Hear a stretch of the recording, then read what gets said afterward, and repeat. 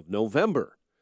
On AM 560, The Answer. Good morning, everyone. I'm Mike Scott. The Cubs delayed their team charter flight to Cleveland last night so players could spend some Halloween time with their kids trick-or-treating around the streets of Chicago. Skipper Joe Maddon says he wasn't in the mood to spend the day traveling anyway, so they traveled overnight as the World Series moves to Cleveland and the DH is back. That means Kyle Schwarber will see more time in the Cubs lineup. One thing that isn't dead one day after Halloween is the Cubs fans' hopes the team can still win it, especially if buying tickets is any indication for Game 6 and a possible Game 7.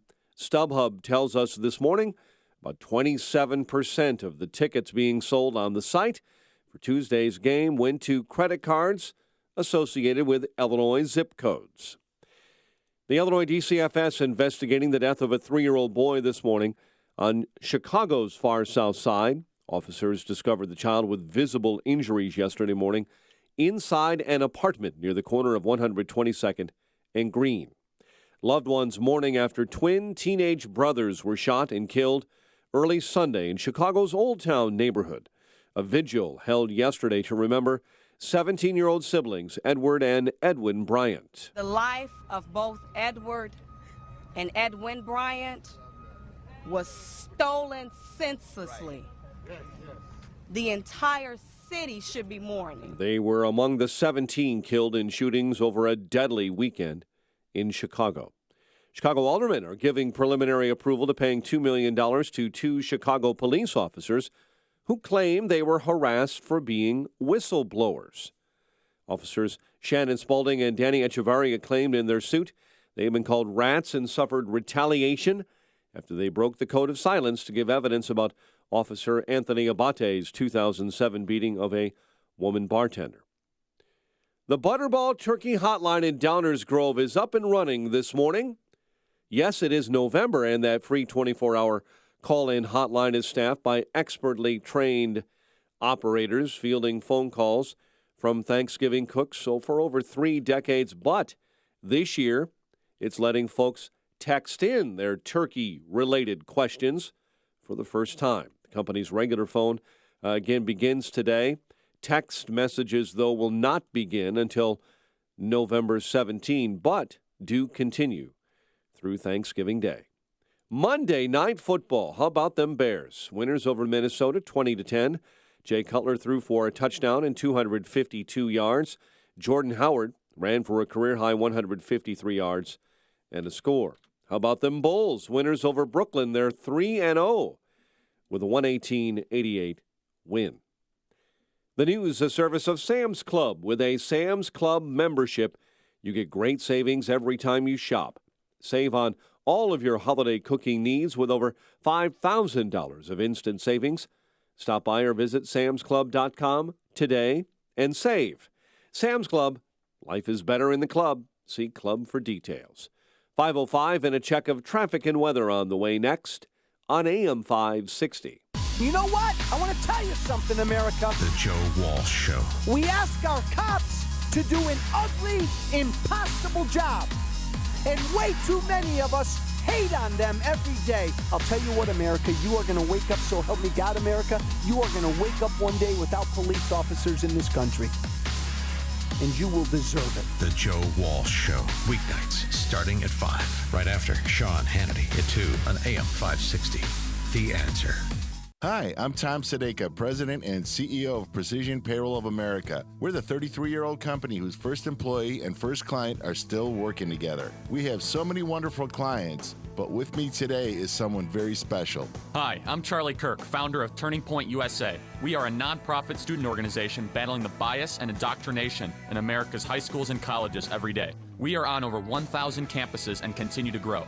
Precision Payroll has been there since day one and has helped us immensely as we grew to a truly national organization. No one in the business is better than Precision Payroll. Thank you, Tom. Thank you, Charlie. What you're doing is so important. To learn more and help, go to tpusa.com. That's tpusa.com. And for your business, let Precision Payroll make a difference for you. Call Tom at 630-242-1507. That's 630-242-1507. Or online at precisionpayroll.com. Thank you, Charlie. Signature Bank is Chicago's fastest growing independently owned business bank. It's a bank where relationships still matter. Signature Bank knows your name and your story. I'm Dan Proft, and I know this because Signature Bank is my business bank. I'm Gina Labus, President and CEO of Mid-States Glass and Metal and a customer of Signature Bank since 2011. As we expanded our business into all aspects of the glass and metal industry, we needed a bank who could grow along with us. That's when we met Mick O'Rourke, co-founder of Signature Bank. Mick and his team took the time to understand the ebbs and flows of our business. They worked with us to find a solution that would support our growth. Mid-States Glass and Metal is proud to work with Signature Bank because they support Chicagoland women-owned businesses like mine. Signature Bank is looking for their next success story. Learn more about turning your business vision into reality. Visit signature-bank.com. Signature Bank, helping local businesses succeed. Member FDIC, Equal Housing Lender. 5:08, and a check of the roads in our AM 560 traffic center this morning. Here's Jim Talamonte. Good morning, Jim. Good morning, Mike. Big delay on I-55 northbound from 126 to 53. Crews are a bit late picking up some overnight road construction there. 2 left lanes are still blocked, so it's really jammed from 126 to 53. Elsewhere, overnight work is gone. There's a ramp closure affecting the inbound Bishop Ford going to I-57. That ramp is open again. No delays or incidents to report elsewhere on the expressways and tollways. Traffic is a service of the Cook County Clerk's Office. Early voting is underway for the November 8th election. Registered voters may cast a ballot at any early voting site in their election jurisdiction. Hours and locations for suburban Cook County are at cookcountyclerk.com/judges and for Chicago at chicagoelections.com. Traffic answers when you need them most. I'm Jim Talamonte at AM 560, The Answer. Chicago's Morning Answer starts next. Your official Chicagoland weather forecast from the aircomfort.com Weather Center. Here's our meteorologist, Kevin Snyder. A warmer day today with partial sunshine, high 74. Then tonight, mostly cloudy and mild with a late night shower in spots, low 56. Couple of showers and a thunderstorm mainly later tomorrow, high 66. I'm Kevin Snyder on AM 560, The Answer. 64 at O'Hare, 61 in Lansing, 63 in Aurora. Your next news update is at 5:30. Chicago's Morning Answer with Dan and Amy starts now on AM 560, The Answer. Listen to AM 560 on your mobile device. Now available on iHeartRadio. Online at iHeartRadio.com. This is Chicago's Morning Answer with Dan Proft and Amy Jacobson on AM 560, The Answer.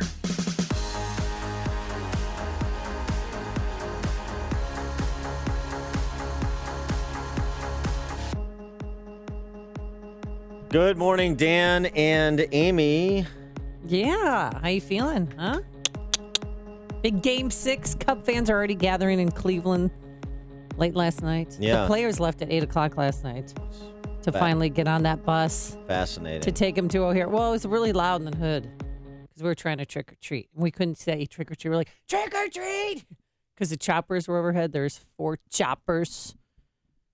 You know, the helicopters that were following. I know what a chopper is. You know what a chopper is? You mean the news? The news choppers. Following the Cubs bus to the airport. Yeah.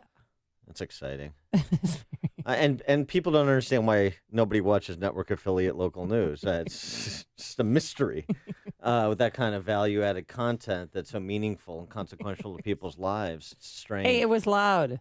But we're happy the players got to go trick-or-treating with their families before they left. That's great. And you went trick-or-treating. You were dressed as Uma Abedin. No, I was dressed as a tired Cub fan. So I just wore very creative, the same jacket I've been wearing for 2 weeks straight now. Actually, a month now I've been wearing that jacket. And we stalked everyone's house. We went to Theo Epstein's house. He had people out there handing out candy.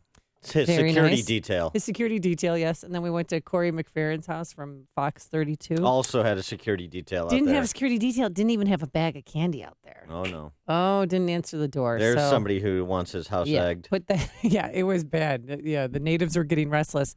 And then we went to Jake Arrieta's house. He had people out there handing out candy. Went to Patrick Sharp's house. Did you get him to sign your doll? No. Well, he had just left to get on the bus to go to the airport. I just missed him. But the best was Chalmerson from the Blackhawks, the guy from Sweden. So I was speaking to him in Swedish, and he said, "I'm sorry, are you speaking Dutch?" Because my Swedish is really bad, I guess. It sounds Dutch. Sounds good to us. Yeah, but he's great. I didn't know he lived in the hood, too. Yeah, Nick's good. No, Yeah. of course. Nick and I were like this. Yeah. I mean, this is the elite, one of the elite neighborhoods. This is where Amy Jacobson lives. She is among the rarefied air of $1 million athletes and executives, politicians, financiers, captains of industry. I mean, that's where she lives. We didn't go to Rom's house this year, though. Last year we her went agent, to Rom's. I think. Yeah, And right. Dan and I just, Or- slum it out in the western suburbs. Or Johnny listen. Punch Clocks over That's here. right. I live in an A-frame, please. I live in a double Yeah, wide. I know. That's I the, do. That's the I do. I live in a double wide. That's the guest quarters. We know the old trick. It's like Warren Buffett driving a 1984 K car. Yeah, flying private. We know the two-step. No, my house used to be a barn. I live on a farm. No, I finally met a neighbor who told me that my house was a farm, a barn, next to a farm. Your questions for Amy Jacobson in the Lakeview neighborhood, 312-642-5600. We'll take them all morning. But and the person who's renting out Patrick Sharp's house had a fog smoking machine, and it was cool. A lot of people were out and about last night, so I had a very good I time. admire Lakeview. You know what? I got you something too. I did a trick or treat for you, Oh, Dan. I got a widow tweets for you.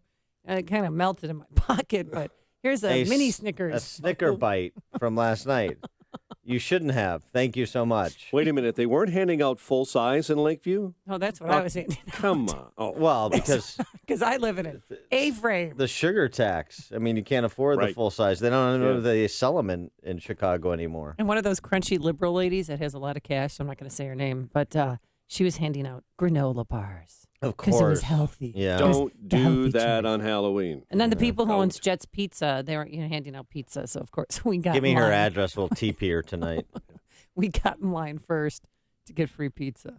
That's how we roll, man. That's called dinner Now, on that's Halloween night. That's a good idea. Yeah. It also They're from helps Michigan with State. You'd community. probably like them. Yeah. No. And what did Peyton and Eli go as? Michigan fan. Andrew, and if you go on my Twitter, you can see what Andrew went as. He went as a I don't know who Andrew is. I know who Peyton and Pey- Eli, I'm your sorry. sons. Excuse but me. I don't know who these other people you're talking about are. I have 12 children. No, Peyton went as a creepy clown, Oh, good. and Eli went as an orange ball. So you can see them both on Twitter. An orange ball. He was. I tweeted you. Didn't you see it? Yeah, I don't Then really he took the understand. defensive position, and he's just an orange guy. He's an orange. It was cute. It was an inflatable costume that he's I'm been gonna wearing have it. to- He's been wearing it for 4 years. So I'm going to have to give the nod to Peyton on that. yeah. I was Anything gonna else? wear it into work today and scare you. Anything else we need to cover in terms of your Well, Halloween festivities? The creepy clown, can I tell you? Because I saw Reisman, our please. general manager, on the way out yesterday, and he told me that in Northbrook and in Arlington Heights and certain suburbs, you cannot wear clown costumes yesterday, that they were banned from trick-or-treating. So that freedom of expression of being a clown, you could not exercise. I'd litigate it. Seriously, I'd what are they sue- going I'd to do? sue The Northbrook Northbrook just- police going to pull you over and give you a citation for being a clown on Halloween? I mean, I'd sue Un-American. the village of Northbrook just for the fun of it. Just because you can? Before you see it on TV, share it on Facebook, or read about it in the paper. Hear it here first. This is Chicago's Morning Answer on AM 560. The Answer. When you were a kid, what did you dress up as? A hobo or something? Grab a stick and... William F. Buckley. Of course you did. Forecast for today, you're going to love this one. Warmer with a partial sunshine, a high of 74 degrees. Then tonight, it'll be cloudy and mild, a shower in places, a low of 56. And tomorrow, not as warm, a couple of showers and thunderstorms, and a high of 66 degrees. Let's get those travel times. I hear the Stevenson's a nightmare. Here's Jim Telemonte. It is a mess. Good morning, Amy. Good morning, Dan. Northbound I-55 is jammed solid, 126 to 53. Overnight road work was late in clearing. The two left lanes have now reopened, but still a big backup. Once you get past 53, you're clear at the moment. I-57, a little slow now from Halstead to the Rye and Bishop Ford. A little heavy starting at Cottage Grove. Just 1 or 2 minute delays there. The other expressways and tollways are fine right now. Jim Talamonte in the AM 560 Traffic Center. Hey, ChicagoRadioDeals.com can help you spiff up your home and auto, wash away the road grime and dirt with a great deal from Fuller's Car Wash of Elk Grove Village. A full-service car wash package includes a wash, vacuum, windows, dash wipe down, an $18 deal for only $10. Hey, give your home the clean it needs with an excellent deal from the Grout Medic of LaGrange. The Grout Medic offers a shower touch-up that includes a steam clean of your shower tile and grout, or choose the clean and color seal floor package for your kitchen or bathroom floor tile. Each deal, $110. That's a $250 value. And shop at a great local hardware store with personal customer service.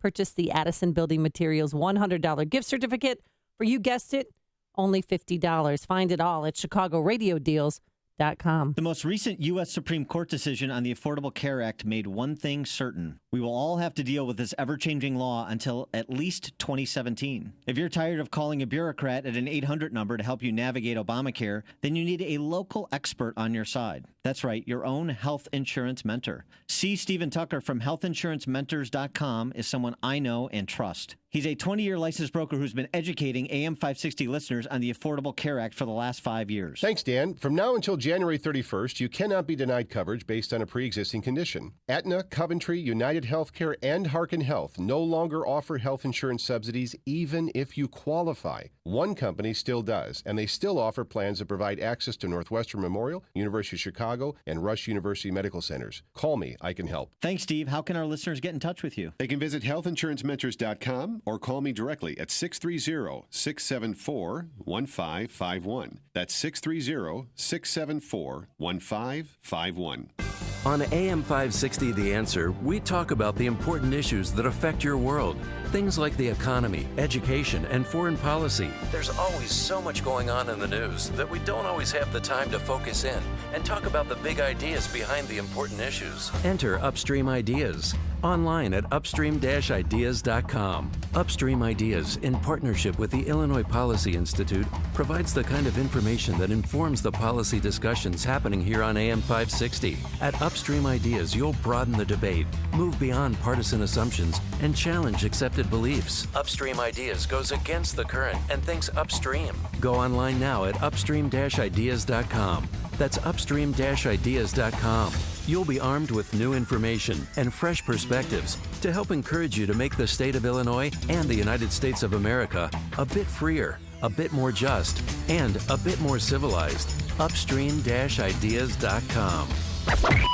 AM 560, The Answer. Good morning, Dan and Amy. All right, so here's the thing about Jim Comey. I don't want to fall into the trap of the left, which is my interests change, so my ethics do. My interests and my ethics are perfectly synced, right? There's standards. And so Jim Comey is a bad guy who's in the tank for the left when he declines to refer Hillary Clinton for charges in July, and then he reopens the case on Friday, and all of a sudden he's a heroic figure. That's what the left is doing. The left is doing a complete about-face. So the question is, should Jim Comey resign as FBI director? And frankly, at this point, should everybody with any oversight responsibility with respect to Hillary Clinton's criminal investigation for her homebrew server, should they all resign? But Comey specifically, because there's a couple of good arguments that are made, in particular Brett Stevens in the Wall Street Journal this morning. And before you answer that question, and we'll take your calls, 312-642-5600, turnkey.pro answer line. And before you hear the offering from Stevens, let's remember what the left was saying after the announcement on Friday, because compared to what they were saying in July, and ask yourself if you want to comport yourself in the same way. Here's a little montage of some of your favorite leftists opining after Comey decided and announced in July that he would not refer Hillary Clinton for a criminal prosecution, that no reasonable prosecutor would. What I do know is this, that there was an extensive, as you know, Brett, investigation by the FBI under the direction of a wonderful and tough career public servant, Jim Comey. He's somebody with the highest standards of integrity. I think Director Comey could not have been more exhaustive. I am grateful for the professionalism of the FBI and the Department of Justice. This is a great man. We are very privileged in our country to have him be the director of the FBI. No one can question the integrity, the competence. I don't know whether your family's watching this. Elijah Cummings. But I hope that they are as proud of you as I am. Oh my, that's a huge data boy. I am so proud. Elijah Cummings got a little choked up. Harry Reid, no one could question his integrity. That's the same Harry Reid who issued a letter on Friday saying you're probably in violation of the Hatch Act. I mean, you couldn't have a starker 180 than what the left has done with respect to their public estimation of Jim Comey. But then you look at Donald Trump. I mean, he bashed James Comey. Now he's praising James Comey. Well, this is why. So is the rigged system still rigged? Well, this is why I want to get to the point of should Comey resign? Because Comey didn't become a heroic figure just because he did what he did on Friday. That's more evidence that the investigation has been bungled from the outset, isn't it? And Bret Stephens, and I know Bret Stephens is never Trumper, and so some of our Trump supporters are not going to be inclined to agree with Stephens, but he makes a couple of good points in his piece, Resign Mr. Comey, so you know where he comes down. He writes, Stephens, in the most divisive political season in memory, Mr. Comey has become the rare object of political consensus, his motives distrusted by Trump and Clinton voters alike, his judgment doubted by congressional Republicans, Democrat Justice Department officials, and probably a great many agents in his own bureau. He needs to go. And one of the things Stephens does is take us down a memory lane a little bit with Comey's record. And I appreciate it because, you know, we've talked to Andy McCarthy. We've talked to a number of former FBI executives. And friends of his. They have Andy respect for Comey, right? This is somebody who puts his integrity above all else. This is somebody who doesn't play partisan politics. And Stephens agrees that he doesn't play partisan politics. But in terms of the record, in terms of the Comey record, perhaps we've given him too wide a berth because he talks about a number of previous cases. He writes, Mr. Comey is the familiar Washington type, the putative saint whose career is a study in reputation management. He went after investment banker Frank Quattrone. He threatened to resign from the Bush administration over its warrantless wiretap program. He vouchsafed the case against Stephen Hatfield, the virologist accused of the 2001 anthrax mail attacks in internal White House deliberations. He appointed his close friend Patrick Fitzgerald to investigate the leak of CIA analyst Valerie Plame's name. One common thread in these cases is that Mr. Comey was always on the right side of Beltway conventional wisdom. The second is that he was consistently on the wrong side of justice. And he goes on to point out that Quattrone, that investment banker, was exonerated. Warrantless wiretaps were ruled constitutional by the FISA court. Hatfield was an innocent man who eventually won a $6 million settlement from the Justice Department. And we know about Fitzgerald's persecution of Scooter Libby with respect to Valerie Plame after he knew that Richard Armitage was the leaker of Mrs. Plame's identity.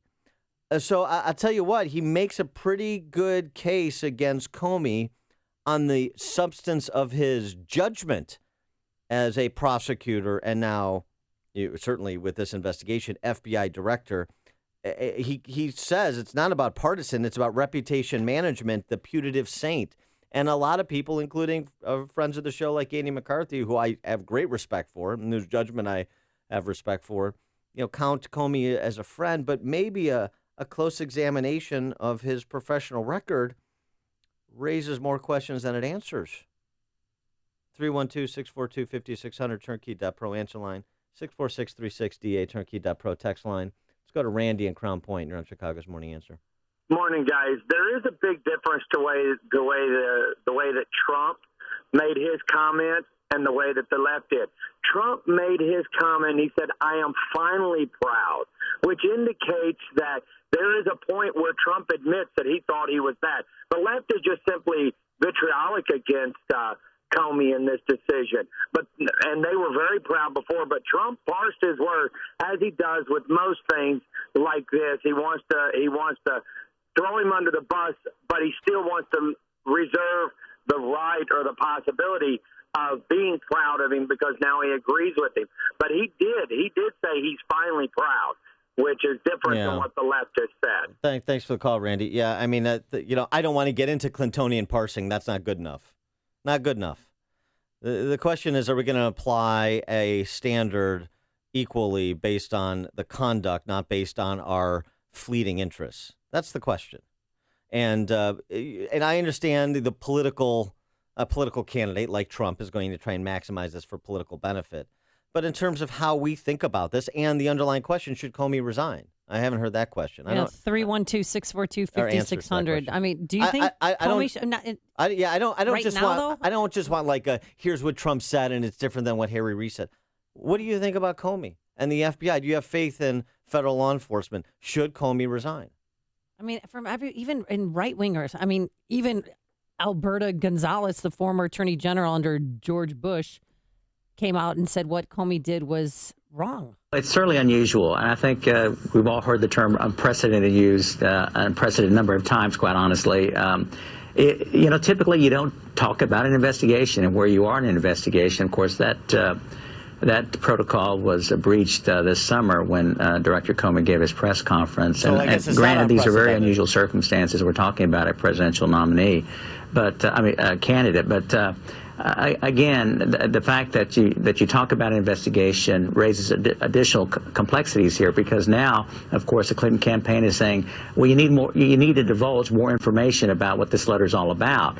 But of course, divulging more information may in fact compromise the investigation. Well, he's got a great point. Well, and to Alberto Gonzalez's point, Bill McGurn, writing in the Wall Street Journal, a companion column to Bret Stephens' piece, says, call Hillary Clinton's bluff in terms of disclosing the information. Get through it and call her bluff. McGurn writes, both Comey and Clinton have legitimate beefs. Mr. Comey must rightfully resent a Justice Department he bailed out with his July press conference, now painting him as a Republican hack. And for her part, Mrs. Clinton must be miffed by an FBI director who comes in at the last minute to imply she may be guilty of something very bad while providing almost no detail. I think that's a fair characterization of where we find ourselves. Ed in Oak Brook. You know what? Comey, I've never seen it. I saw it on print that he investigated Clinton when she made that tremendous stock trade when she was First Lady of Arkansas. And there was another time that he investigated her for something. And every time he gave her a buy. So there's something with Comey. And I heard Comey's brother works for her foundation. So this guy should really step down. He just ruined the total reputation of the FBI. You cannot look at those guys anymore and feel proud of this organization. So it's going to be years to rebuild that, if it could ever be rebuilt to what it was. All right, we'll pick this up after the news. Connect with Dan and Amy on the AM 560 The Answer mobile app. Just text the word app to 64636 to download the app today. Mike Rowe here for 1 hour. Today, Chuck is jogging in place to make a point about energy efficiency. I thought I was training for a marathon. He's been at it now for... 3 minutes. And already he's wearing out. I'm not. Your heating and air conditioning systems are a lot like Chuck. Warm yet somehow cool? Wheezing, wasting energy, and probably headed for replacement. You're talking about the air systems, right? Sure, pal. Sure.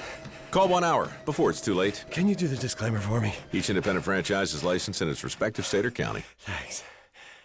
Rain, sleet, and snow are coming to threaten your visibility and turn your commute into a battle. But the Michelin Man is ready to protect you with Michelin Stealth Wiper Blades. Exclusive SmartFlex technology makes these blades flex to the curve of your windshield, giving you the best wipe possible and streak-free, long-lasting performance for safer driving. Winter is coming, and when it arrives, be ready. Michelin Wiper Blades. It doesn't get any clearer than this. Available at Walmart and other fine retailers. AM 560, The Answer. And coming up on Chicago's Morning Answer, we'll take your calls. I want to continue this conversation about Comey's status. In addition to that, some new information about how compromised justice is with this latest email review of Huma Abedin's co-custodial computer at 5:38. And then later, how did those emails get on that computer? We'll explain. But first, into the newsroom we go to a very busy man. Here's Mike Scott. Amy and Dan, 64 degrees. Hillary Clinton urging the FBI this morning to comb through emails that recently prompted the reopening of the investigation into her handling of classified information as Secretary of State. I am sure they will reach the same conclusion they did when they looked at my emails for the last year. There is no case here. Donald Trump praising FBI Director James Comey for reopening the case into Hillary Clinton. It took guts for Director Comey to make the move that he made. You listened to him. Opposition he had. Trump campaigning in Michigan, go Cubs, go! It was fantastic. The crowd was. Seattle talks about the 12th man. This is beyond. They blew the charts off of Wrigley. It's fantastic. Philadelphia fell short of an agreement. The so-called Bridgegate case is now in the hands of a jury. You know, in New York, we knew. To New Jersey Governor Chris Christie. And I made statements that were orchestrating rough. The 2013 George like, Washington how can she Bridge be allowed to live with closures. This guy? How can Key she pipeline have that access supplies to this gas for much of the South is out of commission right? this morning. Now they're for the saying, second time in 2 Trump months has good judgment. for a deadly explosion and fire. Halloween hayride turns deadly in Mississippi. It's Highway a rigged Patrol system, folks, and a big part of the rigging is the media. I will tell you right now. It's a big part of the rigging. Sergeant Andy Big West part is of the a rigging. spokesman with the Mississippi Highway Patrol. Small community. It's a big part of the rigging. Among the most dishonest people you'll ever. When it's local, it really, Hillary is not the home. victim. And, you know, the American people are the victims of this corrupt and rigged system. And on November 8th, that's your chance. We are going to change it. So players can That's spend the a little mother time, load.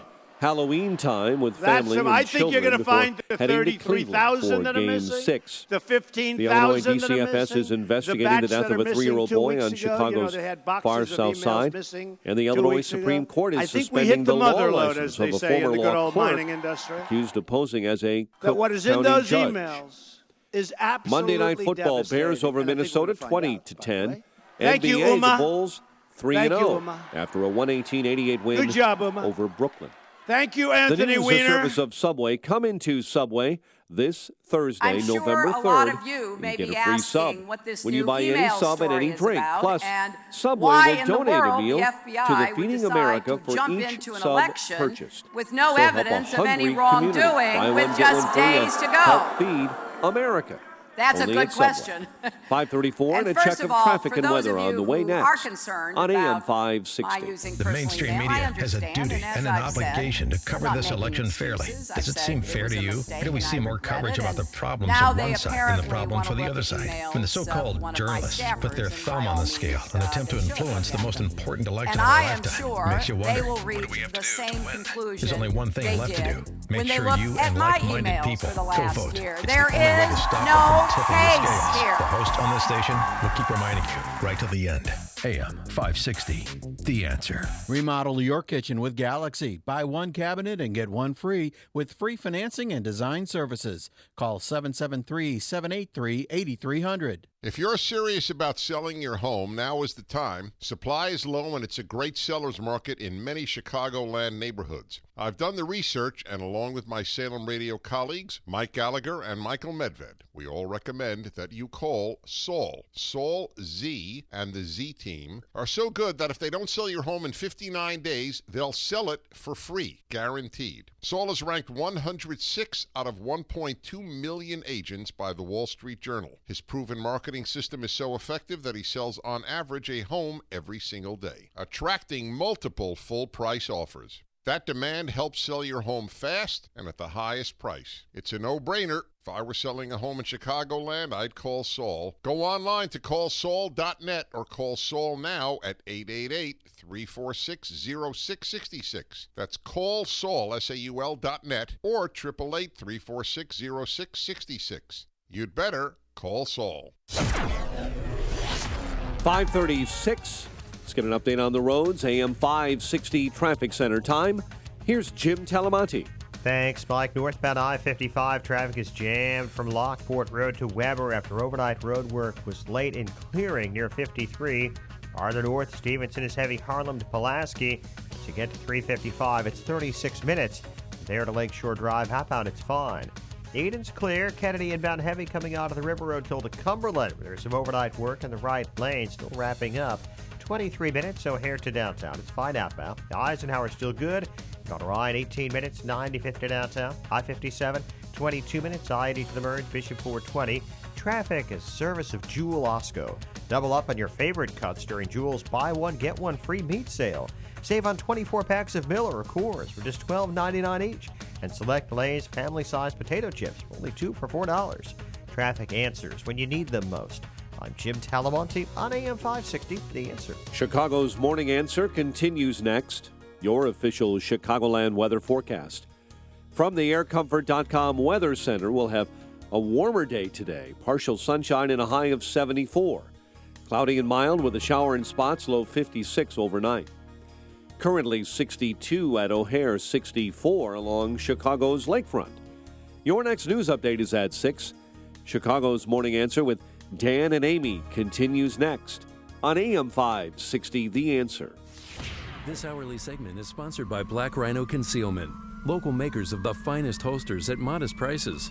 Visit blackrhinoconcealment.com for info.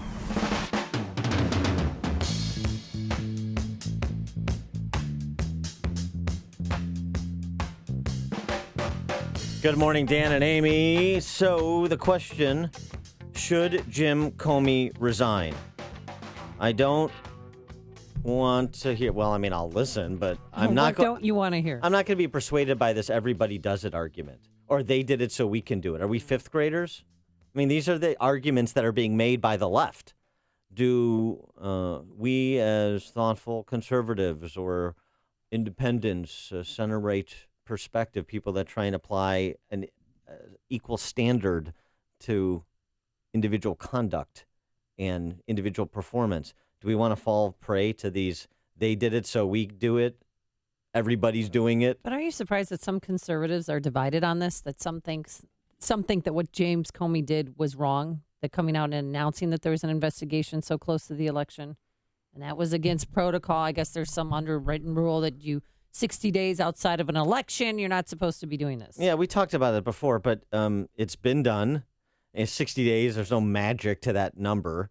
It's been done at the local level. Jeanine Pirro offered an impassioned rebuke of Comey for doing this because she had been subjected to this when she ran for Attorney General of New York State and was under an FBI investigatory cloud in the run-up to her election, which she suggests negatively impacted her electoral chances. We played Bill Clinton and Al Gore talking about the Cap Weinberger indictment days before the 92 election. Yesterday, we played that. So, and, heaping scorn upon George Herbert Walker Bush about what he knew as vice president. And has he been honest with the American people over the past 5 years, and so on and so forth. All of the typical histrionics from the left. So what about the same application to Hillary Clinton and the left now, as they've done a complete reversal? I don't want to be them. Here's the difference, and this is something sometimes conservatives forget. We could be them. They couldn't be us. So don't be them.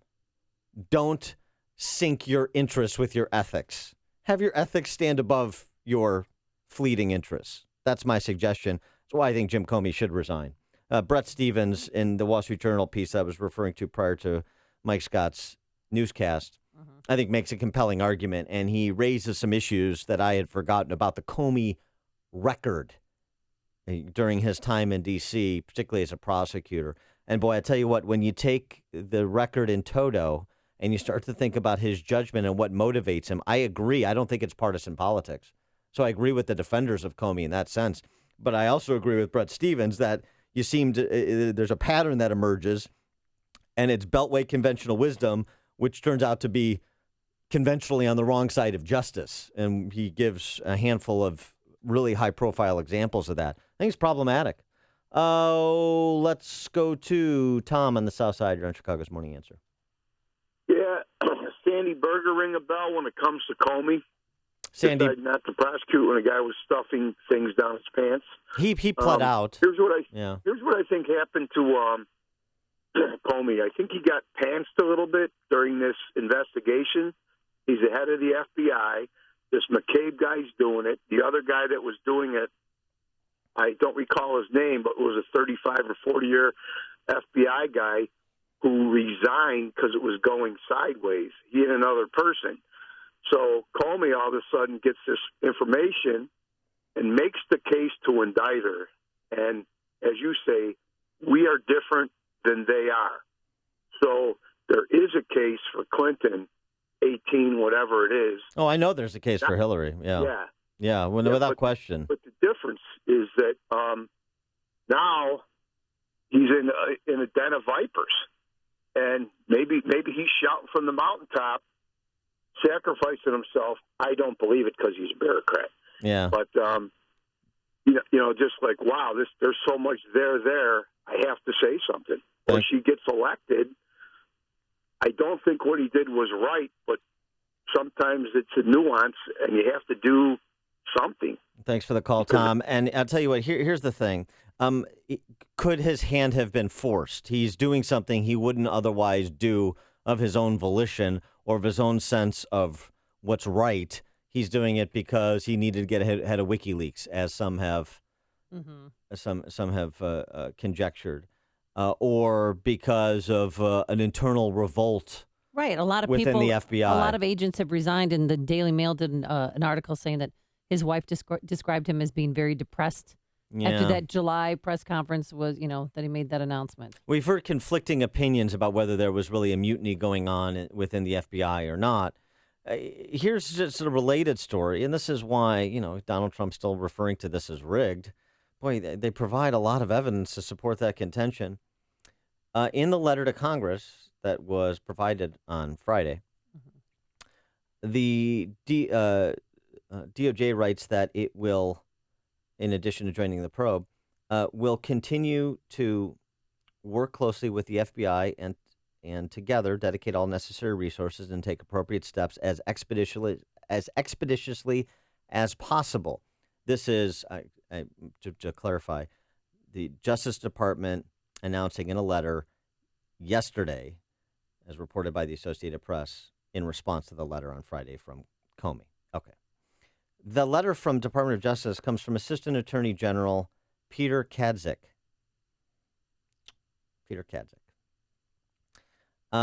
Clinton campaign chair had dinner with top DOJ official one day after Hillary's Benghazi hearing. John Podesta had dinner one day after the Benghazi hearing featuring Hillary Clinton with a high-ranking Department of Justice official. Guess who that was, Amy? Oh, let me guess. Loretta Lynch. Peter Kadzik. Who wrote the letter yesterday to members of Congress saying he will oversee, in conjunction with the FBI, the investigation that has been reopened, particularly as it pertains to Huma Abedin's computer and associated emails. So, in other words, the best friend of John Podesta, Clinton's campaign chair at the Department of Justice, will be in charge of a probe that could potentially sink Hillary Clinton. Boy, I don't see any conflict of interest there, do you? Wow. This is reported back by Zero Hedge. The post-Benghazi dinner was attended by Podesta, Kadzik, super lobbyist Vincent Roberti, and other well-placed Beltway fixtures.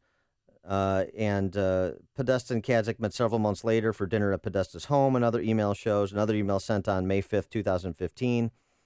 Kadzik's son asked Podesta for a job on the Clinton campaign. Oh, and by the way, let's go all the way back. Kadzik represented Podesta during the Monica Lewinsky investigation. And in the waning days of the Bill Clinton administration, Kadzik lobbied Podesta on behalf of Mark Rich, the fugitive Bill Clinton controversially pardoned on his last day in office. Oh, my God. This keeps getting better. Podesta, who would later head up the Obama White House transition effort, wrote that Kadzik was a, quote, fantastic lawyer who, quote, kept me out of jail. Hillary's campaign chairman and the DOJ official who wrote the letter to Congress yesterday saying the DOJ will join the FBI in oversight of this investigation, and has this relationship with Hillary's campaign chairman. I mean, oh boy. Dan on the Northwest Side. Yeah, the one thing nobody's bringing up, the FBI director, maybe he's protecting his pension. That's why he's been running the straight and narrow. I mean, maybe that was one of the threats he got. And number two, I don't think so. What about Uma's relationship to the Muslim Brotherhood? How many of them emails on her own computer were then forwarded to the Muslim Brotherhood? All right, thanks, well, Dan. Just so you know, Abedin, she gave the State Department access to a laptop and her BlackBerry, 2 laptops and her BlackBerry. But she thought that Anthony Weiner's computer was his, and that's why she didn't hand it over. And according to Fox News, the emails ended up on Weiner's laptop because he was backing up her smartphone. You know, that cloud storage you speak of, and that when it downloaded all of those deleted emails. Boy, innocent mistakes, the story of Anthony Weiner's life. Kent in Lincoln Park. Hey, good morning, guys. Yeah, you know, as for the way that maybe she wasn't like, maybe it was by complete accident that the backup caused all those emails to go on Anthony Weiner's computer. You know, as for Comey, you know, come on, let's be honest.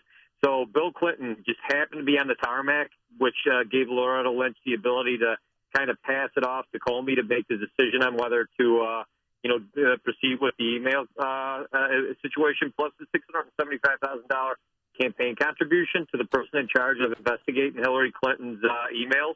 You know, the entire FBI has become corrupt under Comey. So whether he intentionally was responsible for this stuff, you know, I've heard Bill O'Reilly and Rush Limbaugh say they have high-level friends in the FBI. Take it for what it's worth. I don't know why they'd lie, but they say that these guys were in full revolt in the FBI. And then, like you said, too, Dan, you have WikiLeaks, you know, basically releasing stuff, and they're eventually going to release some of these emails that Comey knows already exist. And, look, he has no choice. He has to resign. He looks bad. He's made the FBI look bad, and the only way to repair that, we'll never know whether he's truly corrupt or not. But, you know, in order to clean the FBI's image, he needs to step away and let them hopefully heal. Thanks for the call, Ken. One thing, I don't think Comey and Loretta Lynch are allies in this whole saga. And there's an editorial, staff editorial in the Wall Street Journal, sort of makes this point. You know, Loretta Lynch be reportedly whispering that she doesn't want Comey to reopen this investigation, right? Well, Comey works for her, so he's a subordinate. So she could command him to not do something, and he could resign, or she could call on President Obama to terminate him. She didn't do that. So as the Wall Street Journal observes, if she thinks Mr. Comey was breaking justice rules by sending Friday's letter to Congress, she had every right to order him to do so. She didn't order Mr. Comey not to send the letter precisely because she feared Mr. Comey would resign and cause an even bigger political storm. But the worst approach is to let a subordinate do something you believe is wrong and then whisper afterwards that you told him not to. The phrase for that is political cowardice. That's exactly right. These are all, by Loretta Lynch, political calculations. Comey, they may be reputational calculations that kind of transcend partisan politics, but you kind of wind up in the same place, which is a complete meltdown. Tony on the South Side. Good morning, Dan. Good morning. Excuse me. Amy, you kept saying that what Comey did by re-releasing or starting to investigate back up was wrong. You kept saying wrong. It's not wrong. It's maybe unprecedented, but it's not wrong. What he did before was wrong. Not prosecuting her for this. On top of that, when you look at what he needs to do, if there's something in there in that email that the American people find out later on was, something that they would have prevented Hillary from taking office, then that would be wrong. Well, I owe you a MOOC. You owe me a... Ooh, Oh, very good. Good Thank you. Thanks for the call, Tony, and for the MOOC. I appreciate that. I owe you a MOOC. Tom in Deer Park. Yeah, good morning, Dan and Amy. Resignation under ethical pressure or conflict of interest, it's not part of our American culture. Dan, offhand, can you name, since Richard Nixon, anyone that's resigned under pressure from our government? Oh, well, sure. I mean, Cy Vance resigned when Jimmy Carter and Cy Vance lost mutual kind of confidence in one another. George Tenet resigned as George W. Bush's CIA director in the wake of the WMD intelligence misfire. It happens all the time. Well, I appreciate it, but that's uplifting because I don't see it happening here. Well, all right. Thanks for the call, Tom. Tom in Schaumburg, the other Tom. Morning. after listening to all this, I'm getting the distinct impression that it would be a good idea for every criminal in this country to just announce their intentions to run for the presidency. That way the FBI can't do nothing to you. This is absolutely insane. Hillary Clinton and or the Gambino family, the Bill and Hillary Gambino, they brought this on themselves. She's the one that secretly installed a private server in her basement. She's the one that has been playing games with her foundation that has done nothing but enrich herself. She brought all this on herself. She's either very stupid or very evil. That's the decision the country has to make now. Did this poor woman just make a whole bunch of innocent mistakes because she's a moron, or is she truly a money-grubbing, self-serving, evil person? That's the only decision that remains to be seen here. Thanks for the call, Tom. I like that idea, though. All you criminals out there, if you commit a crime, the best way to avoid prosecution, run for president of the United States. You're listening to Chicago's Morning Answer with Dan Proft and Amy Jacobson on AM 560. The Answer. Here's David Kolsak, president of Turnkey IT, and Lauren Gabler, project manager, on how they do business differently. As much as computers are the focus of our work, the focus is really the people that we deal with. When people call us, they're usually calling for a user problem. They're not calling because their PC is smoking. Are they calling for problems that they don't understand? They can't do their work. They need to be able to open Windows or, open Outlook. They can't find their email from 10 years ago that they really need to look at. And so the guys are able to track down the information and provide an experience for them of solving a problem. And it's very user-friendly for the end customer because they can call in and talk to someone all the time that are available when people call in during normal business hours. We have on-call technicians for emergency situations. If there's an emergency, they'll get notified and we can take care of it. New customers, sign up with Turnkey IT now through December 1st and receive all security appliances and backup devices for free, up to a $4,000 value. Visit turnkey.pro today. Balance of Nature's fruits and veggies. I had gout in both my knees, and it's gone. Well, I'm pretty stupid. I should have ordered it 15 years ago. Best thing I ever got in my. It's the most effective product that I've ever bought in my life. He had eczema on his hand, and it cracked for years. He did anything from doctor, every cream, everything. And 3 months on the veggies and fruit, it was gone. They're just awesome. They keep asking me, what am I doing? I told them what I did with my cholesterol. I had the blood test, right? And it went down 100 points. 262, now it's 162. Everything is just perfect.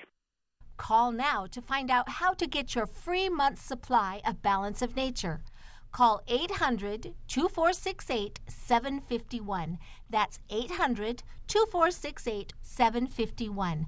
Call now, 800-2468-751.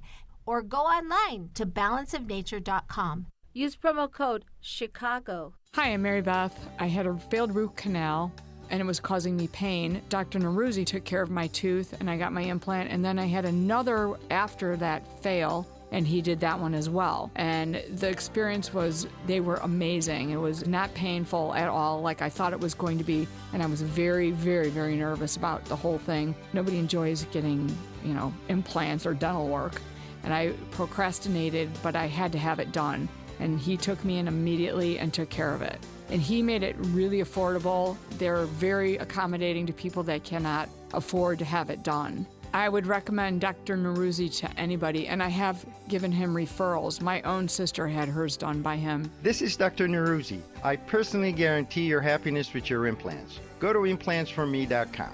For missing teeth, dental implants are wonderful. The advantages are fantastic. Just remember, implantsforme.com. Implantsforme.com. Hi, this is Dr. David Kolbaba. So you get yourself one of those blood tests with all the poking and prodding. They're always looking for some kind of bad news. Most blood tests these days are very lacking, only screening you for the big, bad, and ugly diseases, with you never really getting the good news, or even knowing what to do with the not-so-good news. So let me tell you about our dirt-cheap comprehensive blood test. First of all, we'll be testing a wide variety of different health factors, and not just the ugly few. And then we're going to sit down with you and strategize with all the we learned from your blood test findings. And I promise that you're going to know more about what you can do to help improve your health using a more natural, common sense approach. And for over 33 years, we've been very successful at setting people free from their toxic medications. It's our dirt cheap, comprehensive blood test. Call 800-794-1855. You can't get any cheaper than dirt cheap.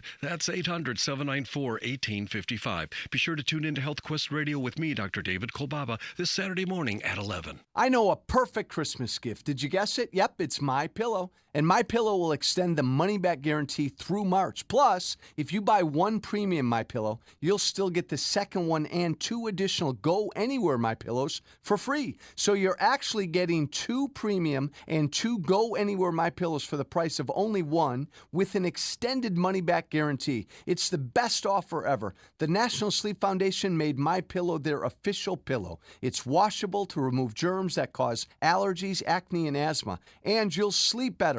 Visit MyPillow.com, click the radio listener special tab, and use the promo code Joe. You'll get 2 premium MyPillows and 2 Go Anywhere for the price of one, plus the extended money-back guarantee through March for your Christmas gifts. Or you can call 1-800-489-0201, mention the radio listener special, and be sure to use the promo code Joe. That's MyPillow.com or 1-800-489-0201. Maybe you're not a numbers guy. Maybe you don't know the difference between pi r squared and pi r round. Doesn't matter. Proving only the Mercedes-Benz Metris Worker cargo van stacks up is a piece of cake. The Metris Worker has 57 cubic feet more cargo volume than the Ford Transit Connect long wheelbase. That's about the size of a New York City apartment these days. And if you want to talk about the 800-pound gorilla in the room, you can carry 3 of them in the Metris Worker. With the Ford Transit Connect, the third gorilla walks. The Metris Worker has more capabilities than a Transit Connect, and with a $25,995 starting price, has a low cost of ownership. Ain't math grand? The Mercedes-Benz Metris Worker Cargo, starting at $25,995. See your local dealer or go to mbvans.com. Mercedes-Benz. Vans born to run. Starting at price refers to base model Metris Worker Cargo Van. Excludes all options, taxes, title, registration, transportation charge, and dealer prep fee. Comparison based on publicly available vehicle specifications for the 2016 Ford Transit Connect long wheelbase. Peter forgot to order supplies for the office, and the boss is not happy. Peter, we're out of toilet paper. I'm sorry, boss. I'll order supplies right now. They should be here by next week. Next week? Peter really needs to call Combined Sales. Combined Sales has the products and solutions your business can't live without. From paper to pens, packaging, janitorial and safety supplies, and food service, Combined Sales to the rescue. They're local and can get you the supplies needed to keep your business running smoothly, fast, and at a great price. Plus, you'll deal with real people, not just another faceless internet site. You'll have an outside rep, an inside rep, and a customer service rep. Right now, Combined Sales has a presidential offer for new customers. This is huge. Open a business account today, order $500 in supplies, and you'll earn 5% in Co-op reward dollars on all purchases for the next 3 months. Plus, receive a bonus $50 Co-op reward. Request an account set up today at CombinedSales.com. CombinedSales.com.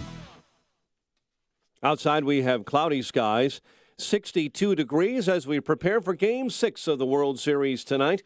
WIND Chicago News Time, 6 o'clock. Fox News Radio. I'm Dave Anthony. Hillary Clinton says this is a good question. Why in the world the FBI would decide to jump into an election with no evidence of any wrongdoing with just days to go? She told supporters in Ohio there's no case. Donald Trump, of course, disagrees. This is the biggest scandal since Watergate. That was in Michigan. He'll keep hammering away today in Pennsylvania and Wisconsin. Clinton will be in Florida as the FBI continues to pour over emails maybe related to her private server controversy. A Clinton aide is right in the middle of it. Fox's Rachel Sutherland live in Washington. Dave, Huma Abedin is off the campaign trail as Clinton deals with the FBI revisiting the investigation into her emails purportedly found in hits on the laptop of Abedin's estranged husband, Anthony Weiner. A statement from her lawyer says Abedin did not know her emails were on that computer until she heard about it on news reports, and that she has been and will continue to be cooperative with the FBI. The existence of the emails could call into question testimony Abedin gave FBI investigators months ago when she claimed she handed over 2 laptops, a BlackBerry, and other files she found in her apartment. Dave. Rachel, Iraqi special forces have finally pushed their way into Mosul.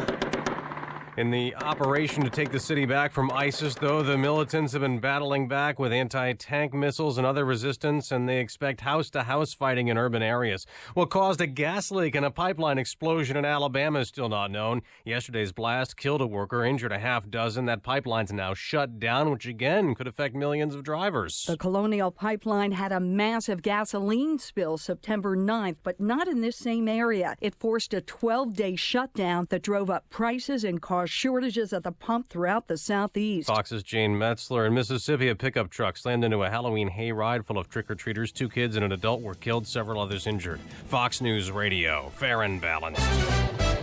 Mostly cloudy this morning, 62 degrees. At 6:02 on AM 560, The Answer. Good morning. I'm Mike Scott. World Series back in Cleveland for Game 6 tonight at Progressive Field. Cubs starting pitcher Jake Arrieta says his focus will be the same. It's just like any other game where you feel comfortable with the game plan and you go out there and do your best to follow through on the execution. So that's really the only thing that I'll be thinking about. StubHub says about 27% of the tickets being sold for tonight's game went to credit cards associated with Illinois zip codes.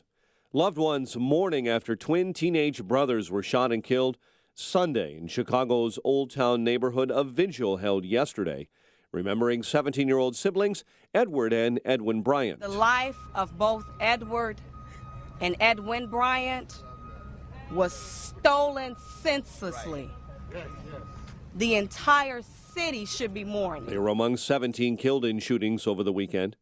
And Chicago's police superintendent is denying any link between a weekend spike in murders and the extra police assigned to the World Series. We get an update on that story from AM 560's David Stewart. Superintendent Eddie Johnson says the number of additional officers deployed in Wrigleyville this weekend was not connected to the violence that saw 17 people shot to death and 25 others wounded. He blames lax punishment for gun offenders. Listen, until we start holding repeat gun offenders accountable for these crimes, we're going to keep seeing cycles of gun violence like this. Johnson spoke after the Academy graduation ceremony for the latest class of police recruits. About 200 officers were sworn in.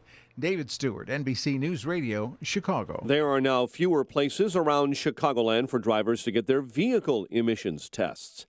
Beginning today, the Illinois EPA shutting down 4 testing sites, 2 in the city of Chicago and 2 others, one in Tinley Park, the other in Elk Grove Village. Chicago sports, Jay Cutler solid in the Bears' Monday Night Football win over Minnesota, 20-10. NBA Bulls out to a 3-0 mark with a 118-88 win over Brooklyn. The news service of Subway. Come into Subway this Thursday, November 3rd. Get a free sub when you buy any sub and any drink. Plus, Subway will donate a meal to Feeding America for each sub purchase. So help a hungry community. Buy one, get one free, and help feed America. Only at Subway. 6:04 and a check of traffic and weather on the way next on AM 560.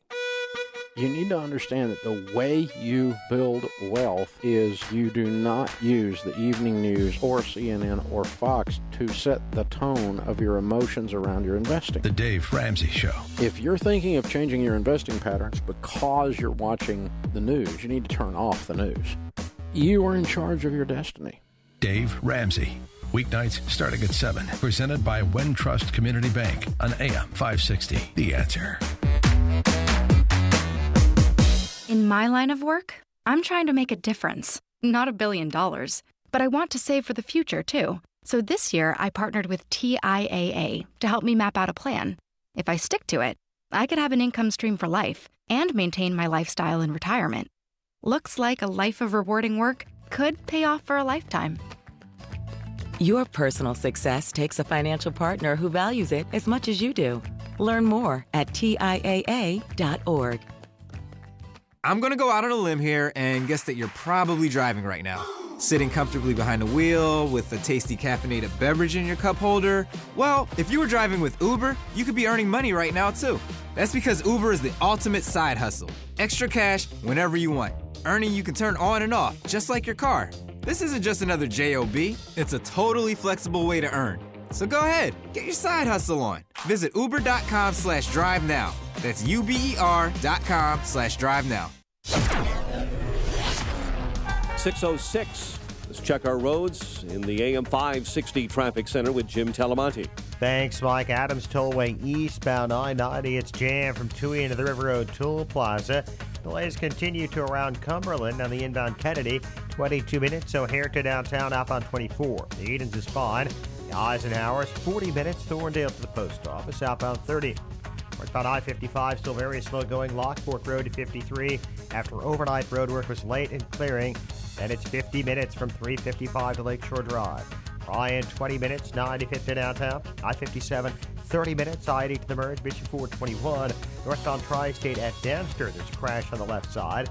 Traffic is a service of Staples. Staples has low prices on ink and toner and an in-stock guarantee to ensure you always get what you need fast. In-stock guarantee applies to in-store selection only. Out-of-stock ink and toner, you ordered from the in-store kiosk. $10 discount plus free shipping. Limit one cartridge per customer. Traffic answers when you need them most. I'm Jim Talamonte on AM 560, The Answer. Chicago's Morning Answer continues next. Your official Chicagoland weather forecast.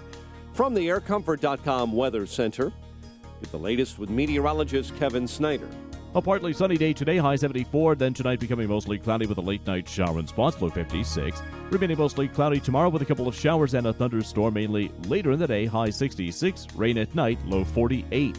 I'm Kevin Snyder on AM 560, The Answer. 64 at O'Hare and along Chicago's lakefront. Next news, 6:30.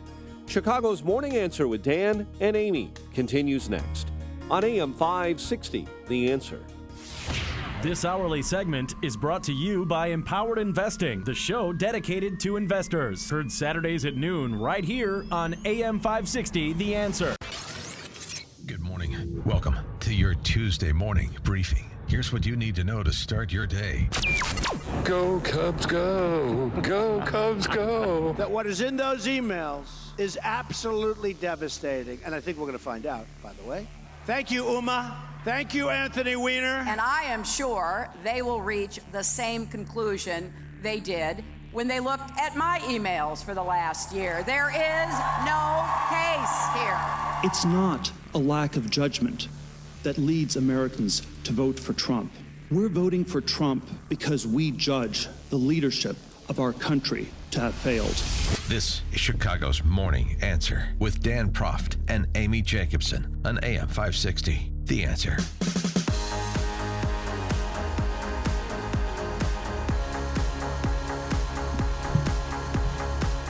Good morning, Dan and Amy. So the left is cracking up over Comey and coming up with fact-free conspiracy theories. It's really something to behold.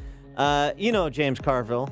As I do. Southern cat. He does it. I finally figured out what he looks like. All right, who? He looks like that dancing reptilian alien at the end of the movie Spaceballs that pops out of that guy's stomach and dances along the lunch counter.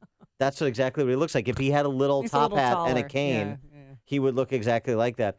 Carville went on MSNBC, of course, where he's comfortable, and just, I mean, this is really something to behold. I don't even need to set it up. It's just Carville on full crank. Look, first of all, let's start again. He was acting in concert and coordination with the House Republicans. End of story. He gave the letter to him. They gave it to Fox News. Also, we have the extraordinary case of the KGB being involved in this race and selectively leaking things from the Clinton campaign that they hacked. So the American democracy is really under attack here. And the question is, how are we, and particularly how are Democrats going to respond to this? I mean, we have to understand this is really, really quite extraordinary. And it would seem to me that the FBI shouldn't be getting rolled by the House Republicans. And that's what happened here. There's nothing else that's going on. And at the meantime, we do know that our democracy is under assault by the KGB. I mean, to me, that's something we ought to be talking about. That's a very pertinent, relevant issue in this campaign. And people have to decide, do we want our country for ourselves and the people in charge, or are we going to let the KGB and the House Republicans decide this election? I'll tell you what, that's He said KGB 7 times. KGB and GOP, yeah. He fit that in a lot in 1 minute. KGB, GOP, they're working in concert with the FBI, the alphabet soup organizations are all together. They're in cahoots. It's a conspiracy. Cats and dogs living together, and we're rooting our... He is wrong across the board. I mean, if you care about evidence, I mean, I'm not sure that too many on the left do. They rather just be entertained by Carville's rants. But if you care about evidence, number one, the letter was not sent to the House GOP. It's long been established, apparently unbeknownst to James Carville, that the letter from Comey was sent to Democrat and Republican members of Congress and the House Oversight Committee. That's number one. Number two, there's this from the New York Times. Is the New York Times part of the vast right-wing conspiracy, James? And all those on the left, including your standard bearer, who suggests that it is a received wisdom that this is Russian hackers working in concert with the Trump campaign to elect Trump, and that's the source of the Podesta emails and the Comey and the whole. New York Times reporting. Law enforcement officials say that none of the investigations so far have found any conclusive or direct link between Mr. Trump and the Russian government, and even the hacking into Democrat emails FBI and intelligence officials now believe was aimed at disrupting the presidential election rather than electing Mr. Trump. That's the New York Times. Would anybody on the left like to revise and extend their conspiracy theories? No?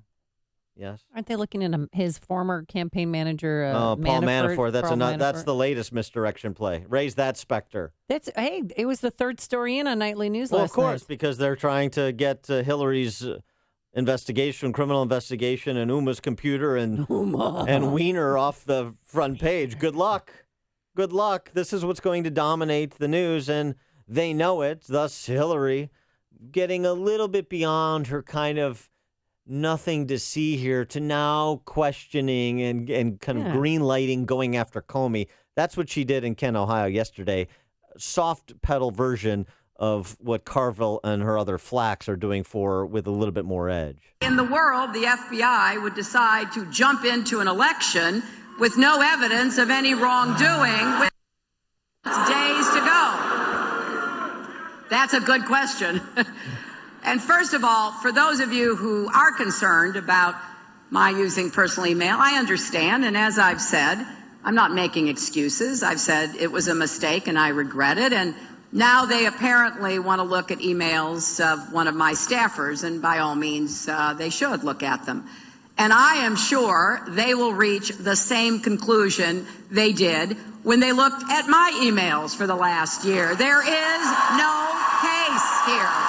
Okay, sure. And it's frustrating, too, because the FBI isn't going to be giving us updates of what they're finding. All we know is that they are combing through those emails. Yeah. But Donald Trump, he called it the mother load, like the mothership. That's the mother load. I think you're going to find the 33,000 that are missing, the 15,000 that are missing, the batch that are missing 2 weeks ago. They had boxes of emails missing 2 weeks ago. I think we hit the mother load, as they say in the good old mining industry. Yeah, perhaps we'll find out. It seems unlikely Jim Comey and others at the FBI would stake their professional reputations, what's left of them, at least in the case of Comey, on a complete fishing expedition without any expectation that there is a there to new emails that were heretofore not discovered. Seems highly unlikely to me. I don't know. It just seems highly unlikely. Strains the bounds of credulity. However bungled this investigation has been by Comey, that's not the same thing to say that he is not a self-preservationist and he's not intelligent. Seems highly unlikely. Also, a related story. Oh, no. Oh, what?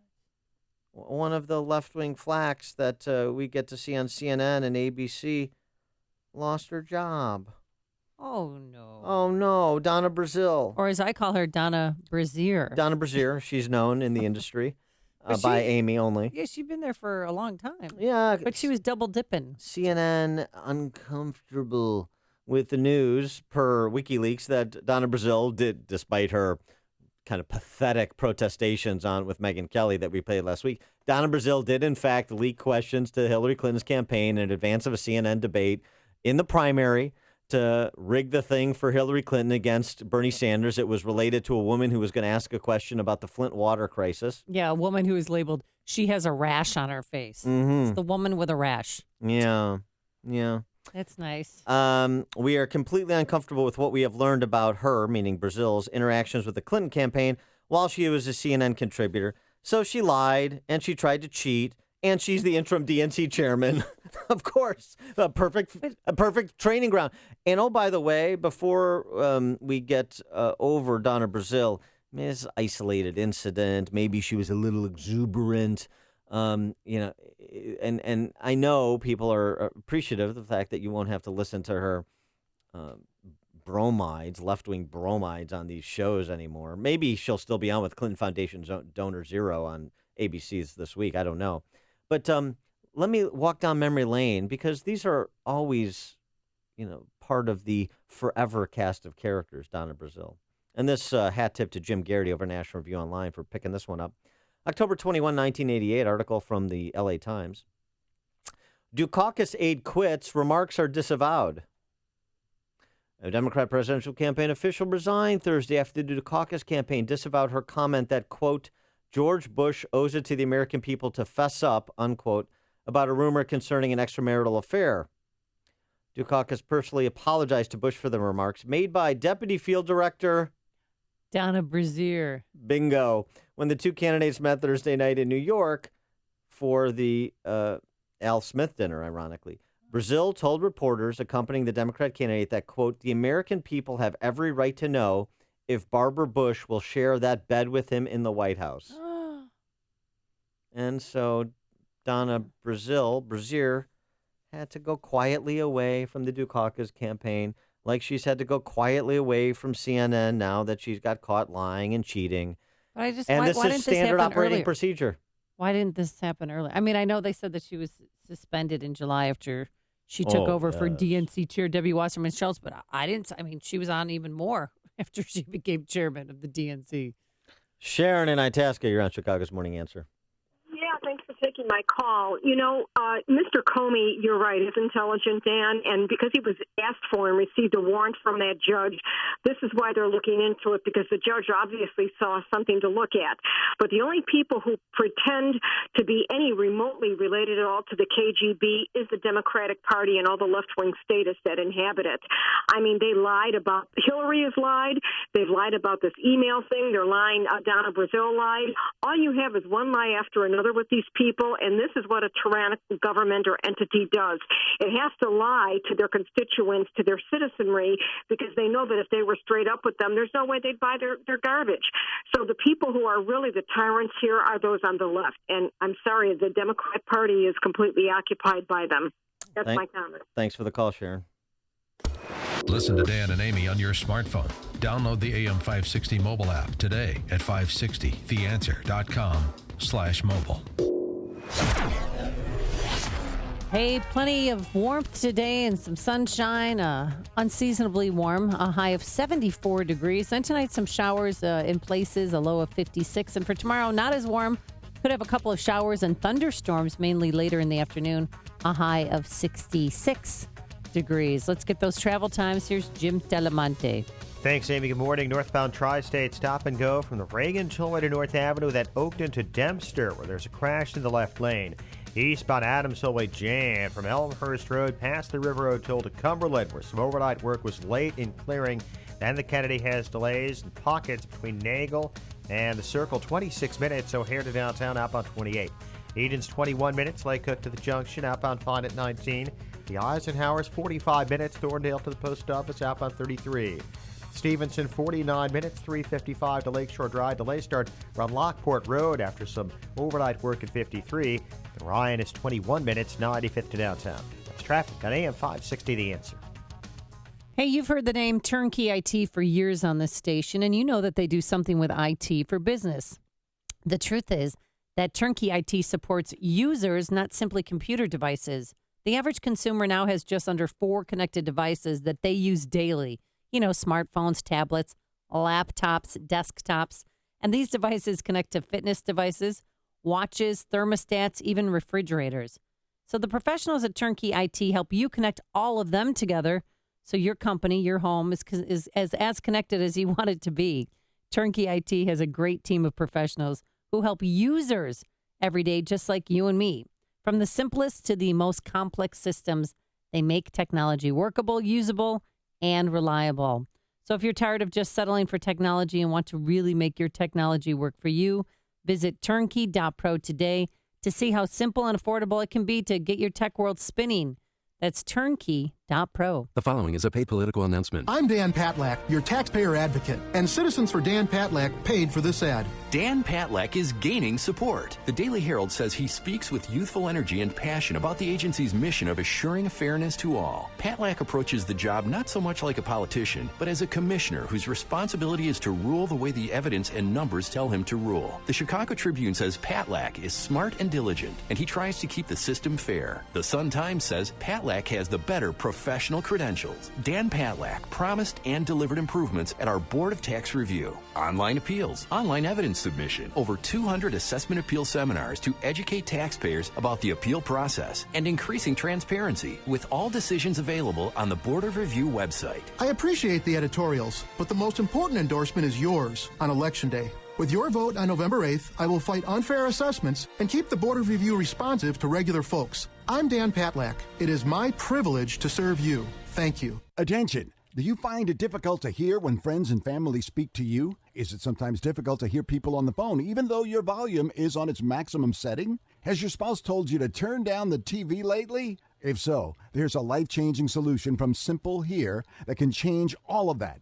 International sound engineers have developed a hearing product that's so tiny and so incredibly discreet, you'll be amazed at how people won't even realize you're wearing them. And they're so comfortable, you might forget you're wearing them too. Call 800-977-2238 now for free information on a special 45-day in-home trial. Stop asking people to speak up or to repeat themselves and start hearing clearly again before you know it. Get free information on this life-changing free 45-day in-home trial now. Call 800-977-2238. That's 800-977-2238 today. There's no risk. Call 800-977-2238. 800-977-2238. AM 560, The Answer. Dan and Amy talking about Comey and how the left is circling the wagons in light of Friday's revelation. The Justice Department joining the oversight of the look into Uma's computer and the heretofore undiscovered emails. Charles Krauthammer had an interesting observation about this with respect to Hillary Clinton losing winning the primary but losing the recount of sorts. Look, this is one of the reasons that the Trump phenomenon happened in the first place. The rank hypocrisy of the two sides is simply staggering, and I don't think it's ever been shown in such relief. 6 weeks ago or so, he's a great man, and now he's a villain simply because he came out on the other side. Remember, for a year we had been saying the most important event for Hillary was the Comey primary, and she won the Comey primary. But what we didn't know is that there was a recount, and she lost the recount. Yeah, that's where we're at now. I like that device that Krauthammer used. I'm still trying to process the Donna Brazil email, the latest one. I mean, she gave the question verbatim, saying the family has lead poisoning, and she's going to ask her, what, if anything, will Hillary do as president to help the people of Flint? She cheated. She completely cheated and lied about it. So that's two questions that she leaked her. First about, what was the first one about? I can't remember. It was one of the other debates. Yeah, a question that somebody was going to ask, and then this one. Oh my God! And this came from a woman with a rash. She's the the point is Brazil. She's the chairman of the DNC. She's a longtime Democrat operative going back to at least Dukakis, as I mentioned. She was Al Gore's campaign manager in 2000. Right. And she had the coveted position of working at CNN and having that role simultaneously, and she used it for her own means. Well, no, she used it for Hillary's means to rig the thing for Hillary. And this is in the primary against Bernie. Kind of agnostic on the topic, honestly. So for you Bernie supporters, I mean, understand this is what we're talking about. The same thing happens on the Republican side. And the following day, that woman asked that question at the debate. The point is the collaboration, the combine, if you will, to borrow a Cassism, of the men and women of always in both parties. And that's what this election cycle turns out to mainly be a revolt against. The men and women of always on both sides, including the consultants. It's not just the politicians. The consultants and certain lobbyists have as much, if not more, power than the political than many of the political office holders. And they're always wiring it for the same people with the same result and the same ever-expanding government, because that's how they make their money. And that's how you see your freedom constricted. Let's go to Jim in Tampa. You're on Chicago's Morning Answer. Yeah, what you just said is so true. It's a criminal organization. You step back and look at it. And Donna Brazil's hit in the 80s is her becoming a made man. And you guys look at these people that come through the democratic system, and I bet person by person, Dan, you would know more than anybody. Earlier in their career, somebody does something outrageous, and it shows everyone else they can be trusted. And it happens in the media, too. Somebody writes an outrageous story or does something outrageous, becomes a made man, is accepted into the system, and away we go. Yeah, thanks. So anyway, that's how it feels anyway. Thanks for the call, Jim, and I like the kind of organized crime comparison. Jay in Lowell, Indiana. Hey, Dan, I just want to bounce this theory off you. The Clintons never go to prison. So Whitewater, the McDougalls took the fall. Do you think all of a sudden now this Anthony Weiner Uma thing is just something to bounce it off Hillary to not go to prison and they take the fall for the Clintons again? Someone else takes the fall again? It's really interesting. I mean, thanks for the call, Jay. The idea that that ultimately will Uma be presented a choice. She can either flip on her overseer, on her best friend. I mean, they're more than best friends. They're me and my shadow. They complete each other's sentences. Yeah, Hillary had Uma at hello. I mean, her husband Bill Clinton married them. Gross. Couldn't they tell that he was a scumbag pervert before the ceremony? Are you talking about Bill or Anthony Weiner? Oh, hey, I'm talking about Anthony Weiner. Yeah, it will be interesting, though. Remember, as far as we know, Uma is not one of the Clinton aides who has gotten any sort of immunity deal. No, and she has cooperated, handing over 2 laptops and a BlackBerry. But not knowing that the other information was on her husband's laptop. We don't know what those emails contain. We don't know if they implicate Uma in any criminal activity. But if they do, and that moment comes where she has to decide her fate versus Hillary's fate, and the two are inextricably linked, as they have been for many years. Oh, she'll fall on the sword for Hillary. No question. It'll be interesting. I don't know. She'll go to prison for Hillary and with a son at home. I don't think she's really nurturing that son at home, considering all the hours and days and nights she's spending out on the campaign trail. Sorry, I don't think she's going to flip and try to be a stay-at-home mom anytime soon. These are tense times inside the Beltway. Josh Earnest, they're not commenting. President Obama no longer commenting on Comey. He's not saying anything negative, but he's not saying anything positive either, and that's a change. The president's assessment of his integrity and his character has not changed. For example, the president doesn't believe that Director Comey is intentionally trying to influence the outcome of an election. The president doesn't believe that he's secretly strategizing to benefit one candidate or one political party. He's in a tough spot. Well, the president should talk to James Carville and half of the Democrat Party, because the rest of them believe that James Comey came here with aliens on a flying saucer to take over our representative republic. The stories you need to know to start your day. This is Chicago's Morning Answer on AM 560. The Answer.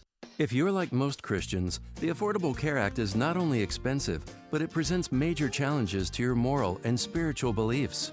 The good news? Pro-Life Health Plan provides you with a solution to opt out without penalty. Pro-Life Plan combines a sharing ministry with supplemental insurance products to provide you with a well-constructed national PPO health benefits package that's affordable and offers you freedom to choose any doctor, any hospital, anywhere. Call now to see if you qualify. 815-372-1363. Pro-Life Health Plan believes in a free market approach to healthcare and risk management. For most of us, Obamacare is not appealing and it's not affordable. Take control of your health. Call Eric Wilson now and start saving with the Pro-Life Health Plan. 815-372-1363. That's 815-372-1363. 815-372-1363. AM 560, The Answer. Coming up next on Chicago's Morning Answer. Hillary Clinton owns it all, writes A.B. Stoddard in The Hill. And we'll talk to the aforesaid A.B. Stoddard at 6:36. And later, Cub fans going and congregating in Cleveland for Game 6 of the World Series. But first, let's go into the newsroom. Here is Mike Scott. Amy and Dan, Donald Trump launching into the last week before Election Day with a harsh new attack against Democrat Hillary Clinton, now that the FBI is looking at more email that could be linked to her cases. And I never thought we'd be saying thank you to Anthony Weiner. Never. Thank you, Anthony. I never liked you, Anthony. I never liked you, but thank you very much. Meanwhile, New York Times reporting that in the 1990s, Donald Trump reportedly avoided paying potentially hundreds of millions of dollars in taxes that even his own lawyers considered somewhat questionable. Trump teaming up with running mate Mike Pence today for rallies in Pennsylvania and Wisconsin. He'll talk about Obamacare. Hillary Clinton urging the FBI to look through emails that recently prompted the reopening of her case. Now what people are focused on is choosing the next president and commander-in-chief of the United States of America. She tried to push off the urging of many in Washington to look at those emails again and accused Donald Trump of having a cavalier attitude toward nuclear weapons. Iraq special forces have set foot in Mosul for the first time in 2 years. There is still fierce fighting there. A transit strike in Philadelphia could affect Election Day if contract negotiations are not resolved by then, and SEPTA workers in the city are still on strike. Teams continue their search at a Colorado landfill this morning for a 13-month-old boy who was allegedly killed by his father. 23-year-old Logan Rogers is being charged with involuntary manslaughter and child endangering in the death of Silas Ojeda. World Series back in Cleveland for Game 6 tonight at Progressive Field. Cubs will start Jake Arrieta. Chicago Sports also found that the Bears know how to win on Monday night, 20-10 over Minnesota.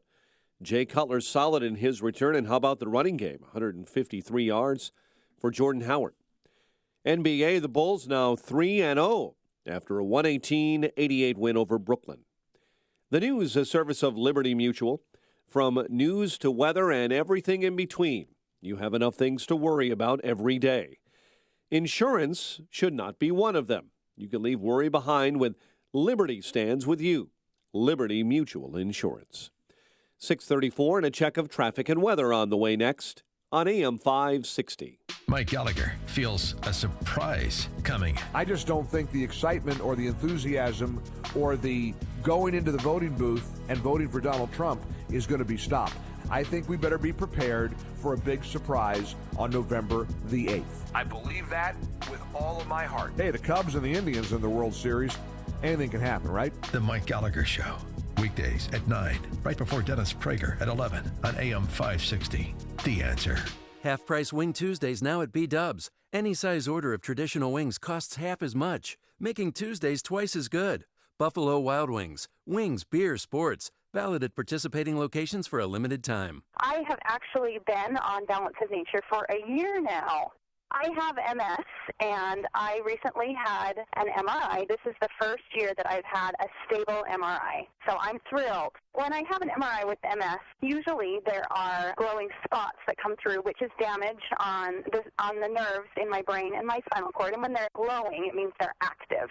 And then my last MRI, they pulled it up, and I honestly couldn't believe that it was my MRI. There was nothing glowing. And in fact, the dark spots were shrinking. They were healing. And the doctor actually said to me, I think we're in remission. I was so happy. I had no idea that that could be my reality. Call now to find out how to get your free month's supply of Balance of Nature. Call 800-2468-751. That's 800-2468-751. Or go online to balanceofnature.com. Use promo code Chicago. Mike Rowe here. Today I'm with Frank, one of the heating and cooling pros at 1 Hour. Frank's got his head up event right now. How's it going up there? Frank knows what he's talking about. He's been with 1 Hour for how long, Frank? 14 years. That's a long time. Over that time, he's worked on tons of different equipment, taken countless hours of training, and that makes Frank the man. No, Mark Rowe's the I'm man. sorry, Frank. Say again? Mike Rowe's the man.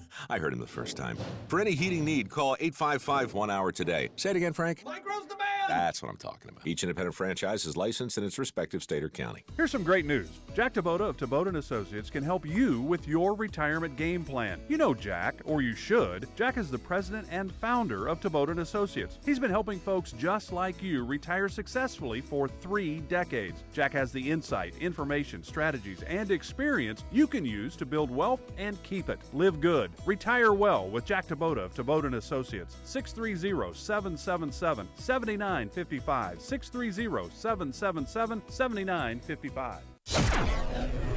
It is 6:37. Let's get an update on the roads. AM 560 traffic center time. Here's Jim Talamonte. Thanks, Mike. Got a big traffic jam on the eastbound Reagan Tollway 88 from before 355 to Myers, where a crash has 3 left lanes blocked. Eastbound Adams Tollway heavy Roselle to 53, then it's jammed. Then it's Plains Oasis to Cumberland on the Kennedy after some road work. The Kennedy runs 34 minutes, so here to downtown outbound 37. The Eden's heavy starting at Gulf Road, 32 minutes. Lake Cook to Montrose, outbound 22. The Eisenhower, 56 minutes. Thorndale to the Loop, outbound 39. Stevenson, 57 minutes. 355 to Lakeshore Drive, outbound 39. Ryan is 22 minutes. 95th to downtown. Traffic service of TrueCar. If you're ready to buy a new car, download the TrueCar app. Just configure the new car you want, see what others paid for, and lock in guaranteed savings from TrueCar certified dealers. That easy. Save time and save money. Download the TrueCar app today. Traffic answers when you need them most. I'm Jim Talamonte on AM 560, The Answer. Chicago's Morning Answer continues next. Your official Chicagoland weather forecast from the aircomfort.com Weather Center, providing the right climate for business since 1935. Warmer today, partial sunshine, high 74. Currently 63. Next news coming up at 7. Chicago's Morning Answer with Dan and Amy continues next on AM 560, The Answer. This hourly segment is brought to you by Turnkey IT, giving you the freedom to focus on your business while they handle the technical stuff. Turnkey IT. Your money. Find out how to keep more of it and live debt-free. Tonight on The Dave Ramsey Show, starting at 7 on AM 560. The Answer. Good morning. What up, Dan and Amy? So you thought James Carville's conspiracy theory was fun? KGB, GOP. You know me. Working with Jim Comey, who's the Manchurian candidate for the Putin-Trump ticket. I mean, that's essentially what Serpent Head was spewing. You haven't heard anything yet. Robin Lakoff is a professor of linguistics at the University of California, Berkeley. Oh, is he? Robin. She, I'm sorry. She is also the author of the book You Will Not Read, Language and Woman's Place. Wow. Really? Yeah. I already read it. Really? Yeah. What'd you think? You know, I loved it. Wow, that is a I'll let you borrow my textured copy. review. Here's her take on this. Boy, the Hillary surrogates are getting a little far afield, aren't they? Here's what Professor Lakoff writes. The only reason the whole email flap has legs is because the candidate is female. Oh, so this is about gender. Mm-hmm. Yes. This is in time. You know, I should have seen this coming. This is in time, Robin Lakoff, future Time Woman of the Year. Can you imagine this happening to a man? Yeah. Yes, I can imagine this happening to a man. Signed, 4-star Marine General James Cartwright, who just pled guilty to misusing classified information. I can't imagine it. A decorated military official, no less. Clinton is guilty of SWF. SWF. Speaking white female. And Emailgate is just a reminder to us all that she has no business doing what she's doing and must be punished for the sake of all decent women everywhere. There is so much of that going around. She's being persecuted because she's a woman. This is your modern left thinking, friends and neighbors. Take it all in. And while you take that in, let's go to an informed woman who writes cogent arguments. Her name is A.B. Stoddard. She is the associate editor of RealClearPolitics.com. She's also a columnist there. And she actually has an interesting, serious piece, to contrast it with Professor Lakoff, about this email investigation being reopened, called Clinton Owns It All. And A.B. Stoddard, thank you so much for joining us. We appreciate it. Thanks for having me. So, Clinton owns it all. She in Ohio yesterday, she kind of disagrees with you. It seems like she wants to own 25% of it. Will you take 25%? I think her problem, just like Donald Trump's Access Hollywood tape coming out 5 days before these women started accusing him of the very behavior that he described on the tape, is that she has all of this stuff that she's already done. So now the WikiLeaks stuff comes out and confirms that the foundation, was basically integrated with her State Department work among her top aides. And they, write about cynical plotting to confuse voters over Benghazi and the email scandal. And it's all really repulsive. So by the time you get to Friday and you hear that the FBI has found even more emails that are missing, that they might have to, that they're reopening the case, it's death by a thousand cuts, and she just can't. She can scream and shout about the timing or the way that James Comey did this, but there were 33,000 deleted emails, and if they keep turning up in other places, that's her fault. Well, what are you knowing? I mean, we had a guest on yesterday that said they had 650,000 emails on this laptop that Weiner and Uma shared. And that I know they're combing through those emails right now, but have you heard anything from any of your sources about what they're finding? No, that's the problem is they're being very vague about what they're finding, and they're not actually confirming that. I mean, those could be, Anthony Weiner on Match.com, or I don't know what. We don't even know. Too nice a site for him. Right. Yes. So that's the problem, is that we actually really don't know what they are, and actually when Clinton in her campaign calls for the full, public release of them, she knows that they can't do that until they've sort of reached a conclusion, that they can't just sort of barf them out there.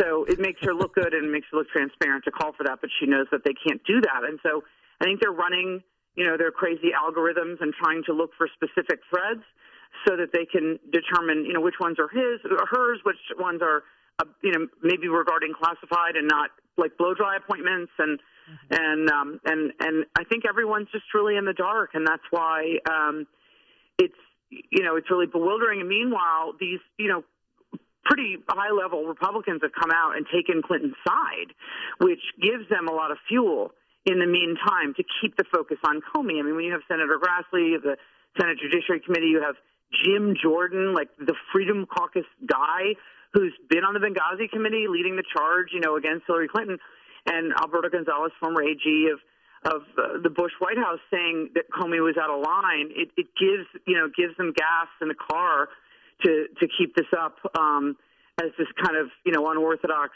questionable political attack on her for days to come. I don't know that it's going to help her, but it's what they'll do. Doesn't it incentivize Jim Comey to call her bluff, though, as well, or to call the collective bluff and to say something about what they find when they find it prior to Tuesday?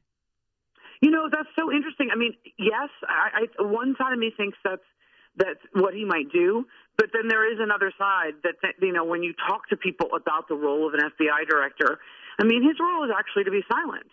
So if he's gone this far, does he keep going far, or does he retreat under pressure to you as an FBI director? You're not allowed to tell the public what cases prosecutors would take up or not. That's the purview of the Justice Department. He was out of line on July 5. He's out of line now. He's under a lot of pressure for that. So I don't know. I mean, first of all, anything can happen in 2016. I have no idea what's going to happen in the next 7 days. Clinton could win in a landslide. She could lose. I have no idea what's going to happen in terms of the impact this has. But it doesn't pass the laugh test that she's, going to try to blame this on Jim Comey. That said, I don't know how much internal pressure he is under to sort of, try to kind of clean up the stain on the FBI. Remember, this investigation, they didn't impanel a grand jury. They didn't search her home. I mean, there's a lot of questions coming on background and off the record from FBI agents about the way Comey looked like he fixed it for her. Yeah, speaking of So I really can't trust him. I have no idea what his next move's going to be. Speaking of protocols, the things that weren't done that are normally done in such an investigation, and also there's this in terms of the kind of the political accusations. Well, look, Loretta Lynch could have not whispered; she could have directed him not to do this. She could, President Obama could ask for his resignation or fire him straight away. They're making political calculations too that any removal of Jim Comey would create even more of a political firestorm potentially, and so they don't want to do that. But that's certainly within their purview if they thought he was derelict in his duty. Oh, absolutely. But the White House. I mean, Josh Earnest, the press secretary, spoke for the president yesterday and said that he still has this confidence and he's a man of integrity and on and on. So kiss of I don't death. think he's going to get fired in the next 7 days. And I think that, you might be right, that your premise might be correct, that, a loose Jim Comey is more dangerous. But Jim Comey still does care about his reputation, and he's making a lot of calculations. That's obvious. So, doing what you suggest is not entirely impossible. I mean, he's been kind of freelancing. So he might. I mean, maybe he just doesn't tell Loretta Lynch or President Obama and just comes out with, like a semi-finding about the nature of the emails and why they matter in an ongoing investigation about either misuse of classified or Clinton Foundation corruption. Nothing would surprise me at this point. So we have 7 days into the election. Does Hillary Clinton change her strategy, or does she keep acting like the victim here on the campaign trail, saying, I don't know why he did this. I was cleared in July. This could be politically There's motivated. no case, right? Mm-hmm. Well, what she's trying to do, and, no one, I mean, she acts like the victim, and Donald Trump does all the time. I mean, he does a good crybaby routine, and what it does is it fires up your base. So when he tells everyone in his rallies that the New York Times is unfair and blasts the story that the New York Times does, meanwhile, never asks for a correction. Many New York Times investigations and Washington Post investigations have passed where he never asked for an actual correction because nothing's actually factually wrong. But then he blasts the thing and says it's all unfair and they're out to get him. And it rallies his base. She's trying to attempt that on her side. She's trying to tell Democratic voters they're just trying to, throw it to Trump and they're out to get me and it's totally unfair and they don't even have any, they don't even know what's in the emails. And it's an attempt to get everyone to rush to the polls and early vote and try to support her. Because she sees her lead eroding, and it was actually eroding before last Friday in several polls. So it's a classic move. You tell your base the whole world's against you. It's worked for Donald. It's going to work for Hillary in some places, but we see by the Washington Post ABC News tracking poll today, which is Trump 1 point up, that she's definitely gone from landslide forecast to an even race. So. I don't know that it will work, but it's what you do. You say, "Poor me," and you hope that your base rallies around you. She is A.B. Stoddard, associate editor and columnist at RealClearPolitics.com. A.B., thanks for joining us. Appreciate it. Thank you. Let's take a call. How about Trent in Orland Park? You're on Chicago's Morning Answer. Good morning, Dan and Amy. Just wanted to make one quick point. What everybody, I think, doesn't quite realize is that with Huma Abedin, who probably logged into Hillary.com or whatever the Southside email server is and downloaded a copy of every single email that probably spans back 4 or 5 years. Everybody has a signed affidavit now of saying, I've already turned everything in. There's nothing else out there. This is the second copy of some bookie's real book. This probably blows off everything to say, everything that we said to you, we kind of lied about. So I don't think people quite understand the weight of finding something like this so important. Thanks for the call, Trent. I mean, this is especially after she turned over the 2 laptops and the BlackBerry, and then the FBI started investigating Anthony Weiner because he's sexting an underage girl, and find, look at what we have here. Right. And he claims it got on there because he was backing up Uma's smartphone. But this is just speculation. But the speculation is 33,000 emails that disappeared that Hillary wanted off of her private server, wanted, bleach bitted out of existence. Perhaps they were preserved by Uma. I mean, her closest confidant. Maybe. As she's at State, she's at the Clinton Foundation, she's at that Doug Band executive consulting money laundering operation for Bill Clinton's speaking fees. She's a consultant there too. She's everywhere Hillary is. Hillary's shadow, as she's called, right? And could she be the repository of the full book, as Trent from Orland Park is saying, the real books?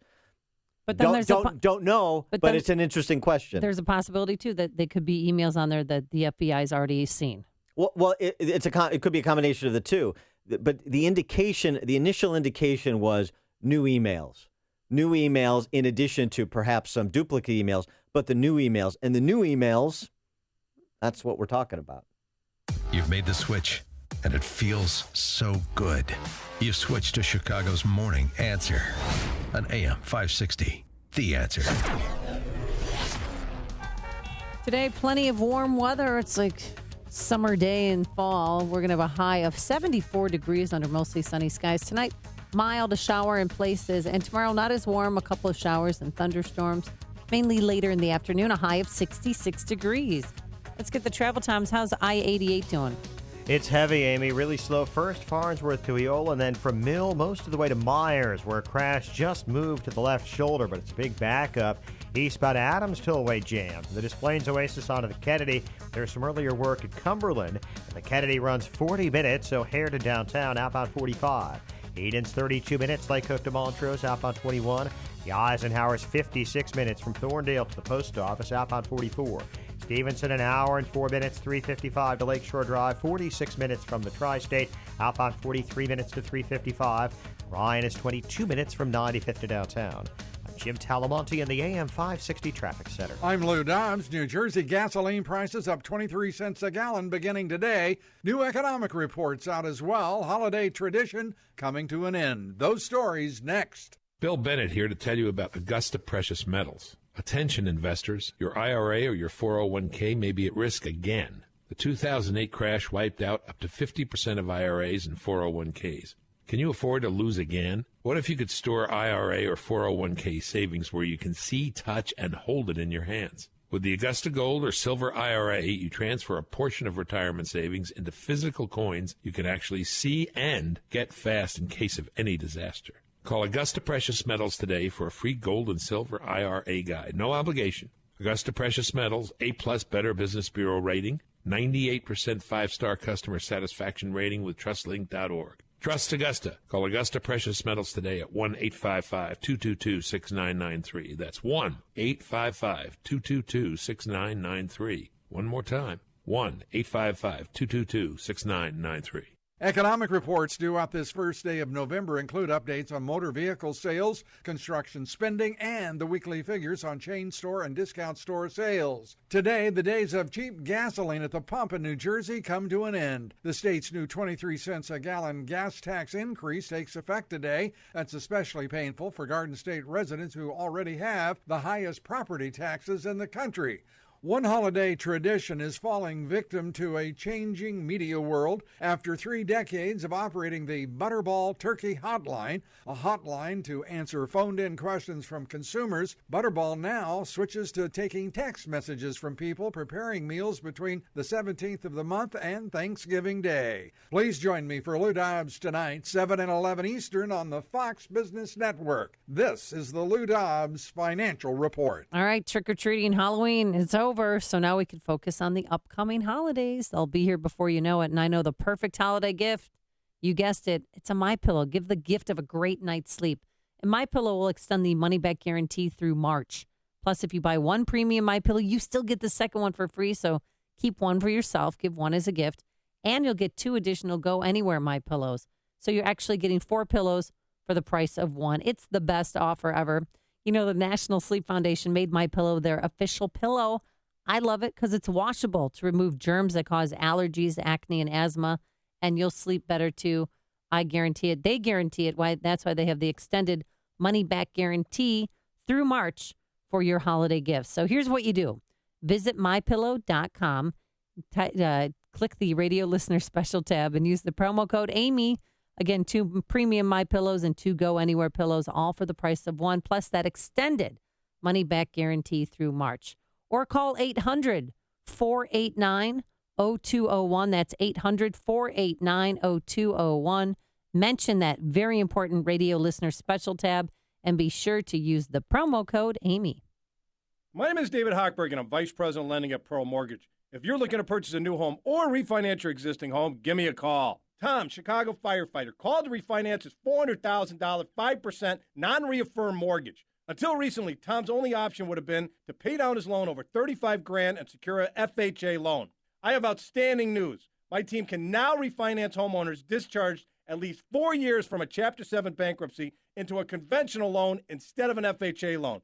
This is a huge game changer for borrowers looking to refinance their non-reaffirmed mortgages after a Chapter 7. If you like to refinance out of your non-reaffirmed mortgage with a ridiculously high rate, like Tom did, give me a call now at 312-751-1333 or visit am560david.com. I've helped thousands of AM560 listeners, but I can't help if you don't call 312-751-1333 or visit am560david.com. Pearl Mortgage and Equal Housing Lender, Illinois Residential Mortgage License 4358, RMLA, NMLS 19186. The following is a paid political announcement. I'm Dan Patlack, your taxpayer advocate, and Citizens for Dan Patlack paid for this ad. Dan Patlack is gaining support. The Daily Herald says he speaks with youthful energy and passion about the agency's mission of assuring fairness to all. Patlack approaches the job not so much like a politician, but as a commissioner whose responsibility is to rule the way the evidence and numbers tell him to rule. The Chicago Tribune says Patlack is smart and diligent, and he tries to keep the system fair. The Sun-Times says Patlack has the better professional credentials. Dan Patlack promised and delivered improvements at our Board of Tax Review. Online appeals, online evidence submission, over 200 assessment appeal seminars to educate taxpayers about the appeal process, and increasing transparency with all decisions available on the Board of Review website. I appreciate the editorials, but the most important endorsement is yours on Election Day.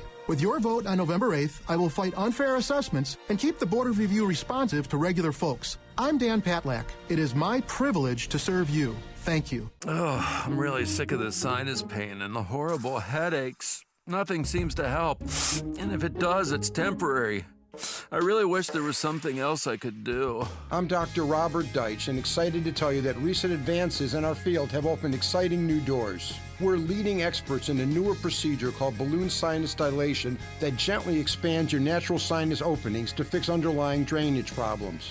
It takes 15 minutes and is performed in our office. Balloon sinus dilation is minimally invasive using local anesthesia and best of all delivers immediate and long-lasting relief. We're board-certified ENT specialists who can help you avoid expensive hospital visits and long recovery times. For immediate and long-lasting relief from your sinus problems, call ENT Associates today at 847-882-5888 or visit nosinusproblems.com. That's ENT Associates at 847-882-5888 or online at nosinusproblems.com. This is Dan Proft with 60 Seconds of Sanity. A few months ago, Hillary and Company praised Jim Comey and his team as dedicated career professionals who made a judicious decision. Last week, after he reopened the Hillary email investigation, Comey became a rogue federale who had possibly violated the Hatch Act, according to Senator Harry Reid. That's Team Hillary for you. Their ethics are synced to their interests. Thus, Hillary's political deathbed conversion to transparency. Hillary's practice high dudgeon of demanding the full release of the new cache of emails, knowing there's no chance the FBI does that prior to review, might be more compelling if she didn't simultaneously send Uma into hiding. That little two-step is compounded by Hillary Flax feigning complete confusion as to the contents of the new emails, even as they can't be bothered to ask Uma, the co-custodian of the material. Hillary's offensive posture to law enforcement is reminiscent of former Illinois Congressman Jesse Jackson Jr. telling federal prosecutors to quote-unquote bring it on. It got brought. Jesse Jr. and his wife went from serving consecutive terms in office to consecutive terms in prison. Perhaps that's what's in store for Mr. and Mrs. Carlos Danger and Mr. and Mrs. Clinton. Cloudy skies, WIND, Chicago News Time, 7. News Radio. I'm Dave Anthony. A week before the election, Donald Trump keeps trying to make voters nervous about his rival. Hillary is likely to be under investigation for a very long time. But Clinton says there's no case as the FBI reopens the probe into her using a private server while Secretary of State. If they want to look at some more emails of one of my staffers, by all means, go ahead. Look at them. Now, the FBI keeps poring over emails found on Anthony Weiner's computer. He's the estranged husband of Clinton aide Huma Abedin. The Justice Department says it's cooperating. Quote, we assure you that the department will continue to work closely with the FBI and together dedicate all necessary resources and take appropriate steps as expeditiously as possible. Now, that was written by the Assistant Attorney General for Legislative Affairs, Peter Kodzik, who, according to those hacked emails released by WikiLeaks, had dinner multiple times with Clinton campaign chair John Podesta while the initial investigation into her emails was ongoing. Fox's Kristen Fisher. A school bus collided with a commuter bus a short while ago in Baltimore. Both vehicles are mangled. 3 people were killed. Others are injured.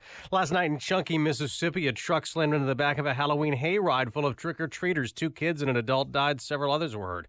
Drivers in the southeast could again pay more for gas after another issue with a big pipeline. Fox's Tanya J. Powers has this live. Well, the explosion happened in Helena, Alabama. It's left 1 person dead, at least 6 others hurt, and it happened when the line, operated by Colonial Pipeline, was hit by a piece of heavy equipment. It caused the explosion that sent fire and thick smoke over a forest. Alabama Governor Robert Bentley says a drought has stretched the state thin, but we will have enough resources in place. We will put enough resources in place to take care of this and protect the people in that area. A September leak not far from where Monday's explosion happened prompted dry pumps and higher gas prices too, Dave. And Tanya, that gas leak was still unknown as to the cause of that. That was several weeks ago. Fox News Radio, fair and balanced.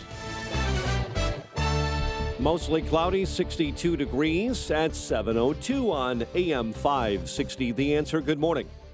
I'm Mike Scott. The World Series back in Cleveland for Game 6 tonight. Cubs will start Jake Arrieta on the hill. It's just like any other game where you feel comfortable with the game plan and you go out there and do your best to follow through on the execution. So that's really the only thing that I'll be thinking about. Cubs are not planning on hosting any watch parties at Wrigley Field for the rest of the World Series. Team spokesman Julian Green says the team decided not to show away games at the friendly confines during the postseason. In Cleveland, Indians fans were able to watch games 3, 4, and 5 on giant video boards at Progressive Field. Chicago's police superintendent denying a link between a weekend spike in murders and the extra police assigned to the World Series. Police say there were 17 killed in shootings over the deadliest weekend in Chicago so far. Chicago aldermen are giving preliminary approval to paying $2 million to 2 Chicago police officers who claimed they were harassed for being called whistleblowers. Officers Shannon Spalding and Danny Echeverria claimed in their suit they've been called rats over breaking the code of silence in Officer Anthony Abate's case involving a beating of a woman bartender. The Butterball Turkey Hotline in Downers Grove is already up and running. Free 24-hour call-in hotline is staffed by expertly trained operators. But this year, you will be able to text in your questions, but not until November 17 through Thanksgiving Day. You might want to set that turkey out to thaw. Only 23 days to go. Monday Night Football, Bears over Minnesota, 20-10. Jay Cutler solid in his return at quarterback. NBA, Bulls 3-0 as they beat Brooklyn 118-88. The news, a service of Staples. Staples has low prices on ink, toner, and printers. The redesigned lightning fast HP OfficeJet Pro is now at Staples. And you can save up to $100 for a limited time. See store or staples.com for details. Restrictions and limitations may apply. Staples, make more happen.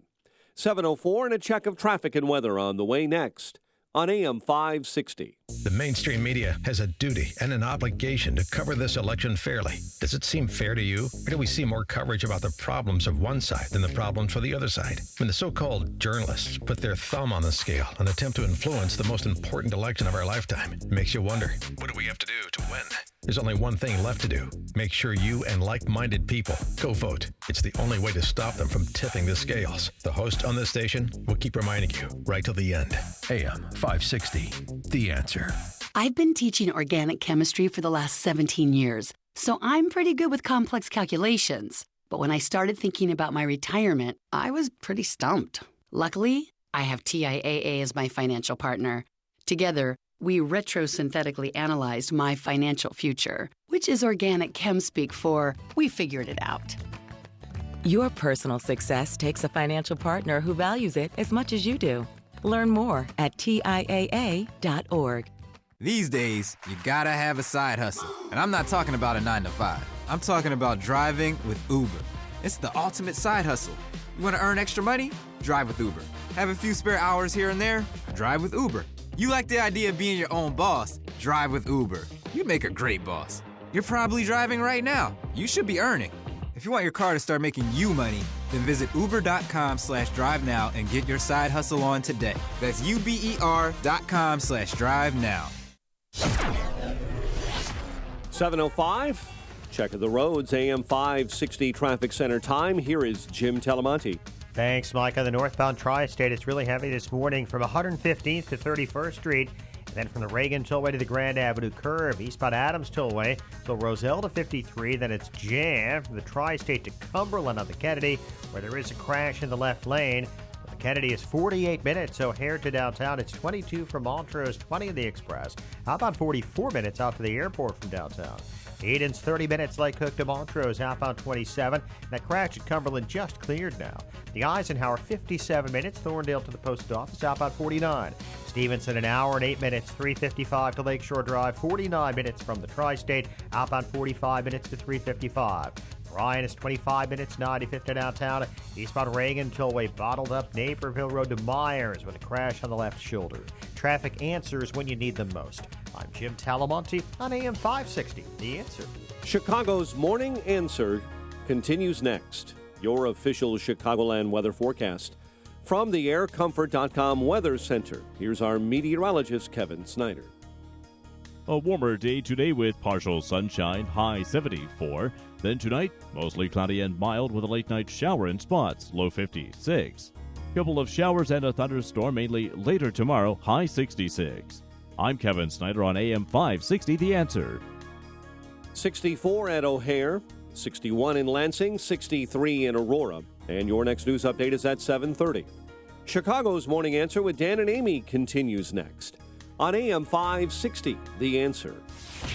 This hourly segment is brought to you by In the Know with Wealth Management Group, hosted by Craig Bolanos. Heard Sunday mornings at 10. Good morning. Welcome to your Tuesday morning briefing. Here's what you need to know to start your day. Go, Cubs, go. Go, Cubs, go. That what is in those emails is absolutely devastating. And I think we're going to find out, by the way. Thank you, Uma. Thank you, Anthony Weiner. And I am sure they will reach the same conclusion they did when they looked at my emails for the last year. There is no case here. It's not a lack of judgment that leads Americans to vote for Trump. We're voting for Trump because we judge the leadership of our country to have failed. This is Chicago's Morning Answer with Dan Proft and Amy Jacobson on AM 560, The Answer.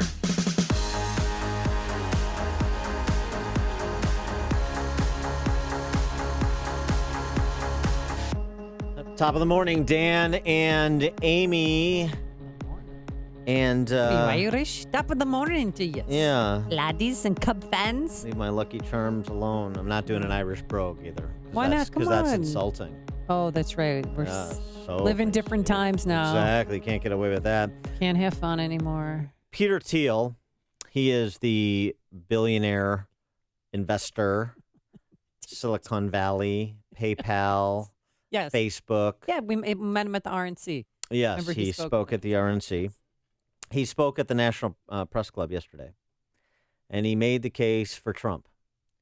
And interestingly, the same token, Thomas Frank has a piece in The Guardian that kind of sort of makes the case for Trump in a roundabout way, almost a Michael Moore kind of way, but from a different angle. Peter Thiel, by the way, Peter Thiel, excellent book, Deconstructing the Diversity Totalitarians. 0 to 1. Have you read it? Sorry, I haven't. Read that, so you're assigned that for your homework today. For tomorrow. Have you read 5 a.m. Thomas Frank is kind of a leftist populist. Have you read his book, What's the Matter with Kansas? I have not. Do you have both of those books? You shall read that book. Times are a little too. tight right now. I need any help I will could get you copies of the books. I'm happy to provide the course material. Okay. But I want a syllabus. I want a 6 to 8 page report. 6 to 8 pages on both papers. Take one of the theses offered in each book, and then address them. I understand. I understand Can you we got to go wait to Game until the- 6. I understand that. Wait till this That's little- why I'm giving you this until little Thursday. baseball thing's done. All right, so Peter Thiel at National Press Club. The election is crazy, but not in comparison. It all seems like a bad dream. Donors don't want to find out how and why we got here. They just want to move on. Come November 9th, they hope everyone else will go back to business as usual. But it is just this heedlessness, this temptation to ignore difficult realities indulged in by our most influential citizens that got us where we are today. A lot of successful people are too proud to admit it, since it seems to put their success in question. But the truth is, no matter how crazy this election seems, it is less crazy than the condition of our country. Now, Peter Thiel is a bit of an eccentric gentleman. I don't agree with everything where he's coming from, and he's like working on trying to live forever and some other kind of things that I would not subscribe to. But in terms of the diagnosis of the country and the rationale for Trump, pretty on point. He also talks, as someone from Silicon Valley, he talks about the Beltway and the Valley and everything in between. Now, not everyone is hurting. In the wealthy suburbs that ring Washington, D.C., people are doing just fine. Where I work in Silicon Valley, people are doing just great. But most Americans don't live by the Beltway or the San Francisco Bay. Most Americans haven't been part of that prosperity. It shouldn't be surprising to see people vote for Bernie Sanders or for Donald Trump, who is the only outsider left in the race. All right, you with me so far? I'm with you. You with Peter Thiel so far? I see where he's coming. He's embracing the suck, as Michelle Malkin said. You really like that phrase. I love because she said it so many times, but it's true. I mean, it's I wouldn't say that word. I would say stinks, but embracing the stink. And he meaning Trump. Your candidate didn't win, so you have to embrace Donald Trump. He's another favorite Michelle Malkin phrase: crap weasels. Peter Thiel is addressing some of the crap weasels, as does Thomas she Frank. addressed in her book. And we'll get to Frank in just a minute. But Peter Thiel got to have the summation why people are voting for Trump, and also the personal example he provides about the big lie of the tolerance of the left. This is good stuff. It's not a lack of judgment that leads Americans to vote for Trump. We're voting for Trump because we judge the leadership of our country to have failed. This judgment has been hard to accept for some of the country's most fortunate, socially prominent people. It's certainly been hard to accept for Silicon Valley, where many people have learned to keep quiet if they dissent from the coastal bubble. Louder voices have sent a message that they do not intend to tolerate the views of one half of the country. This intolerance has taken on some bizarre forms. The Advocate, a magazine which once praised me as a gay innovator, even published an article saying that as of now I am, and I quote, not a gay man, unquote, because I don't agree with their politics. The lie behind the buzzword of diversity could not be made more clear. If you don't conform, then you don't count as diverse, no matter what your personal background. That's the totalitarianism of the left that we talk about. And the other thing that he points up, which is really important, is how some who dissent keep quiet. Mm-hmm. And we see that here in Chicago, don't we? The dissenters keep quiet. And I'm not just talking about Trump supporters. I'm talking about the entire political culture in the city and the state. The people who know better, that rather than rising up to demand better, particularly people that have resources, have means, have a platform, they're cowards. And that's what he's saying. I understand sometimes people are in precarious positions where they have too much to lose. I'm not saying everybody, but there are people that have nothing to lose. There are people that are insulated from bad public policy, that are untouchable, like Peter Thiel, but he steps out at least. Yeah, and we agree or disagree, he steps out and makes the case because he clearly loves this country. Good for him, particularly as a Canadian. I mean, I wish a gay Canadian. Yeah, okay. But I mean, the silence of those in the face of accept the orthodoxy, conform or die. And Thiel is speaking right to that. I thought it was a really powerful speech he gave at the National Press Club, and it nicely ties into Thomas Frank, who's coming from a bit of a different perspective. But he's got this piece in The Guardian where he suggests to forget about the Friday announcement, forget about the cache of new emails on Uma's computer, or the Uma Wiener computer, however you want to describe it. If your purpose is to understand the clique of people who dominate Washington today, writes Thomas Frank, the emails that really matter are the ones being slowly released by WikiLeaks from the hacked account of Hillary Clinton's campaign chair, John Podesta. He writes, does Frank, about the contents and the persons contained in those contents. The dramatis personae of the liberal class are all present in this amazing body of work. Financial innovators, high-achieving colleagues attempting to get jobs for their high-achieving children, foundation executives doing fine and noble things, prizes, of course, and high academic achievement. He goes on, does Frank, just kind of in sum, this is where he really gets to the point, and he starts to kind of intersect with Thiel. The genre of Podesta email, in which people try to arrange jobs for themselves or their kids, points us toward the most fundamental thing we know about the people at the top of this class, their loyalty to one another and the way it overrides everything else. Of course, Hillary Clinton staffed her State Department with investment bankers and then did speaking engagements for investment banks as soon as she was done at the State Department. Of course, she appears to think that any kind of bank reform should come from the industry itself.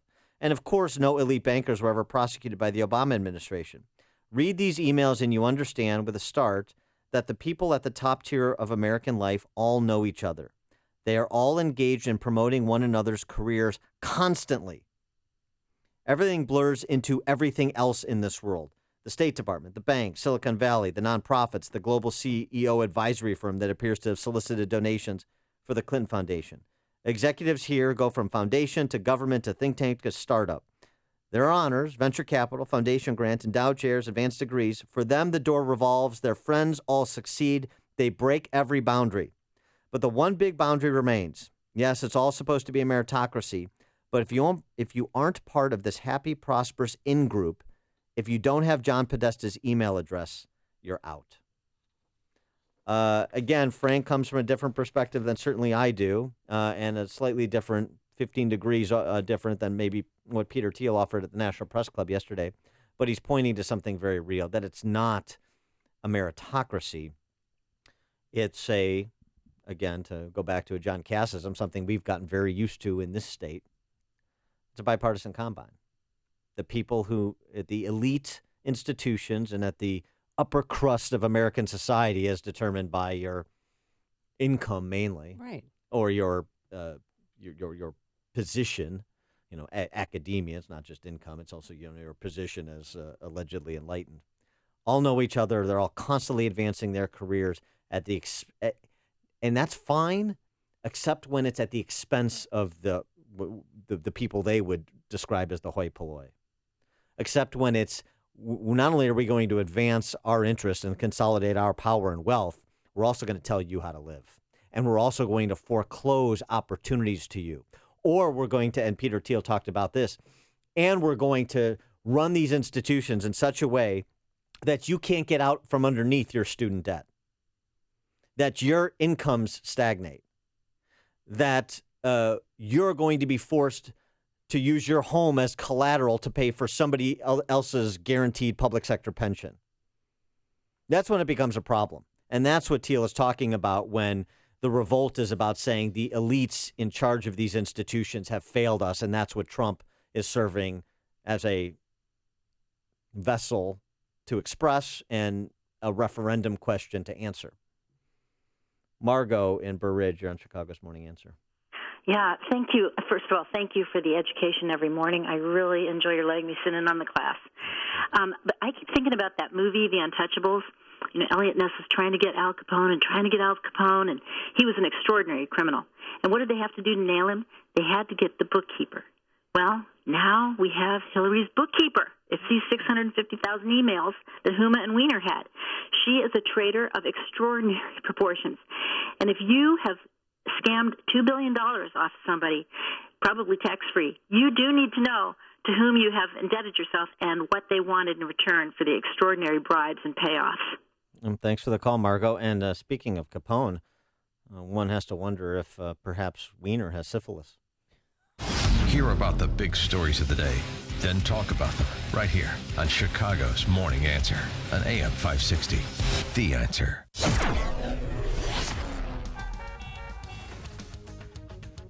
Coach Knight teaming up again with Team Trump and dropped some naughty language. We'll explain. But first, naughty, don't be naughty.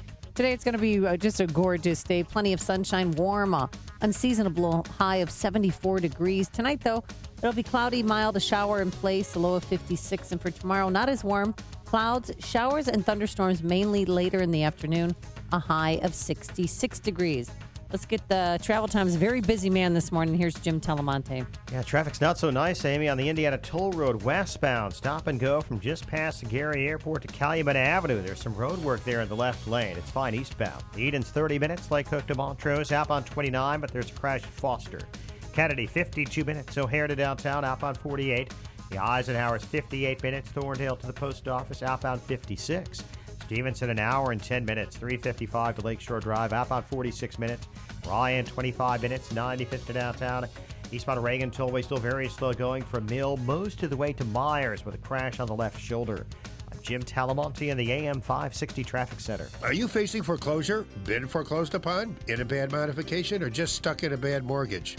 Well, we may be able to help you. My name is Lou Bridges. I'm an attorney with the law firm of Lou Bridges & Associates. We've been helping distressed homeowners like you for over 8 years now. We defend foreclosure actions. We bring claims against the banks and the servicers for wrongful foreclosure and other violations of mortgage servicing regulations. And we help people negotiate modifications of their existing mortgages, often including principal reductions. Give us a call. We provide free consultations. I guarantee you it will not be a sales pitch. We will give you our honest analysis, counsel, and advice regarding your options. Hi, this is Rayanne from Lou Bridges & Associates. I am one of the loan modification processors here, and if you are in need of any additional information in regard to a loan modification, please contact the office. Go to bridgeslaw.net or call 224-513-1231. That's 224-513-1231. Remember, people, never give up the land. Fight for truth and justice. You do that, and I guarantee you'll never be alone. On AM 560 The Answer, we talk about the important issues that affect your world. Things like the economy, education, and foreign policy. There's always so much going on in the news that we don't always have the time to focus in and talk about the big ideas behind the important issues. Enter Upstream Ideas online at upstream-ideas.com. Upstream Ideas, in partnership with the Illinois Policy Institute, provides the kind of information that informs the policy discussions happening here on AM 560. At Upstream Ideas, you'll broaden the debate, move beyond partisan assumptions, and challenge accepted beliefs. Upstream Ideas goes against the current and thinks upstream. Go online now at upstream-ideas.com. That's upstream-ideas.com. You'll be armed with new information and fresh perspectives to help encourage you to make the state of Illinois and the United States of America a bit freer, a bit more just, and a bit more civilized. Upstream-ideas.com. Hi, I'm Mary Beth. I had a failed root canal and it was causing me pain. Dr. Neruzzi took care of my tooth and I got my implant, and then I had another after that fail and he did that one as well. Places they'll tell you just, get the implant the day you get your tooth extracted. We'll do it all in one day. And he believes you do it all the right way, and he knows what he's doing, and he has an eye for detail that other dentists or periodontists do not have. There's no surprises because it's scary as it is, but he made it really, really comfortable. They're very accommodating to people that cannot afford to have it done. I would recommend Dr. Neruzzi to anybody, and I have given Dr. Neruzzi referrals, and I would refer him to anybody that's missing teeth. This is Dr. Neruzzi. I personally guarantee your happiness with your implants. Go to implantsforme.com. For missing teeth, dental implants are wonderful. The advantages are fantastic. Just remember, implantsforme.com. Implantsforme.com. AM 560, The Answer. So were you the one person who watched the Bears-Vikings game yesterday? No, there's people watch that. People still watch, the NFL except when you've got these spoiled bred athletes. No one took a knee, did they? Disrespecting the anthem. No one took a knee. I picked it up in the second quarter. Oh, but they won. They beat the Vikings 20-10, so there's hope. Real exciting. You suggested that the Cubs will win more games in the postseason than the Bears will all season long. Well, right now they're tied. When I suggested that was on Friday. I asked the question, who will win more games for the remainder of their respective seasons? Exactly. Right now it's 1-1. Right. But tonight it's going to be 2-1. Probably what will happen, it'll be a tie, and neither one of them will win another game. I wanted this tweet. Yes. A tweet by Scott Adams, our friend Scott Adams, the Dilbert cartoon creator. This is great. Regarding the whole matter of Comey and the Russian hackers and all this. Russian hackers are better than we thought. They stole Clinton's emails from the NSA, put them on Huma's laptop, and pinned it on Wiener. The funny thing is, James Carville actually believes that. He does. Or at least is pretending to. Let's quickly go to Ralph and Rantoul. You're on Chicago's Morning Answer. Yeah, Carville, Snake Boy. Hey, good morning. Hey, just kind of a personal example. I live in a community. I'm part of a homeowners association. Our HOA found out a few years ago that we were the losing defendant in a lawsuit that actually went to the state appellate court. And the appellate court said, hey, guess what? The leaders of your HOA are malicious, nasty dirtbags. They hid that from all of us for 3 years as they racked up thousands of dollars of legal bills. There were a lot of distraught people. We ended up saying, you know what, there's a way out. Let's look at our governing documents. Okay, people of America, that's called your Constitution, right? We looked at our governing documents. We said, there is a way out. There's a special election. Let's get rid of these bums. We got rid of the bums, and the people that were most upset about it ended up taking over the HOA. But here's the thing. What we found out is we went door to door, like people are finding out going door to door in America. There are people that only care about certain things. All I care about is that my dues don't get increased. The analogy, all I care about is my fill-in-the-blank freebie from the government doesn't get, deleted or something. And that is the problem with so many people around here. They really don't have any sort of moral center. They don't really get upset about these things like Hillary lying, the mountains of lies, the criminal behavior, because for them, all they care about is their free cheese. And I think as long as those people continue to be a significant portion, perhaps, of the electorate, it's always tougher for the people who care to make changes. But that's what we're talking about right now, an opportunity to make changes. And you never Trumpers out there, wake up, people. It's the useful idiots like you that end up getting slaughtered with all the rest of the sheeple that you think you're above. Yeah, thanks for the call, Ralph. I mean, I think the key point I think that Ralph is articulating. Yes. You have to decide that you're not going to go along with being bribed with your own money. We'll see. That's very well put. We'll see. Well, I actually Did stole you that use that in your campaign? I actually stole that from de Tocqueville, so I don't want to plagiarize. Okay. Well, thank you. Did you read Democracy in America? You know what? I read it last night while I was trick-or-treating. I don't believe you.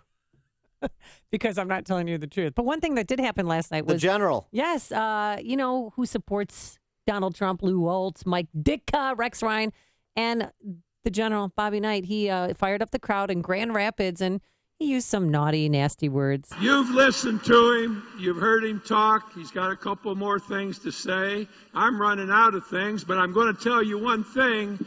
In a Donald Trump administration, there will be no bull. Thank you very much. No bull job is what he meant. And then, he got off the stage and Donald Trump says, there's only one Bobby Knight. That is true. It's news, opinion, insight. This is Chicago's Morning Answer on AM 560. The Answer. Hi, I'm Tom Sadeka, President and CEO of Precision Apparel of America. I'm reaching out to you today and asking you to take a look at your business relationships from a different angle. Have you ever wondered what organizations and causes your vendors support? I have, and it's eye-opening. Our nation is divided, and normal traditional values are coming under attack by heavily financed aggressors. I can tell you that we do not and will never support hood and matter. We do support our veterans, our students fighting for truth, and yes, AM 560. If you currently use or need a payroll service, please let's meet. If you have no need, please consider the other advertisers on this station, as we are all fighting the same fight and we need to unite. To work together, call me at 630-242-1507. That's 630-242-1507. On the web at precisionpayroll.com. Let's talk, let's meet, let's unite.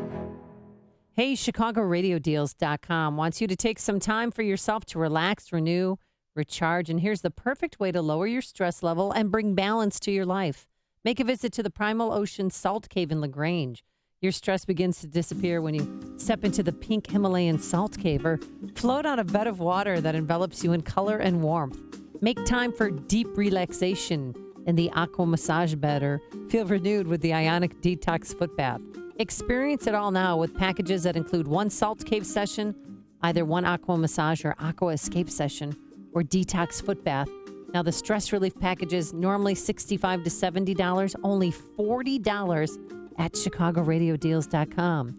Primal Ocean Salt Cave spa treatments are a great way to take a vacation from the everyday. Plus, you stay fully clothed and dry the entire time, and you'll love how calm and refreshed you'll feel. So if you haven't tried this yet, do it now. The Primal Ocean Salt Cave deals are very limited. So for more healthy deals, just visit ChicagoRadioDeals.com. Coming up on Chicago's Morning Are Answer. you going to continue using that voice all morning? I'm very relaxed. Steve Cortez from the Trump's Hispanic Advisory Council, a Trump surrogate. We'll talk both about the campaign nationally and the city council locally at 7:37. And later, Donald Trump, he's very gracious, very grateful, handing out a lot of thank yous yesterday. We'll explain. But first, into the newsroom we go. Here is Mike Scott. Donald Trump praising FBI Director James Comey. Morning, everyone. 62 degrees at 7:32 on AM 560. The Answer. Trump on the stump, thanking Comey for reopening the investigation into the Hillary Clinton emails, saying, in Michigan, it took guts. And by the way, we don't forget, we do want the answer to that question, media.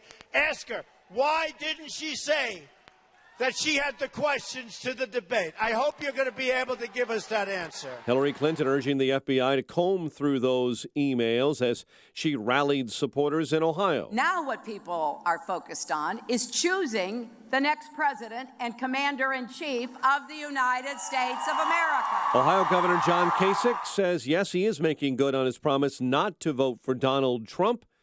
The governor and former GOP presidential candidate wrote in Arizona Senator John McCain. Drivers in the South and Mid-Atlantic going to be paying more for gasoline in the coming days and weeks after yesterday's pipeline explosion and fire in Alabama will temporarily choke off supplies.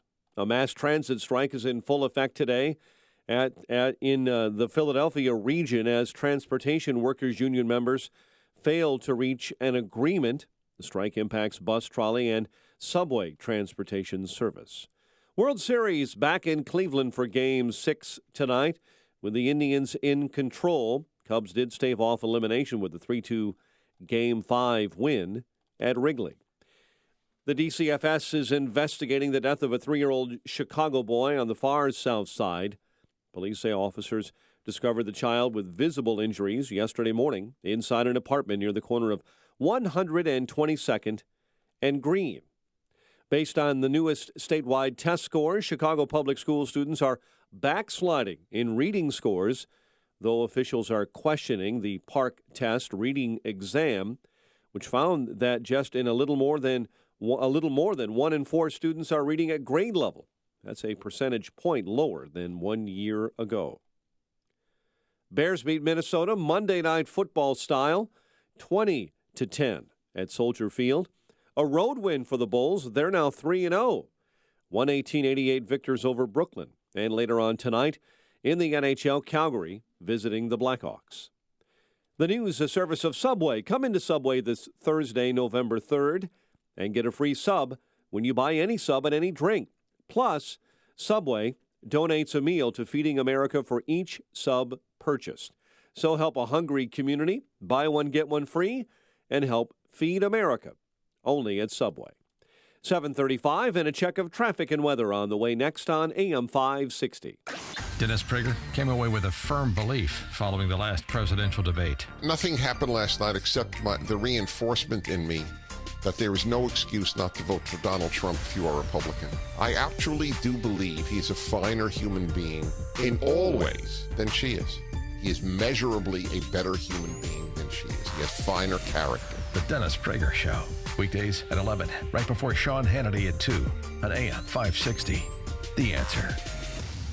The most recent U.S. Supreme Court decision on the Affordable Care Act made one thing certain. We will all have to deal with this ever-changing law until at least 2017. If you're tired of calling a bureaucrat at an 800 number to help you navigate Obamacare, then you need a local expert on your side. That's right, your own health insurance mentor. C. Stephen Tucker from healthinsurancementors.com is someone I know and trust. He's a 20-year licensed broker who's been educating AM 560 listeners on the Affordable Care Act for the last 5 years. Thanks, Dan. From now until January 31st, you cannot be denied coverage based on a pre-existing condition. Aetna, Coventry, United Healthcare, and Harkin Health no longer offer health insurance subsidies even if you qualify. One company still does, and they still offer plans that provide access to Northwestern Memorial, University of Chicago, and Rush University Medical Centers. Call me. I can help. Thanks, Steve. How can our listeners get in touch with you? They can visit healthinsurancementors.com or call me directly at 630-674-1551. That's 630-674-1551.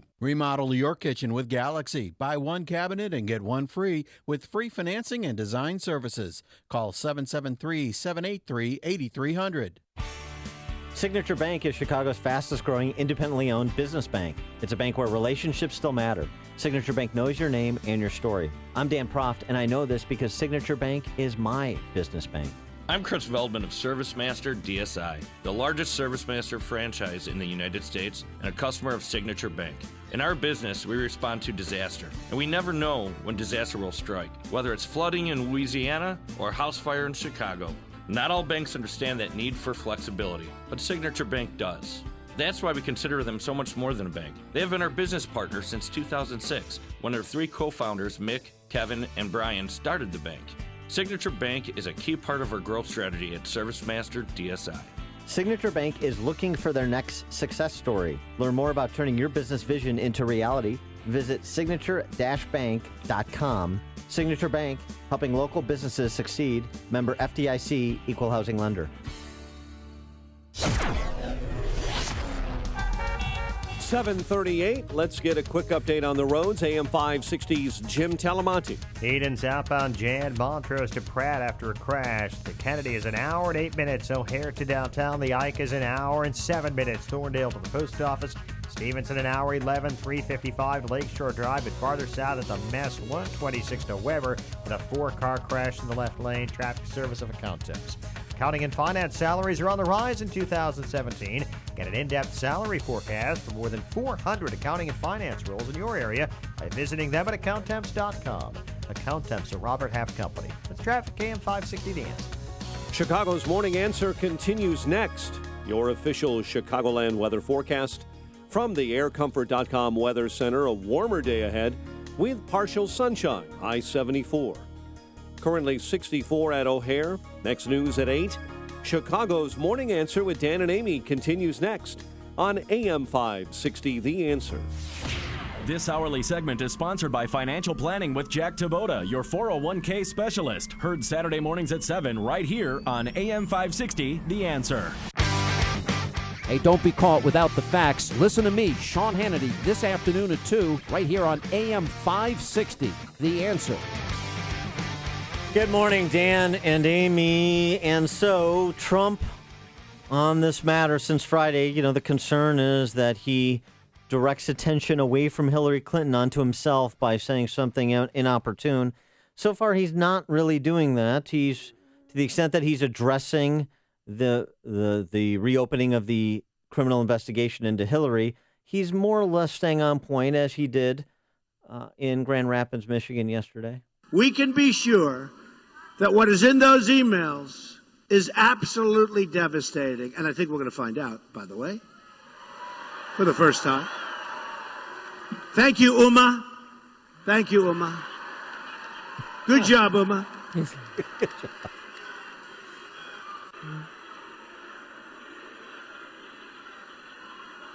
Thank you, Anthony Weiner. I don't think those thank yous were sincere. No, I don't either. But Donald Trump also, he talked about Anthony Weiner and how he knew before all of us knew that Weiner was a bad guy. In New York, we knew Weiner. And I made statements that were rough. Like, how can she be allowed to live with this guy? How can she have access to this important information? And I was badly criticized, right? Now they're saying, Trump has good judgment. Wow. But the more important than the Weiner Uma stuff is the appeal that he makes and reminding himself by reminding his rally goers that this is about them, not him. And he did that in Grand Rapids. Hillary is not the victim. The American people are the victims of this corrupt system in every way. And this is your one chance right now, November 8th, to change it. All right, and to see if I guess we're 1 week away. Well, yes, that's right. We'll see if a representative from Trump's campaign can do as well as Trump did in Grand Rapids, Michigan. We're now joined by Steve Cortez, member of Trump's Hispanic Advisory Council. Steve, thanks for joining us again. Appreciate it. Good morning, Dan and Amy. Thanks for having me. So how are you receiving Trump's approach since Friday's bombshell?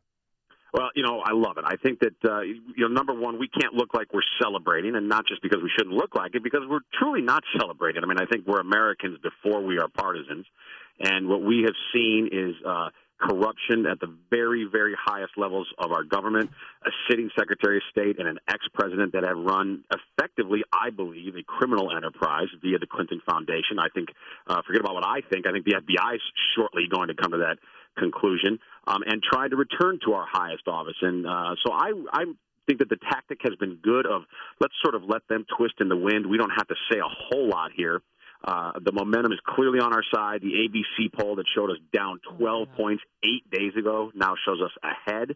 So I think momentum is on our side. The American people are just not okay with the status quo. They're not okay with it in the economy, and they're not okay with it in terms of national security. And we represent, I think, the kind of transformational movement that can truly change Washington on both of those macro issues, economy and security. Steve, are you getting directives from the Trump campaign on this matter and how to handle it and, kind of the lines within which to stay?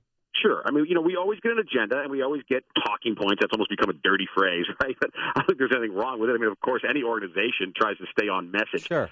Now, we're not robots. I'm never told you cannot say X, Y, or Z. But, of course, there's suggestions. And, we're treated like big boys and girls, the surrogates and spokesmen when we go out there. But, yeah, of course, we want to try to stay on message. And I think the message right now has been, in a sense, we don't even need to necessarily bash Hillary a whole lot because the facts are doing that for us. Mm-hmm.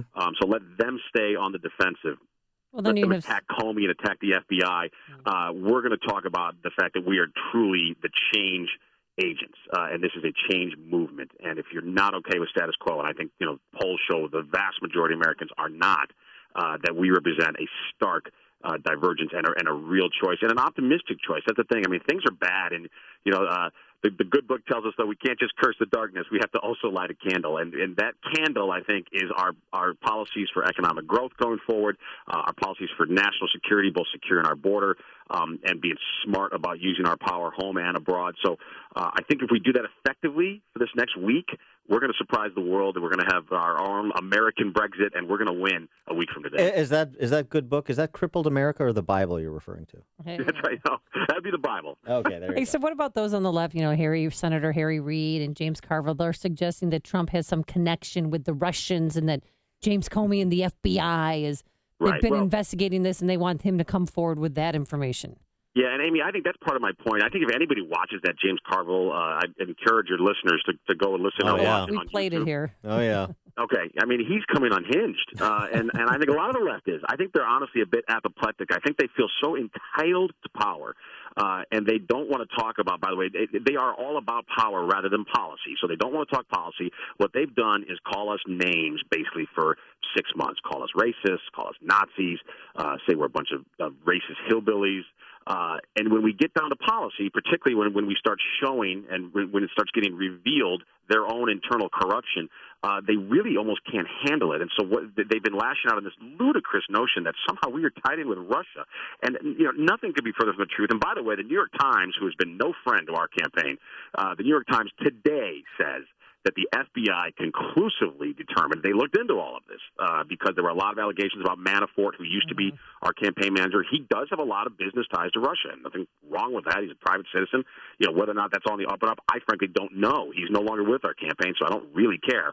But regardless, the FBI looked into this thinking, well, is there a campaign? Is there an official connection between Russia and the Trump campaign, as is constantly alleged by the left? And they determined, no, there's just nothing there. There is no secret bat phone to the Kremlin. There is no communication. Now, look, I think Donald Trump has very smartly, in my opinion, said, Russia does not always have to be our adversary, and we're never going to be gullible. We know they are a tough actor, and they're probably most of the time our adversary. But there are times that we have common goals. For instance, destroying ISIS, and we probably can work together. So we don't have to always antagonize Russia.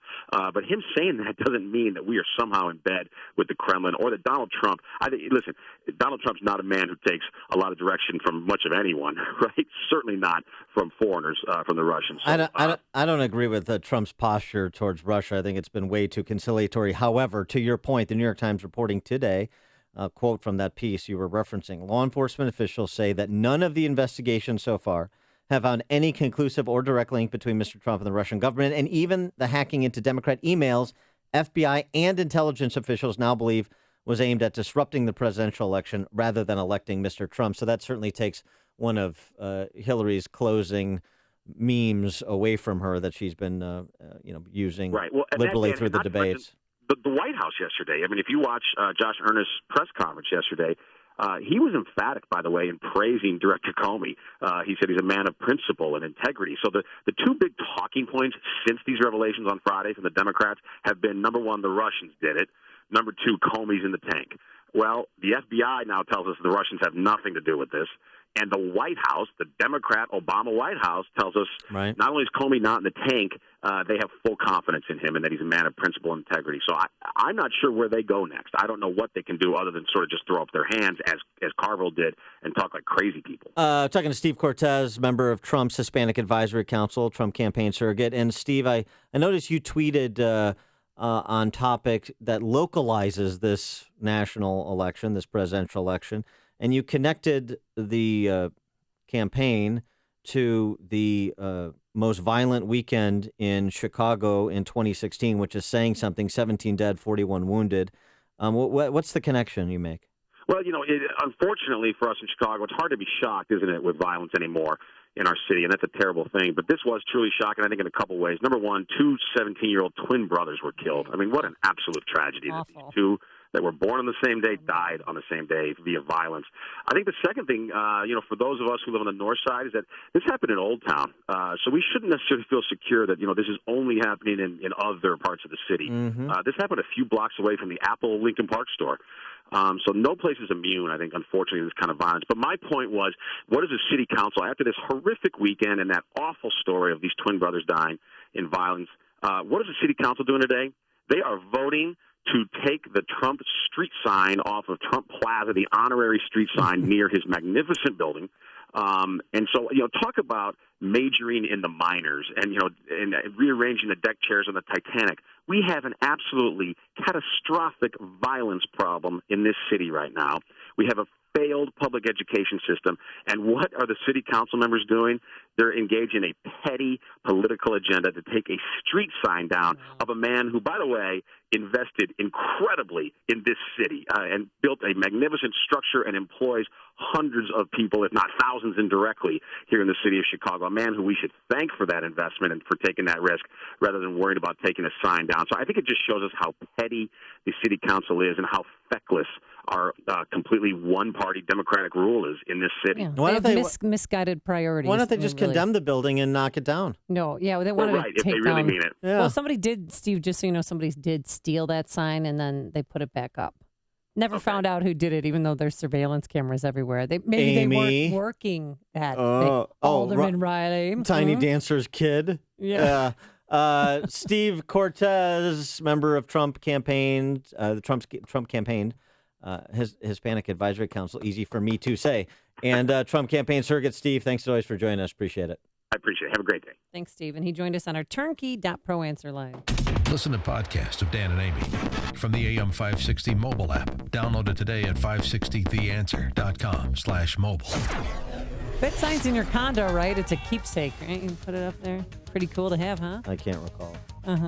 I'm going to recall your forecast because you're going to love it. Warmer today with mostly sunny skies, a high of 74 degrees. Then tonight, it's going to be cloudy and mild, a shower in places. And tomorrow, not as warm, but a couple of showers and a thunderstorms later in the afternoon, a high of 66 degrees. By the way, if you're heading to Cleveland, which I know many people are, 68 degrees at game time. Game 6, go Cubs. Now let's go into the traffic center. Very busy, man. How's that northbound Stevenson doing? Here's Jim Telemonte.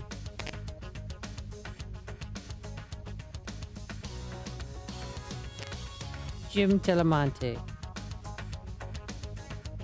No matter what type of business you're in, having a strong business banking partnership can help your bottom line. I'm Jeff Boundy, president of Cornerstone National Bank and Trust Company. We strongly believe that trust, service, and relationship are the cornerstone of a successful business banking partnership. Customers like Dr. Steichen of Northwest Oral and Maxillofacial Surgery agree. Hi, my name is Dr. Michael Steichen of Northwest Oral and Maxillofacial Surgery in Arlington Heights, Elgin, and Lake Zurich. As an oral surgeon and business owner, I recognize the importance of relationships. I need a bank that responds quickly and creatively and understands the unique needs of healthcare practices. Cornerstone has been a valuable business partner and has helped me grow my practice and seize opportunities as they come up. Whether it's a line of credit, financing equipment, or real estate, Cornerstone is there for me. Thank you, Doctor. Please visit cornerstonenb.com, or I invite you to give me a call at 847-654-3000 to explore a business banking partnership. Equal Opportunity Lender. Member FDIC. Checking traffic now on AM 560 The Answer. We are here. We're watching those heavy delays on northbound I-55. First 126 to Weber with a crash in the left lane. And once you get past that, it's still an hour and 11 minutes from 355 to Lakeshore Drive. The Eden's 24 minutes, Lake Cook to Montrose, outbound 27. The Kennedy, an hour and 7 minutes, O'Hare to downtown. Outbound, it's 54 minutes. The Ike, an hour and 7 minutes, Thorndale to the Loop. The Ryan, 29 minutes. From 95th to downtown. On the Tri-State, slow southbound Washington to Atkinson, and northbound very slow Cicero to 31st, and from the Reagan Tollway to North Avenue. Reagan Tollway very heavy after a crash at the Myers Toll and the Veterans Memorial. Big delays starting at I-55. That's traffic. AM 560 The Answer. Balance of Nature's fruits and veggies. About 6 years ago, I was diagnosed with congestive heart failure. I went from being able to work 14, 16 hours a day with no problem to where I could barely walk a block to the store without having to stop and rest. I went on to the phytonutrients about 6 months ago, and within a couple of months, my medical doctor had cut my prescriptions down in a little bit smaller dosage. The next time I went back a month later, I walked into the doctor's office and he says, "My gosh, what's happened to you? You don't even look like the same person." He looked at my legs and the swelling had gone down, my blood pressure was down. The venous stasis ulcers that I had had on my legs for the last 4 or 5 years because of the poor circulation were all healed, and I'm feeling far better.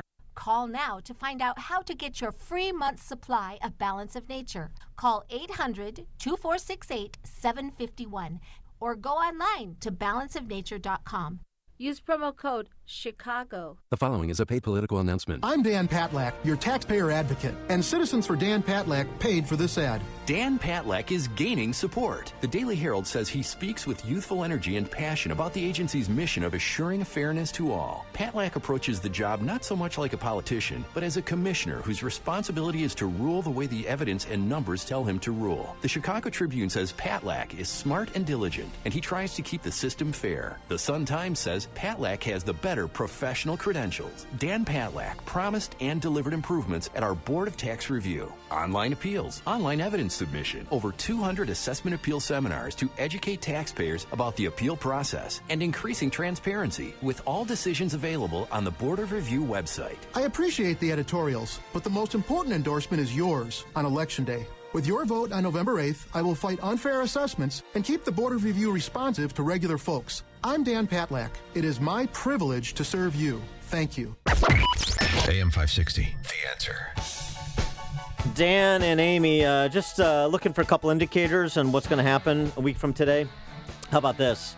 Yes. From CNBC, the S&P 500 is down 2.2% since its close on July 29, the last day of trading in July. Going back to World War II, the S&P's performance between July 31st and October 31st has accurately predicted a challenger victory 86% of the time when the stock market performance has been negative, as it has been this year. Oh, how about that? And then there's this leading indicator. After a Cubs World Series victory. Yeah? World Series game victory, not World Series victory. We still have the afterglow of Game 5 win? Yes, right. Whichever candidate someone intervenes into a local newscast to heckle on behalf of, it wins 86% of the time, too, has happened Sunday night. Two Cubs fans joining me right now. They were out here the entire game. You were standing outside. Why'd you guys come down today? Just because I just felt like we knew they were going to get a victory today. Cubs! Yeah. Bill Clinton's a rapist. What's up? Bill Clinton's Yeah, we came.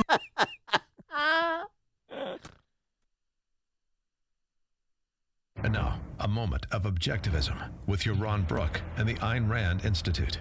Ayn Rand's novel Atlas Shrugged has sold more than 8 million copies. It's been translated into 23 languages. With adoring fans, rabid critics, and very few in between, Atlas Shrugged provokes passionate responses because it grapples with the fundamental problems of human existence and offers radical new answers.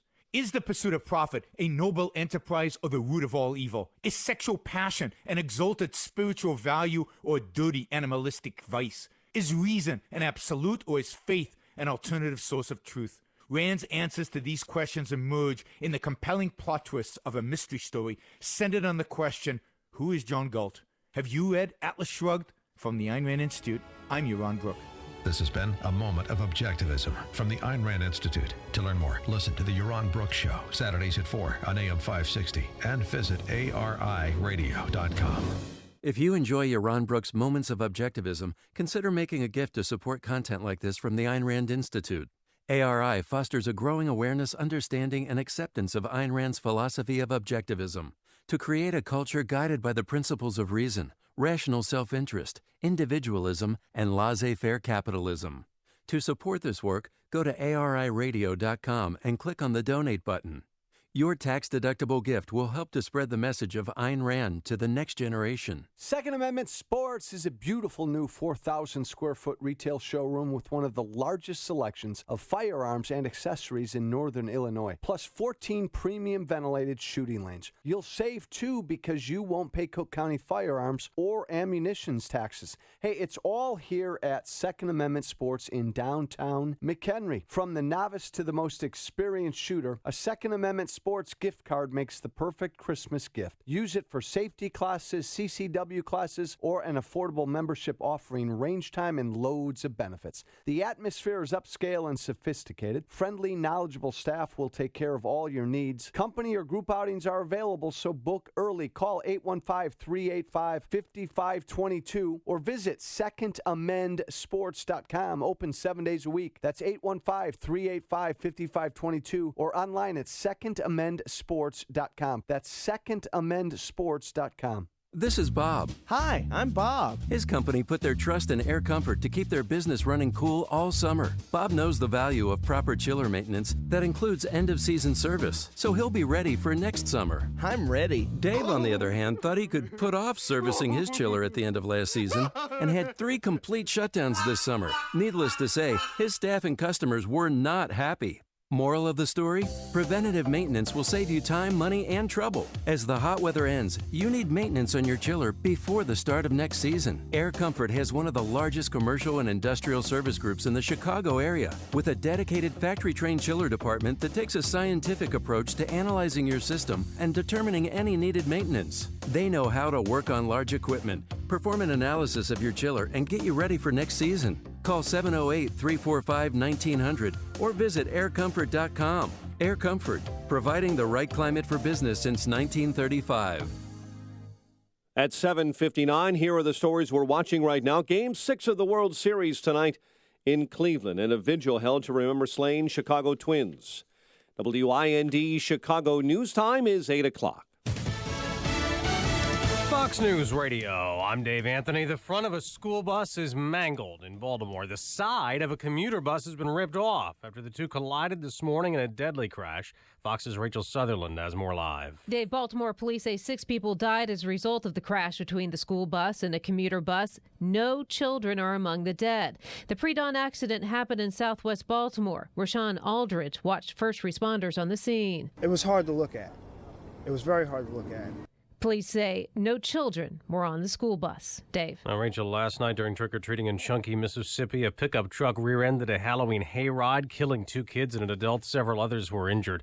A week before the election, the Justice Department and the FBI keep poring over emails, perhaps related to Hillary Clinton's private server, discovered on Anthony Weiner's computer. He's the estranged husband of Clinton aide Huma Abedin. Clinton says there's no case. I think most people have decided a long time ago what they think about all of this. She'll campaign today in Florida. Donald Trump will go to Wisconsin, the House Speaker's home state. Paul Ryan says this about the Clintons. You never know what's coming next. They live beyond the rules. Despite their differences, Ryan says he's already early voted for Donald Trump, who will also campaign in Pennsylvania against Obamacare the same morning open enrollment starts. The World Series could end tonight. Fox's Jared Max is live at Cleveland's Progressive Field. 64 teams, Dave, have led a World Series 3 games to 2. Of these 64, 43 have won the series, far from 100%. So while the Cleveland Indians may appear in the driver's seat, Chicago Cubs are coming off a strong win Sunday night. In fact, they won 3 games in a row 20 times this year. Pitching matchup, Josh Tomlin for Cleveland, Jake Arrieta for Chicago. Temperatures will be unseasonably warm today in Cleveland, maybe near 70 degrees at game time. Can you say Indian summer, Dave? And Jared, in attendance tonight, Eddie Robinson, the last surviving player from the Indians' 1948 championship team. He's 95. Fox News Radio, fair and balanced. Partly sunny skies this morning, 62 degrees, wind south at 11 at 8:02. On AM 560, The Answer. Good morning, everyone. I'm Mike Scott. World Series Game 6, Progressive Field tonight. Cubs starting pitcher Jake Arrieta says nothing has changed. His focus is the same. It's just like any other game where you feel comfortable with the game plan and you go out there and do your best to follow through on the execution. So that's really the only thing that I'll be thinking about. With the series moved to Cleveland, the DH is back in play, and Kyle Schwarber will get more time in the Cubs lineup. Loved ones mourning after a team brothers, twins, were shot and killed Sunday in Chicago's Old Town neighborhood. A vigil held last night to remember 17-year-old Edward and Edwin Bryant. The life of both Edward and Edwin Bryant was stolen senselessly. The entire city should be mourning. They were among 17 killed in shootings over one of the deadliest weekends in Chicago so far this year. Illinois Supreme Court is suspending the law license of a former law clerk accused of posing as a Cook County judge. Authorities say Rhonda Crawford is facing criminal charges over an incident this summer, which she put on a judge's robe and ruled on traffic cases at the Markham Courthouse. Crawford is currently running for a seat on the Cook County bench. However, the state high court ruling yesterday bars her from taking office even if she should win in next week's election. Monday Night Football, Bears over Minnesota at Soldier Field, 20-10. NBA Bulls race out to a 3-0 start with a 118-88 win over Brooklyn. The news service of Unbound. There is a girl in El Salvador who dreams of becoming an engineer, an elder in Uganda who dreams of having a community to call his own. No two dreams are the same. Help one person achieve theirs at unbound.org. 8:04, time for the AM 560 Business Beat. From the Fox Business Network, a service of Turnkey.pro, here's Jenny Casola. From the Fox Business Network, Amazon's Black Friday deals start today. Amazon.com says it will be offering tens of thousands of new deals as often as every 5 minutes. The online shopping site will be running its Black Friday shop through December 22nd. Reuters is restructuring and will eliminate 2,000 positions in more than 150 locations in 39 countries. Thomson Reuters says it is not planning any reductions in headcount in its newsrooms. Pfizer is reporting a weaker quarter. and is lowering its forecast for the year. Pfizer's net income topped $1.3 billion, but that was down from a year ago. The electrical fire that shut down some of Ford's computer systems is delaying the company's auto sales numbers. Its data center was shut down most of the business day yesterday. Dealers were not able to report sales for the final day of the month. With the Fox Business Report, I'm Ginny Cosola. 8:05 in Chicago. A check of traffic and weather on the way next on AM 560. Do you realize there's collusion everywhere when it involves the Clintons? The Sean Hannity Show. That's the word. You got collusion, the Clinton campaign and the Justice Department. You've got collusion, Clinton campaign and the White House. Because why? Oh, maybe we should hold back these emails between Obama and Clinton because Obama, we got to clean up his mess. Don't you get sick of being lied to? The Sean Hannity Show. Afternoons at 2, right before Joe Walsh at 5 on AM 560. The Answer. In my line of work, I'm trying to make a difference. Not $1 billion, but I want to save for the future, too. So this year, I partnered with TIAA to help me map out a plan. If I stick to it, I could have an income stream for life and maintain my lifestyle in retirement. Looks like a life of rewarding work could pay off for a lifetime. Your personal success takes a financial partner who values it as much as you do. Learn more at TIAA.org. I'm going to go out on a limb here and guess that you're probably driving right now. Sitting comfortably behind the wheel with a tasty caffeinated beverage in your cup holder. Well, if you were driving with Uber, you could be earning money right now too. That's because Uber is the ultimate side hustle. Extra cash whenever you want. Earning you can turn on and off, just like your car. This isn't just another job, it's a totally flexible way to earn. So go ahead, get your side hustle on. Visit uber.com/drive now. That's uber.com/drive now. 8:06 and a check of the roads in our AM 560 traffic center with Jim Talamonte. Thanks, Mike. On the inbound Edens, the exit to westbound 2E is closed with a crash. Then delays kick in at Peterson. 24 minutes Lake Cook to Montrose outbound 27th. Kennedy, an hour and 7 minutes. O'Hare to downtown. 35 minutes from Montrose. 32 in the Express. Outbound 57 minutes to the airport. The Eisenhower's an hour 13. Thorndale to the post office. 52 minutes from Manheim. Outbound 53 to Thorndale. Stevenson 58 minutes. 3:55 to Lakeshore Drive. Outbound 41. Crash at Weber has cleared. Ryan, 31 minutes, 95th to downtown. Tri-State southbound. Bottled up from 132 to 137. Northbound 115th, most of the way to 31st. And from the Reagan Tollway to North Avenue. The Reagan Tollway delays are heavy. From the Fox River Bridge, most of the way to the Tri-State. Veterans Memorial at slow I-55 most of the way to St. Charles. And from the Army Trail toll to 290. Traffic answers when you need them most. I'm Jim Talamonte, AM 560, The Answer. Chicago's Morning Answer continues next. Your official Chicagoland weather forecast. From the AirComfort.com Weather Center, here's our meteorologist, Kevin Snyder. A partly sunny day today, high 74. Then tonight becoming mostly cloudy with a late night shower in spots, low 56. Remaining mostly cloudy tomorrow with a couple of showers and a thunderstorm mainly later in the day, high 66. Rain at night, low 48. I'm Kevin Snyder on AM 560, The Answer. Currently we have 62. Next news at 8:30. And Chicago's Morning Answer with Dan and Amy continues next on AM 560, The Answer. This hourly segment is powered by CharlesEquipment.com, keeping the lights on through summer storms. Good morning. Welcome to your Tuesday morning briefing. Here's what you need to know to start your day. Go, Cubs, go. Go, Cubs, go. That what is in those emails is absolutely devastating. And I think we're going to find out, by the way.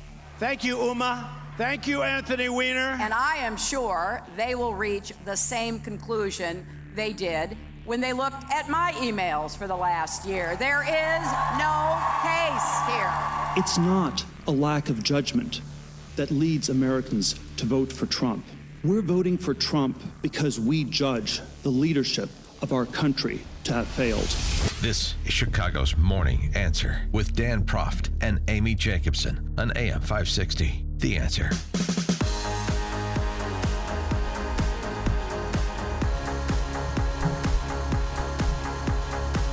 Good morning, Dan and Amy. Amy, I have a question for you. When it comes to repulsive couples, you think Hillary and Bill Clinton. Sure. You think Uma and Anthony Weiner, Mr. and Mrs. Carlos Danger, excuse me, right? Yes, that's a little bit more repulsive. Yes. Now, where You think of Dan and Amy. right, exactly. Now, where in that pantheon of revolting couples Yes. does Yes. Mr. and Mrs. Bob Creamer fit in? I don't know. It's tough to rank you know them. what? It's very competitive. You're throwing me for a loop. Well, I'll tell you what. If you're here in the Chicago metro area, you may not be able to go protest repulsive couple number one, Bill Clinton and Hillary Clinton.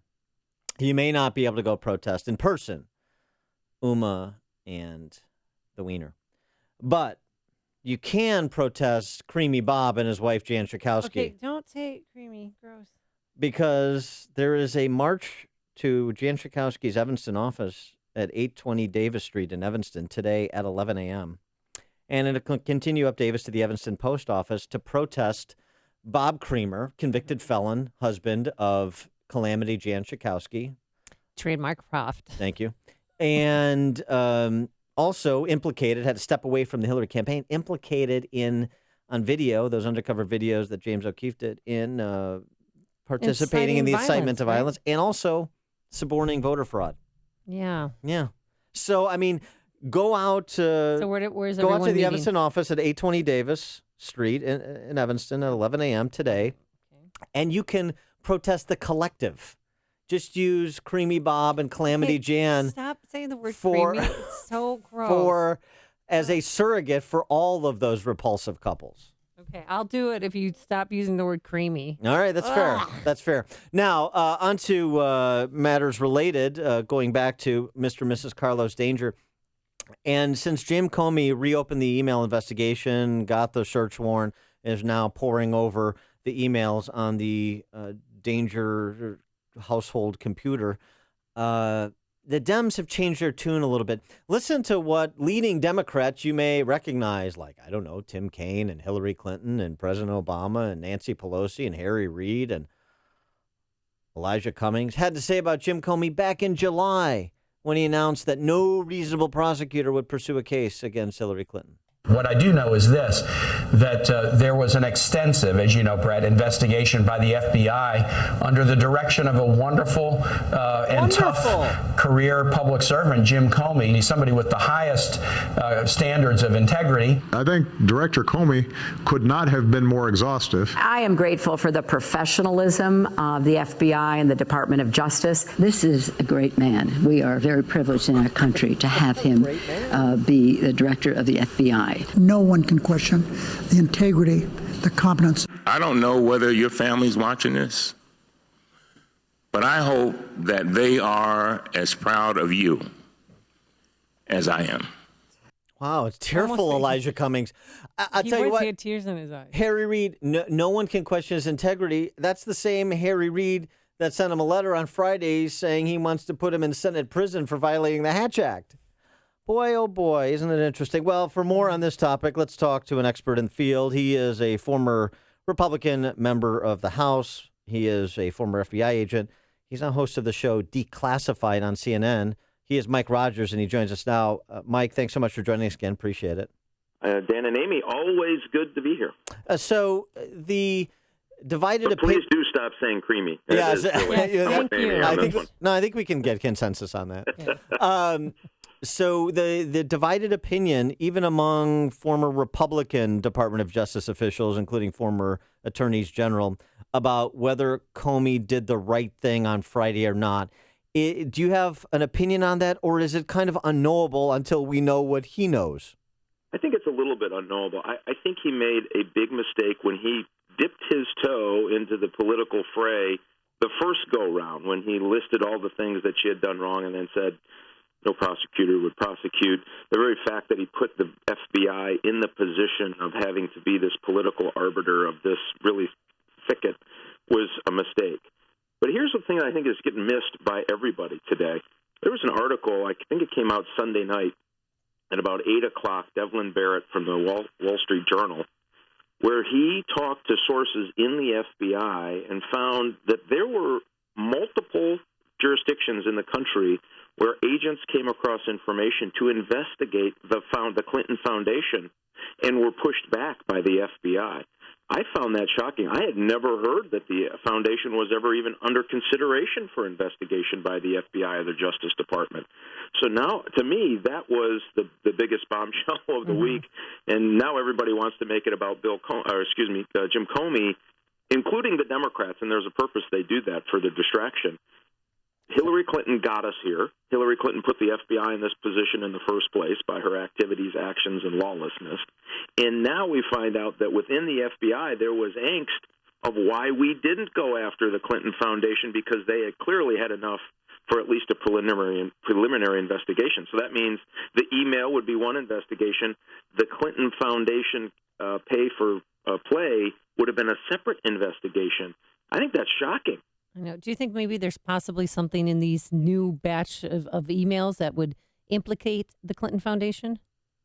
Well, you have to wonder, but I think if you listen to the FBI director's message on this, it's very narrowly tailored to just the classification issue on the previous investigation. So, candidly, I think that's a bit of a cop-out on this investigation. So here's what I think happened that I can piece together. The agent's separate case. They open up he volunteered his laptop. They probably secured a subpoena just in case to make sure that there was no legal challenge later. They get the information. One of those agents peers over the top of that thing and says, "Ooh, look at the address of this, all of these emails." It happens to be the private server from the Clinton home in New York City. That's a problem. He calls the head agent, who has nothing to do with the sexting investigation in Washington, D.C., says, "Hey, I have this issue. You might want to come look at it." He apparently goes to New York, peers over and says, "Ooh, yeah, that's a problem. It does relate." They looked at it for some period of time, came back and briefed the director. That tells me that there's more to this than, gee whiz, we just don't know. And the director had some obligation, because he had previously testified before Congress, that he would update them if there were any further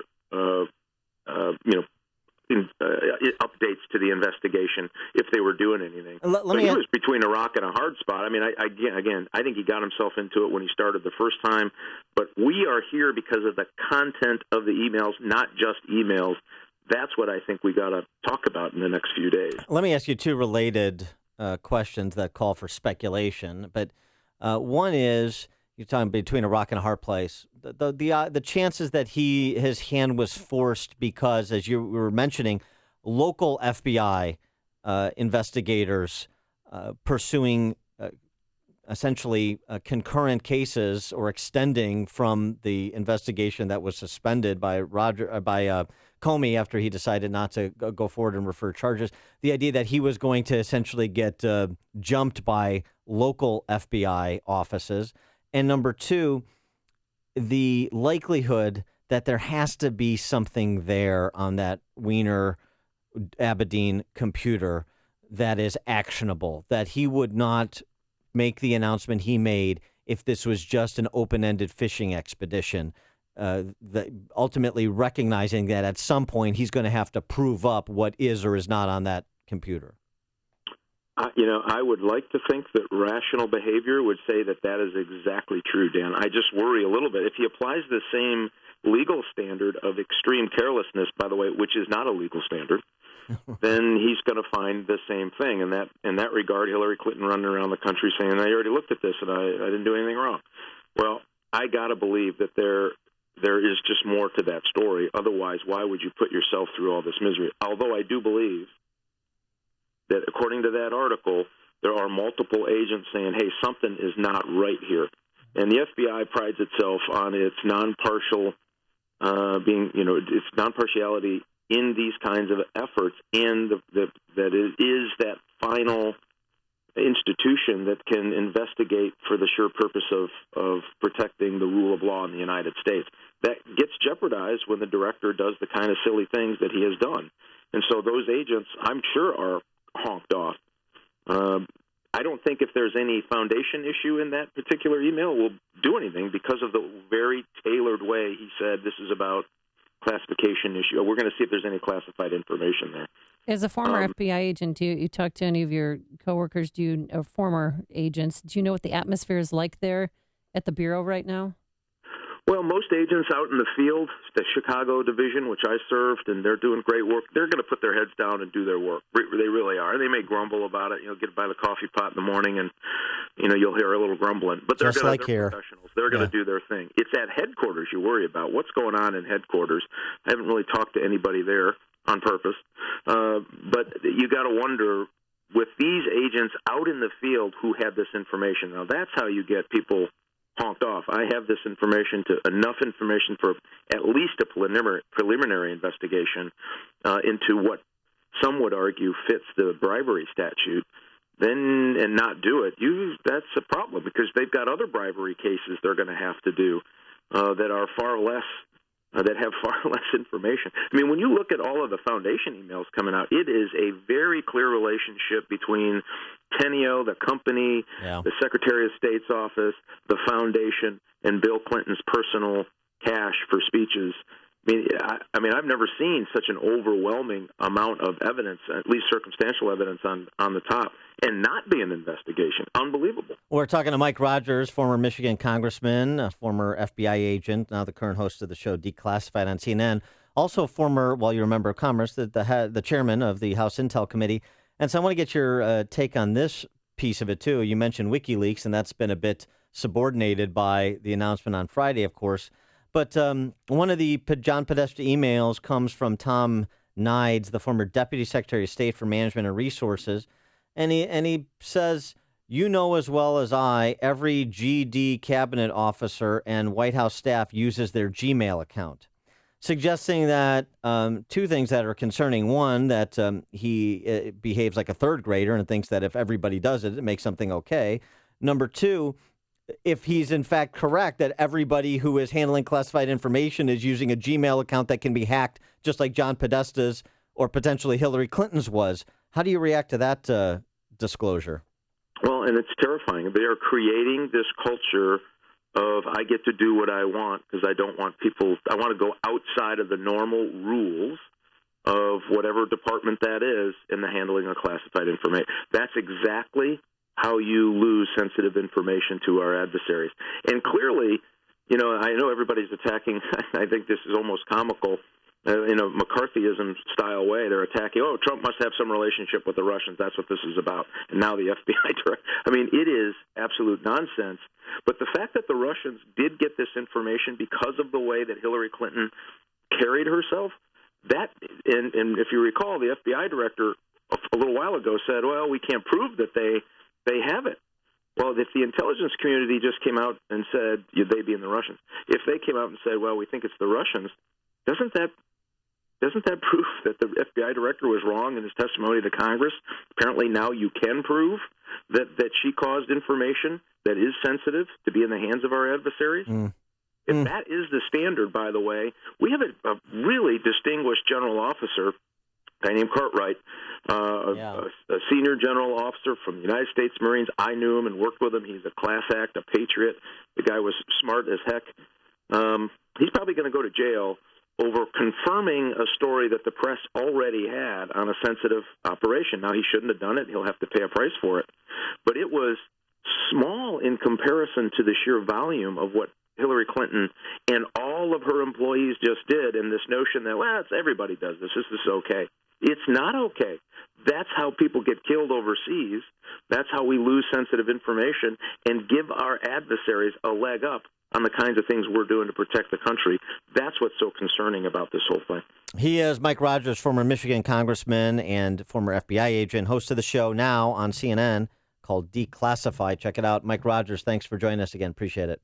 Dan and Amy, always a pleasure. Thank you. Thank you. And he joined us on our turnkey.pro answer line. Before you see it on TV, share it on Facebook, or read about it in the paper, hear it here first. This is Chicago's Morning Answer on AM 560. The Answer. I'm not giving you my Game 6 ticket to the World Series. I don't want your sneaking ticket.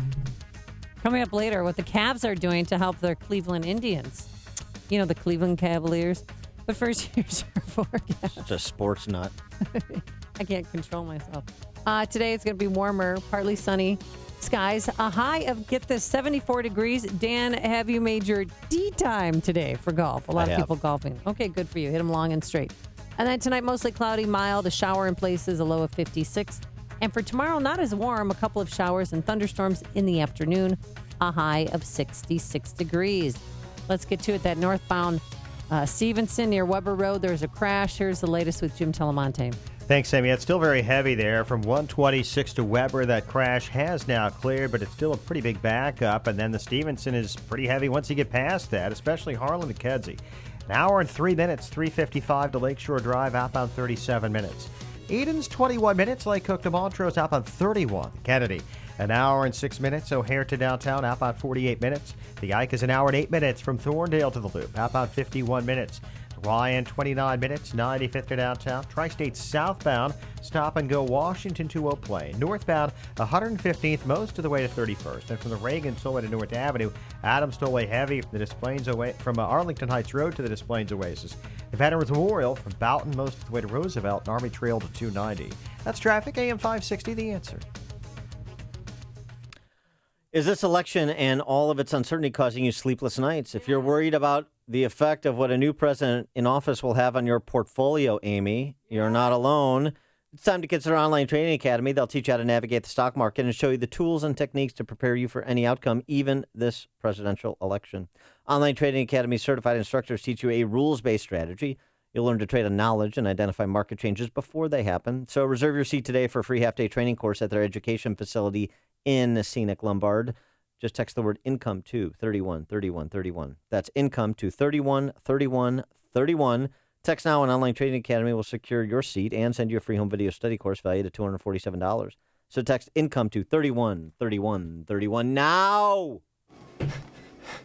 Mike Rowe here for 1 hour. Today, Chuck is jogging in place to make a point about energy efficiency. I thought I was training for a marathon. He's been at it now for... 3 minutes. And already he's wearing out. I'm not. Your heating and air conditioning systems are a lot like Chuck. Warm yet somehow cool.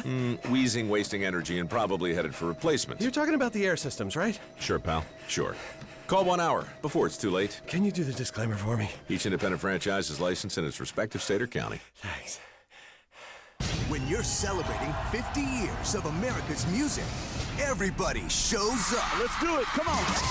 The 50th CMA Awards on ABC with performances by Keith Urban, Miranda Lambert, Luke Bryan, plus an epic duet with Garth Brooks and Trisha Yearwood, a show-stopping tribute to Dolly Parton, and be there for the first 8 minutes when we make country music history. Are you guys ready? Brad Paisley and Carrie Underwood host the CMA Awards live Wednesday, 8/7 Central on ABC.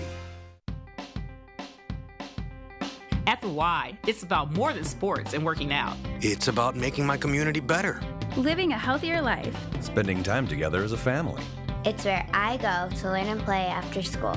The Y strengthens communities by helping kids reach their full potential, encouraging healthy living, and inspiring social responsibility. Get involved. Find a Y near you. Visit ymca.net. AM 560, The Answer. Dan and Amy, you think I'm whistling past the graveyard when I suggest that the Clintons, in addition to the Wieners, could end up like the Jacksons, serving consecutive sentences. This additional story, everybody's so obsessed about Donald Trump's, not everybody, but everybody on the left, so obsessed about Donald Trump's taxes. What about the Clintons? They've released their tax returns. Oh, I'm not talking about their tax returns. I'm talking about how their free private jet scam. Clinton. Ooh, is it a private plane? Can they take me from Cleveland to Chicago? You can after Game 6. You can ask them. Because then I can go, but I can't go. You should do what they do and enlist the help of a Moroccan king. Clinton Bill has frequently expected free, luxurious private travel during his post-presidential life. Bill and his wife and daughter artfully secure free air travel and luxurious accommodation since they left the White House. It's an effective way to accept gifts of great value without declaring them for the Clinton Foundation. Well, there you go. Charles Ortel, we've had on this show, is a Wall Street analyst who's looked at the Clinton books, what the publicly available documents, and he highlights a lot of things that don't add up. It's highly illegal, and it's likely that the owners of these aircraft took tax deductions as a gift to the Clinton Foundation, said Ortel. For example, in the Moroccan case, Bill Clinton was able to fly free jetting 3,300 miles from Morocco to Ethiopia on the King of Morocco's specially equipped 747-400 jumbo jet. The King of Morocco. The thing had a jacuzzi tub in it. Could have, sure. I saw the Sultan of Brunei, and I saw his 747, and it was just unbelievable inside. He's like a little village. The King of Morocco has donated $28 million to the Clinton Foundation. Also, Clinton attended a conference organized by an Ethiopian Saudi billionaire. And the Sheikh has donated up to $10 million to the Clinton Foundation. But neither the Clinton Foundation nor the Clinton Initiative have listed any non-cash contributions, such as free jumbo jet travel, on their 2011 tax returns for the free use of the aircraft. And then also the same thing with hotels. Well, these are all should be reported 501c3, these gifts effectively. And you're talking about hundreds of thousands, millions of dollars worth of free airfare, free jets, as well as hotel accommodations. And if the donor is taking a tax deduction, then the foundation should be reporting it as well. So if you want to talk about paying your fair share and abiding tax law, the spirit as well as the letter, it sounds like the Clinton Foundation has a little problem. Connect with Dan and Amy on the AM 560 The Answer mobile app. Just text the word app to 64636 to download the app today. Maybe you're not a numbers guy. Maybe you don't know the difference between pi r squared and pi r round. Doesn't matter. Proving only the Mercedes-Benz Metris Worker cargo van stacks up is a piece of cake. The Metris Worker has 57 cubic feet more cargo volume than the Ford Transit Connect long wheelbase. That's about the size of a New York City apartment these days. And if you want to talk about the 800-pound gorilla in the room, you can carry 3 of them in the Metris Worker. With the Ford Transit Connect, the third gorilla walks. The Metris Worker has more capabilities than a Transit Connect, and with a $25,995 starting price, has a low cost of ownership. Ain't math grand? The Mercedes-Benz Metris Worker Cargo, starting at $25,995. See your local dealer or go to mbvans.com. Mercedes-Benz. Vans born to run. Starting at price refers to base model Metris Worker cargo van. Excludes all options, taxes, title, registration, transportation charge, and dealer prep fee. Comparison based on publicly available vehicle specifications for the 2016 Ford Transit Connect long wheelbase. AM 560, The Answer. Coming up on Chicago's Morning Answer. What comes next with the FBI investigation into Hillary vis-a-vis Uma's computer? We'll ask James Rosen, Chief Washington Correspondent for Fox News at 8:38. And getting ready for Game 6 of your World Series with your Chicago Cubs. But first, final game of the series. It's not going to be the final game. Tomorrow night will be. But first, let's go into the newsroom. Here's Mike Scott. Amy and Dan, Cubs staving off elimination with a 3-2 Game 5 win Sunday. And they send out Jake Arrieta tonight. He says his focus will be the same. It's just like any other game where you feel comfortable with the game plan and you go out there and do your best to follow through on the execution. So that's really the only thing that I'll be thinking about. Cubs delayed the team's charter flight to Cleveland until last night, so the players could spend some Halloween time with their kids.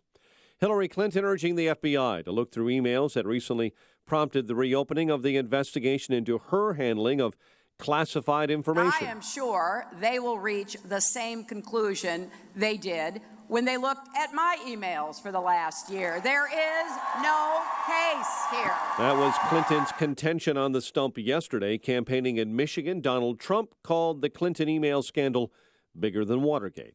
6 are dead after a school bus crashes into a commuter bus this morning in Baltimore. In addition to the deaths, authorities on the scene say they're dealing with significant numbers of injuries. Pfizer pulling the plug on what had been a promising cholesterol-lowering drug. The pharmaceutical giant says the medication was found to lose its effectiveness over time and is likely not to provide value to patients, physicians, or shareholders. It's a bit of a shock to the market today.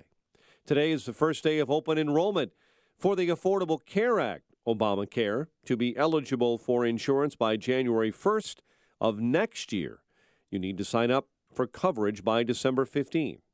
1 person dead, 5 others hurt after a pipeline explosion in Alabama. Illinois DCFS officials say they're investigating the death of a 3-year-old boy on Chicago's far south side, discovered with visible injuries yesterday morning inside an apartment. And Chicago aldermen are giving preliminary approval to paying $2 million to a couple of Chicago police officers who claim they were harassed for being whistleblowers. Monday Night Football, Bears over the Vikings, 20-10. NBA, Bulls beat Brooklyn 118-88. The news, a service of Staples with low prices on ink toner and printers, including the redesigned lightning-fast HP Office Jet Pro, now at Staples. And you can save up to $100 for a limited time. See store or staples.com for details. Restrictions and limitations may apply. Staples, make more happen. A check of traffic and weather on the way next on AM 560. Mike Gallagher feels a surprise coming. I just don't think the excitement or the enthusiasm or the going into the voting booth and voting for Donald Trump is going to be stopped. I think we better be prepared for a big surprise on November the 8th. I believe that with all of my heart. Hey, the Cubs and the Indians in the World Series, anything can happen, right? The Mike Gallagher Show. Weekdays at 9, right before Dennis Prager at 11 on AM 560. The Answer. This hourly segment is brought to you by Papa Nicholas Coffee. Papa Nicholas, best beans, best roast, best coffee. If you're serious about selling your home, now's the time. Supply is low and it's a great seller's market in many Chicagoland neighborhoods. This is Michael Medved, and I've done some research, and along with my Salem radio colleagues Mike Gallagher and Dennis Prager, we all recommend that you call Saul. Saul Z and the Z team are so good that if they don't sell your home in 59 days, they'll sell it for free. Guaranteed. Saul is ranked 106 out of 1.2 million agents by the Wall Street Journal. His proven marketing system is so effective that he sells on average a home every single day. Now, he does it by attracting multiple full-price offers that increase demand and help sell your home fast and at the highest price. It's a no-brainer. If I were selling a home in Chicagoland, I'd call Saul. Go online to callsaul.net. That's callsaul, S-A-U-L.net. Or call Saul now at 888-346-0666. That's callsaul.net or 888-346-0666. You'd better call Saul. Here's microbiologist Dr. Kim O'Neill talking about balance of nature. Scientific research has shown that many cancers and lifestyle diseases can be prevented with a diet rich in fruits and vegetables. This prevention comes from the phytochemicals in the plants. They fight against oxidants that damage the cell's DNA, causing mutations that lead to disease. I don't take any supplementation, but I take Balance of Nature because I know, I've seen it in my lab, and I know that it works. I've seen the immune response increase, I've seen your DNA repair capacity increase, and I've seen DNA protection. And that, to me, as a scientist, rings so true, and it's only natural. Call now to find out how to get your free month's supply of Balance of Nature. Call 800-2468-751. That's 800-2468-751. Or go online to balanceofnature.com. Use promo code CHICAGO. 8:37, check of the roads, AM 560 traffic center time. Here's Jim Talamonte. Thanks, Mike. On the inbound Kennedy, delays start at Nagel. It is an hour and 2 minutes O'Hare to downtown, 36 minutes from Montrose, 42 in the Express, outbound 53 to the airport. Eden's 21 minutes, Lake Hook to Montrose, outbound 29. The Eisenhower is an hour and 13 minutes, Thorndale to the post office, 50 minutes from Manheim, outbound 47 to Thorndale. Stevenson, an hour and 8 minutes, 355 to Lakeshore Drive, outbound 38 minutes. It's a new crash before 53. This one has delays starting around Weber. Ryan, 28 minutes, 95th to downtown. Tri-State, the delays are northbound, 111th to the Hinsdale Oasis, 47th to 31st. And from the Reagan Tollway to North Avenue. Adams Tollway bottled up from Arlington Heights Road to the Des Plaines Oasis. The Reagan Tollway's improved, but it's still heavy around the Aurora Toll, and from 355 to Highland. Veterans Memorial slope out into the Reagan Tollway and Army Trail to 290. Traffic answers when you need them most. I'm Jim Talamonte, AM 560, The Answer. Chicago's Morning Answer continues next. Your official Chicagoland weather forecast from the AirComfort.com Weather Center. A warmer day ahead, partial sunshine, high 74. Currently 64. Next news at 9. And Chicago's Morning Answer with Dan and Amy continues next on AM 560, The Answer. This hourly segment is brought to you by the IRS Radio Hour with attorney Stephen Leahy every Sunday afternoon at 5 on AM 560, The Answer. Hey, Joe Walsh here. Listen to Freedom any time of any day. Go to walshfreedom.com/podcast. Freedom returns at 5.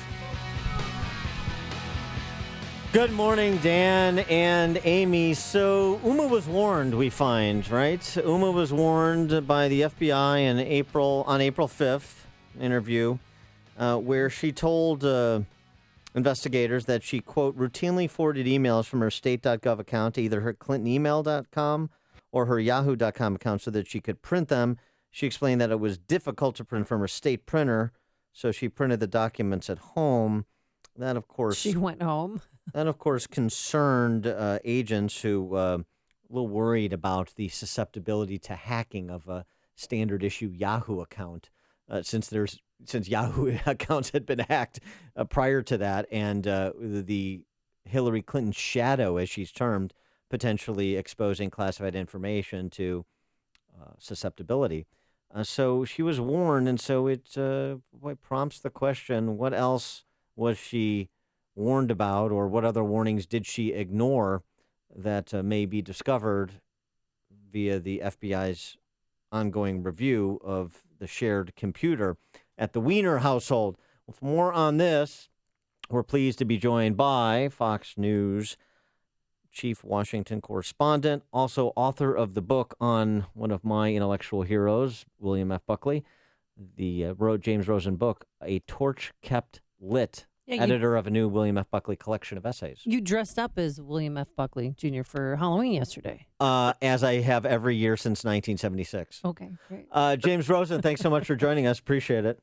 That makes me feel terribly inadequate because I've just been dressing up as Ed McMahon for Halloween. So you gotta we'll have to switch 70s TV icons. That's right, up your game, man. So what about that, Uma and Anthony, particularly Uma, and what she was warned about and how that may factor into what is discovered? Dan and Amy, great to be back with you. Every indication that we have from the FBI is that this search of these hundreds of thousands of emails that have been discovered on this Aberdeen Weiner laptop will extend beyond the election, and that there's no possible way for them to review them all in the next week. But we are also told that they are using certain kinds of software in order to be able to kind of grope the elephant in the darkness, if you will, more swiftly, so that they can, perhaps using software, determine more swiftly how many of the hundreds of thousands of emails are duplicates. How many of them are ones that they have read on some other device in the existing FBI investigation until now. But we've got a long way to go, and this could very well follow into the next year, even as we see one of the two candidates before us being sworn in as president. So Uma handed over to the State Department and to investigators 2 laptops and a BlackBerry, but she said she didn't realize that she had emails on her husband's laptop. Can you officially confirm how those got there? Was it because that he was downloading or backing up her smartphone? I'm not in a position to confirm that. But, it could just be that she would forward him something for, honestly, this requires the resources of an FBI in order fully to understand. But what we can clearly understand at a glance is that there was not really, on the part of Secretary Clinton and her top aides, a culture of propriety where it came to the security of this kind of information. And in fact, Director Comey, in his original statement on July 5, where at the time he declined to go forward with any kind of prosecution, did speak to what he called a culture at the Clinton State Department of laxity surrounding these issues.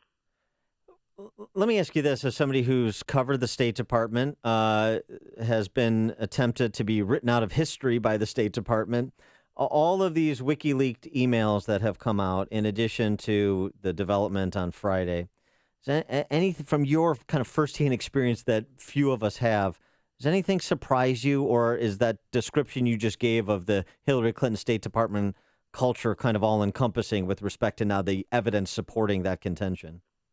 The only thing that surprises me is that operators who are said to be as sophisticated as the John Podestas of the world are still putting into email things that they would prefer that the world not see. We have been using email pretty constantly on a daily and hourly basis, since the late 90s? since at least 2000 or so. And so we've all been on notice for a long time. Andy Warhol famously said that in the future everyone will be famous for 15 minutes. My addendum to this is yes, and in the 16th minute, everyone becomes Richard Nixon, which is to say that everyone will see their private tapes, their private emails, their texts, all their private stuff, so to speak, disgorged into public view, and you will be vilified from coast to coast on the basis of it. And John Podesta is the latest addition to that club. But Richard Nixon is really the last public figure in American life who could be forgiven for imagining that it won't all come tumbling out, that all your stuff will remain privately yours. We've been on notice since the Supreme Court ruled in that Watergate tapes case that your stuff's going to come out one way or the other. And here we are. Yeah, and we're also getting a better picture of the tangled webs of interconnections and relationships. And so another one comes to the fore.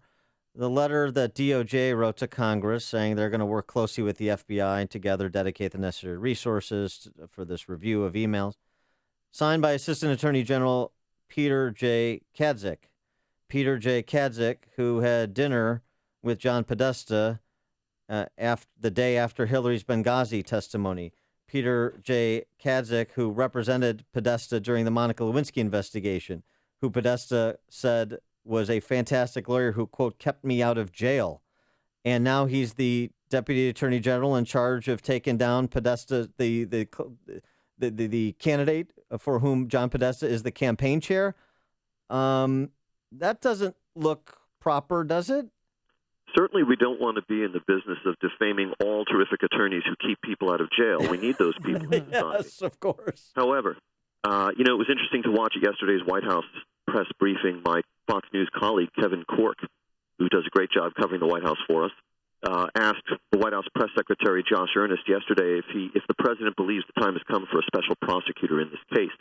And Earnest was swift in saying, no, the president doesn't feel we're anywhere near that point, and he expressed renewed confidence in James Comey and the FBI, presumably and in the Department of Justice to handle this within ordinary channels, but that could well be a scenario we are seeing form just to play. Well, you know what? I shouldn't get involved in the business of playing prognosticator. You almost lulled me into it, Dan and Amy. That's how we work. That's how we operate. You got to be careful. If the current bombshell news about the reopening of this FBI investigation does not dramatically alter the polling landscape, let's say, and we have a President Clinton being sworn in on January 20, and we still have the Republicans in control of at least one chamber in Congress, that the presence of that Republican majority could be sufficient to create the political pressure that would result even in a Clinton administration, the appointment of a special prosecutor that would presumably go some way toward reassuring people about the kind of concerns that you just elicited about this gentleman. Or it could provide the political pressure for an Obama 11th hour pardon. We are deep in there now, aren't we? Yes. All right. We're not coming back. All right. He is James Rosen, of course, the Fox News chief Washington correspondent. The book, check out. It's about Bill Buckley. It's his work. James Rosen, the editor of a new Bill Buckley book, A Torch Kept Lit. James Rosen, thanks so much for joining us. Appreciate it. Thank you, guys. Lovely to be with you. And he joined us on our Turnkey.pro answer line. You're listening to Chicago's Morning Answer with Dan Proft and Amy Jacobson on AM 560. The Answer. Coming up next, the one and only NBC5 Sports. Peggy Kaczynski will be joining us. But first, here's your forecast. Plenty of sunshine. Just a gorgeous day. A high of 74 degrees. Tonight, some rain. And tomorrow, a couple of showers and a thunderstorm mainly in the afternoon. Let's get those travel times. Here's Jim Telemonte. Thanks, Amy. Your inbound Kennedy delay started Austin. It's an hour and 8 minutes. O'Hare to downtown, 41 minutes from Montrose. Same on the Express. Outbound 45 minutes downtown to the airport. Edens, 22 minutes. Lake Hook to Montrose. Outbound 27. The Eisenhower's an hour and 19 minutes. Thorndale to downtown. Outbound 46 minutes. The Stevenson, an hour and 8 minutes. 355 to Lakeshore Drive. Outbound 38 minutes.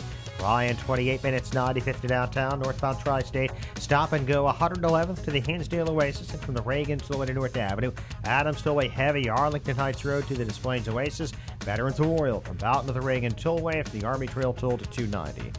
I'm Jim Talamonte in the AM 560 Traffic Center. Did you know 40% of all cancer could be prevented. That's a fact. Along with maintaining appropriate body weight and regular exercise, the American Institute for Cancer Research and the USDA confirm that eating 9 to 11 servings of fruits and vegetables every day is the key. Now ask yourself, am I at risk? How many servings of fruits and vegetables did I eat today? Balance of Nature has solved this problem and provides an easy and affordable way to consume over 10 servings of 31 different whole fruits and vegetables every day. Call now to find out how to get your free month's supply of Balance of Nature. Call 800-2468-751. That's 800-2468-751. Call now, 800-2468-751. Or go online to balanceofnature.com. Use promo code Chicago. Townstone Financial is synonymous with great rates, low closing costs, and phenomenal service to the thousands who have completed purchases and refinances with us since 2002. Hi, my name is Barry Sterner, owner of Townstone Financial. Let's hear about the Townstone experience from one of our customers. I'm Christopher Nowak, a real estate agent with Castline Properties here in Chicago. There's other competing lenders out there that have huge budgets to spend money on all kinds of ridiculous things, but at the end of the day, that money has to come from somewhere. It's coming from the borrower. So if you are looking to purchase a home and you want to get the best loan service, the best product available without all the extra costs, you'll call Townstone Financial. Remember, nobody values your business more than Townstone Financial, and I'm always available to answer your questions. Call me now, Barry Sterner, at 312-896-2111. That's 312-896-2111. Or go to townstone.com. That's TOWNSTONE.com. Townstone Financials, Indiana, Michigan, Wisconsin, Florida, Illinois, mortgage licensee 6629 and NMLS 136639, equal housing lender. This is Dan Proft with 60 Seconds of Sanity. A few months ago, Hillary and Company praised Jim Comey and his team as dedicated career professionals who made a judicious decision. Last week, after he reopened the Hillary email investigation, Comey became a rogue federale who had possibly violated the Hatch Act, according to Senator Harry Reid. That's Team Hillary for you. Their ethics are synced to their interests. Thus, Hillary's political deathbed conversion to transparency. Hillary's practice high dungeon of demanding the full release of the new cache of emails, knowing there's no chance the FBI does that prior to review, might be more compelling if she didn't simultaneously send Uma into hiding. That little two-step is compounded by Hillary Flax feigning complete confusion as to the contents of the new emails, even as they can't be bothered to ask Uma, the co-custodian of the material. Hillary's offensive posture to law enforcement is reminiscent of former Illinois Congressman Jesse Jackson Jr. telling federal prosecutors to quote-unquote bring it on. It got brought. Jesse Jr. and his wife went from serving consecutive terms in office to consecutive terms in prison. Perhaps that's what's in store for Mr. and Mrs. Carlos Danger and Mr. and Mrs. Clinton. Ladies, you work hard. Whether you're a stay-at-home mom, work outside the home, or both, your sacrifices may have affected your appearance. Well, I have some great news. I'm excited to tell you about Bert and Will Plastic Surgery and Laser Center. Childbearing, breastfeeding, weight gain, weight loss, or just normal aging, I know, can affect our appearance. Unfortunately, dieting and exercise aren't always enough. Dr. Bert offers the Mommy Makeover. It includes a tummy tuck, breast augmentation with the new memory-shaped implants. Dr. Will specializes in Botox, neck lifts, and facial procedures. You can uncover the beauty within. Doctors Bert and Will are female board-certified plastic surgeons.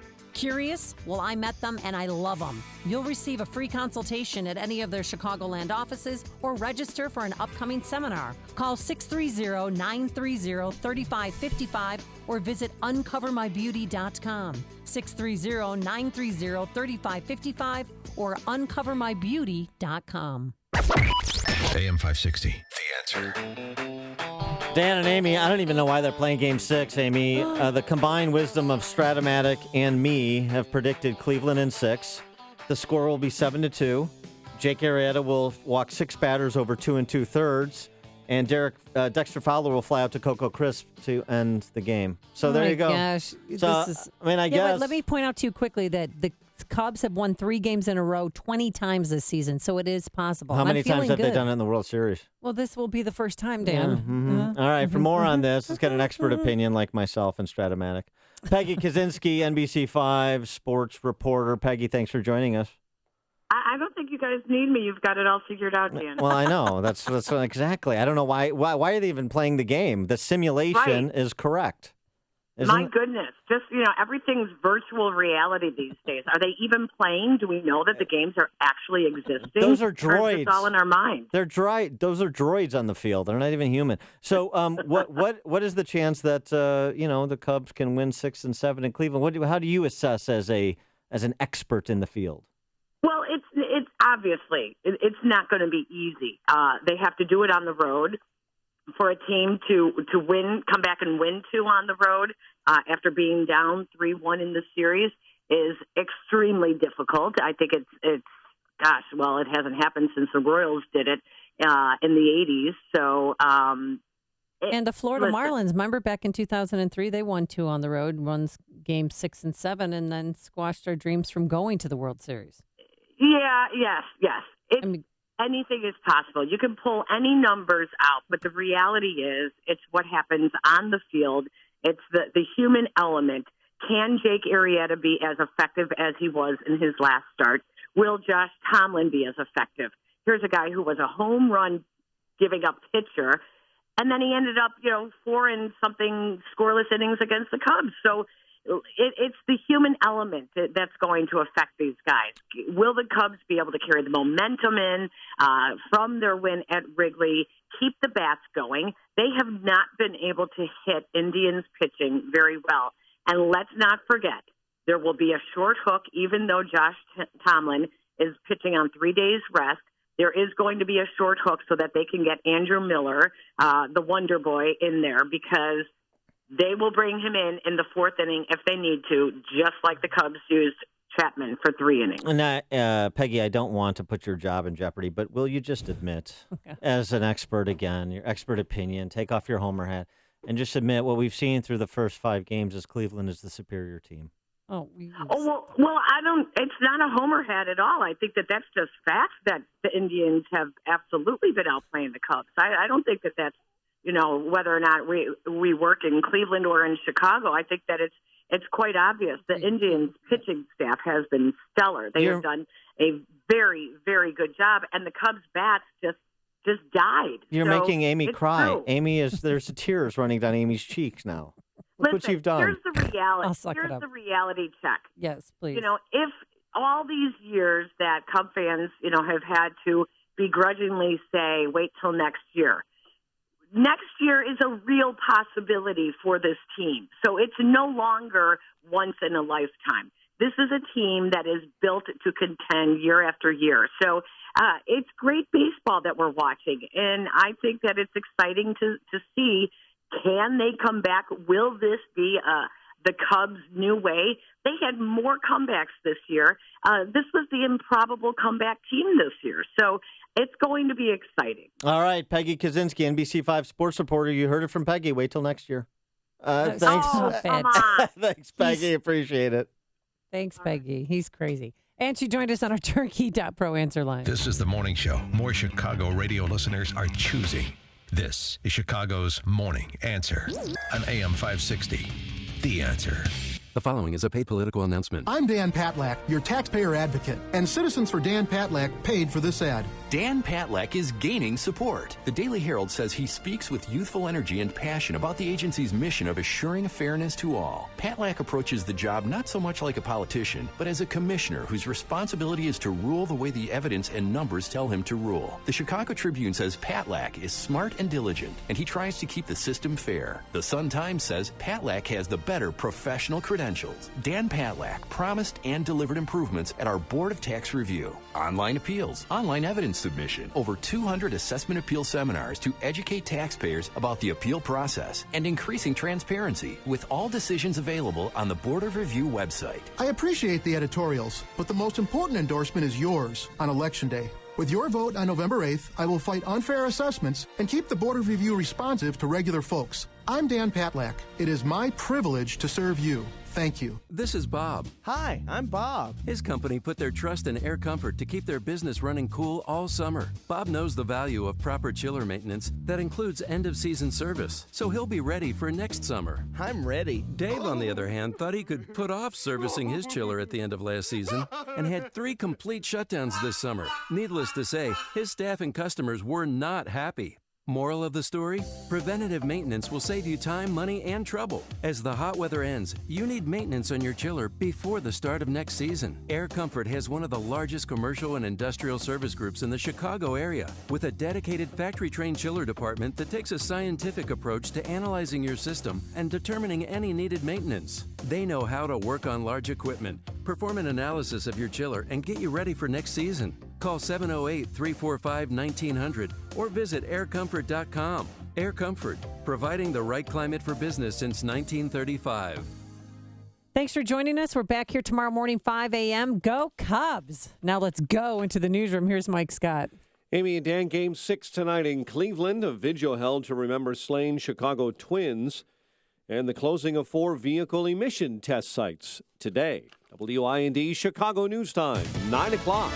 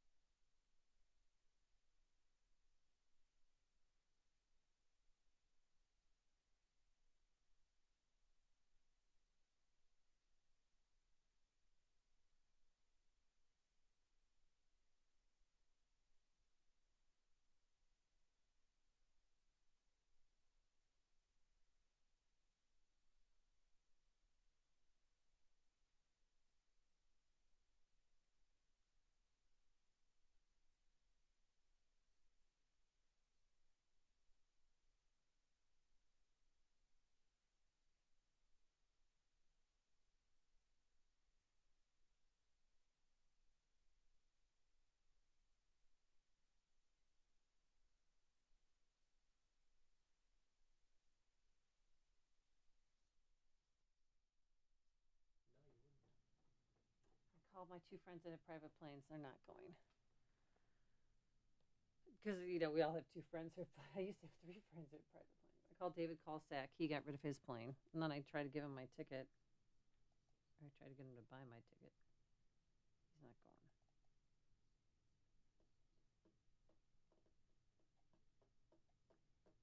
Ricketts Fly commercial.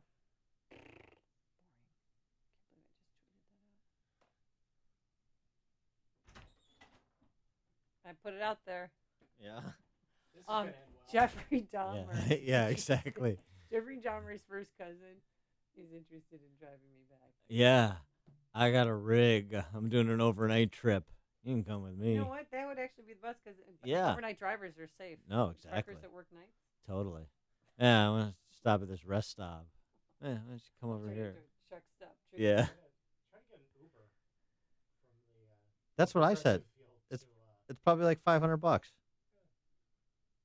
nothing to somebody like her, all her rich Lakeview friends.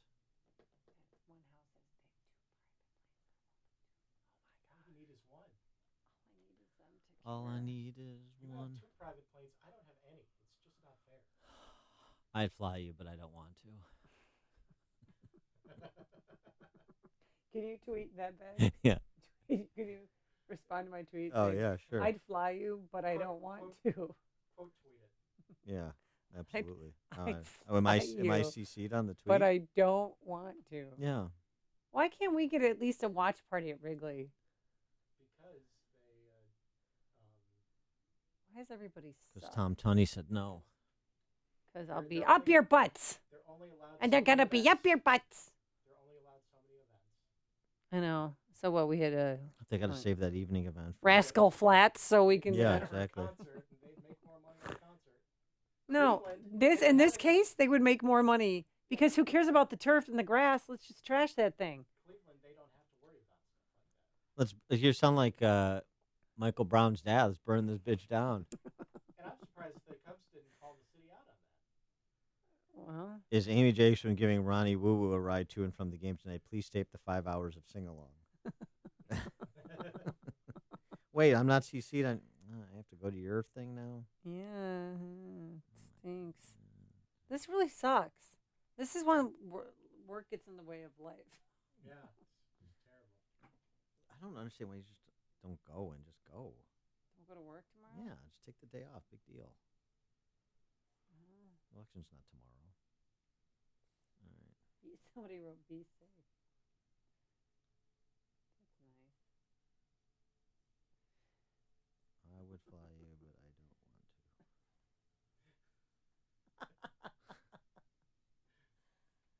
I would fly you, but I don't want to. That's nice. I don't feel like it.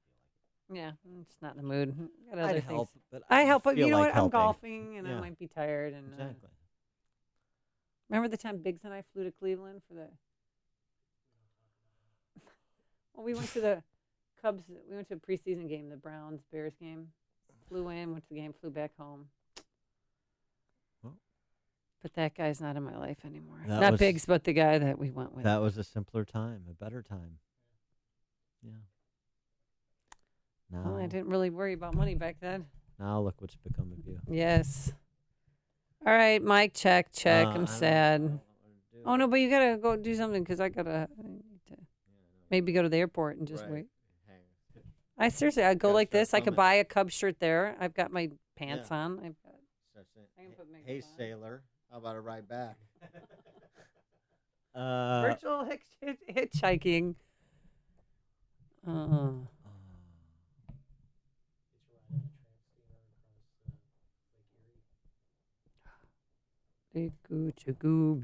Okay, I can take a boat back. How about a boat? Lake Erie's a little shallow.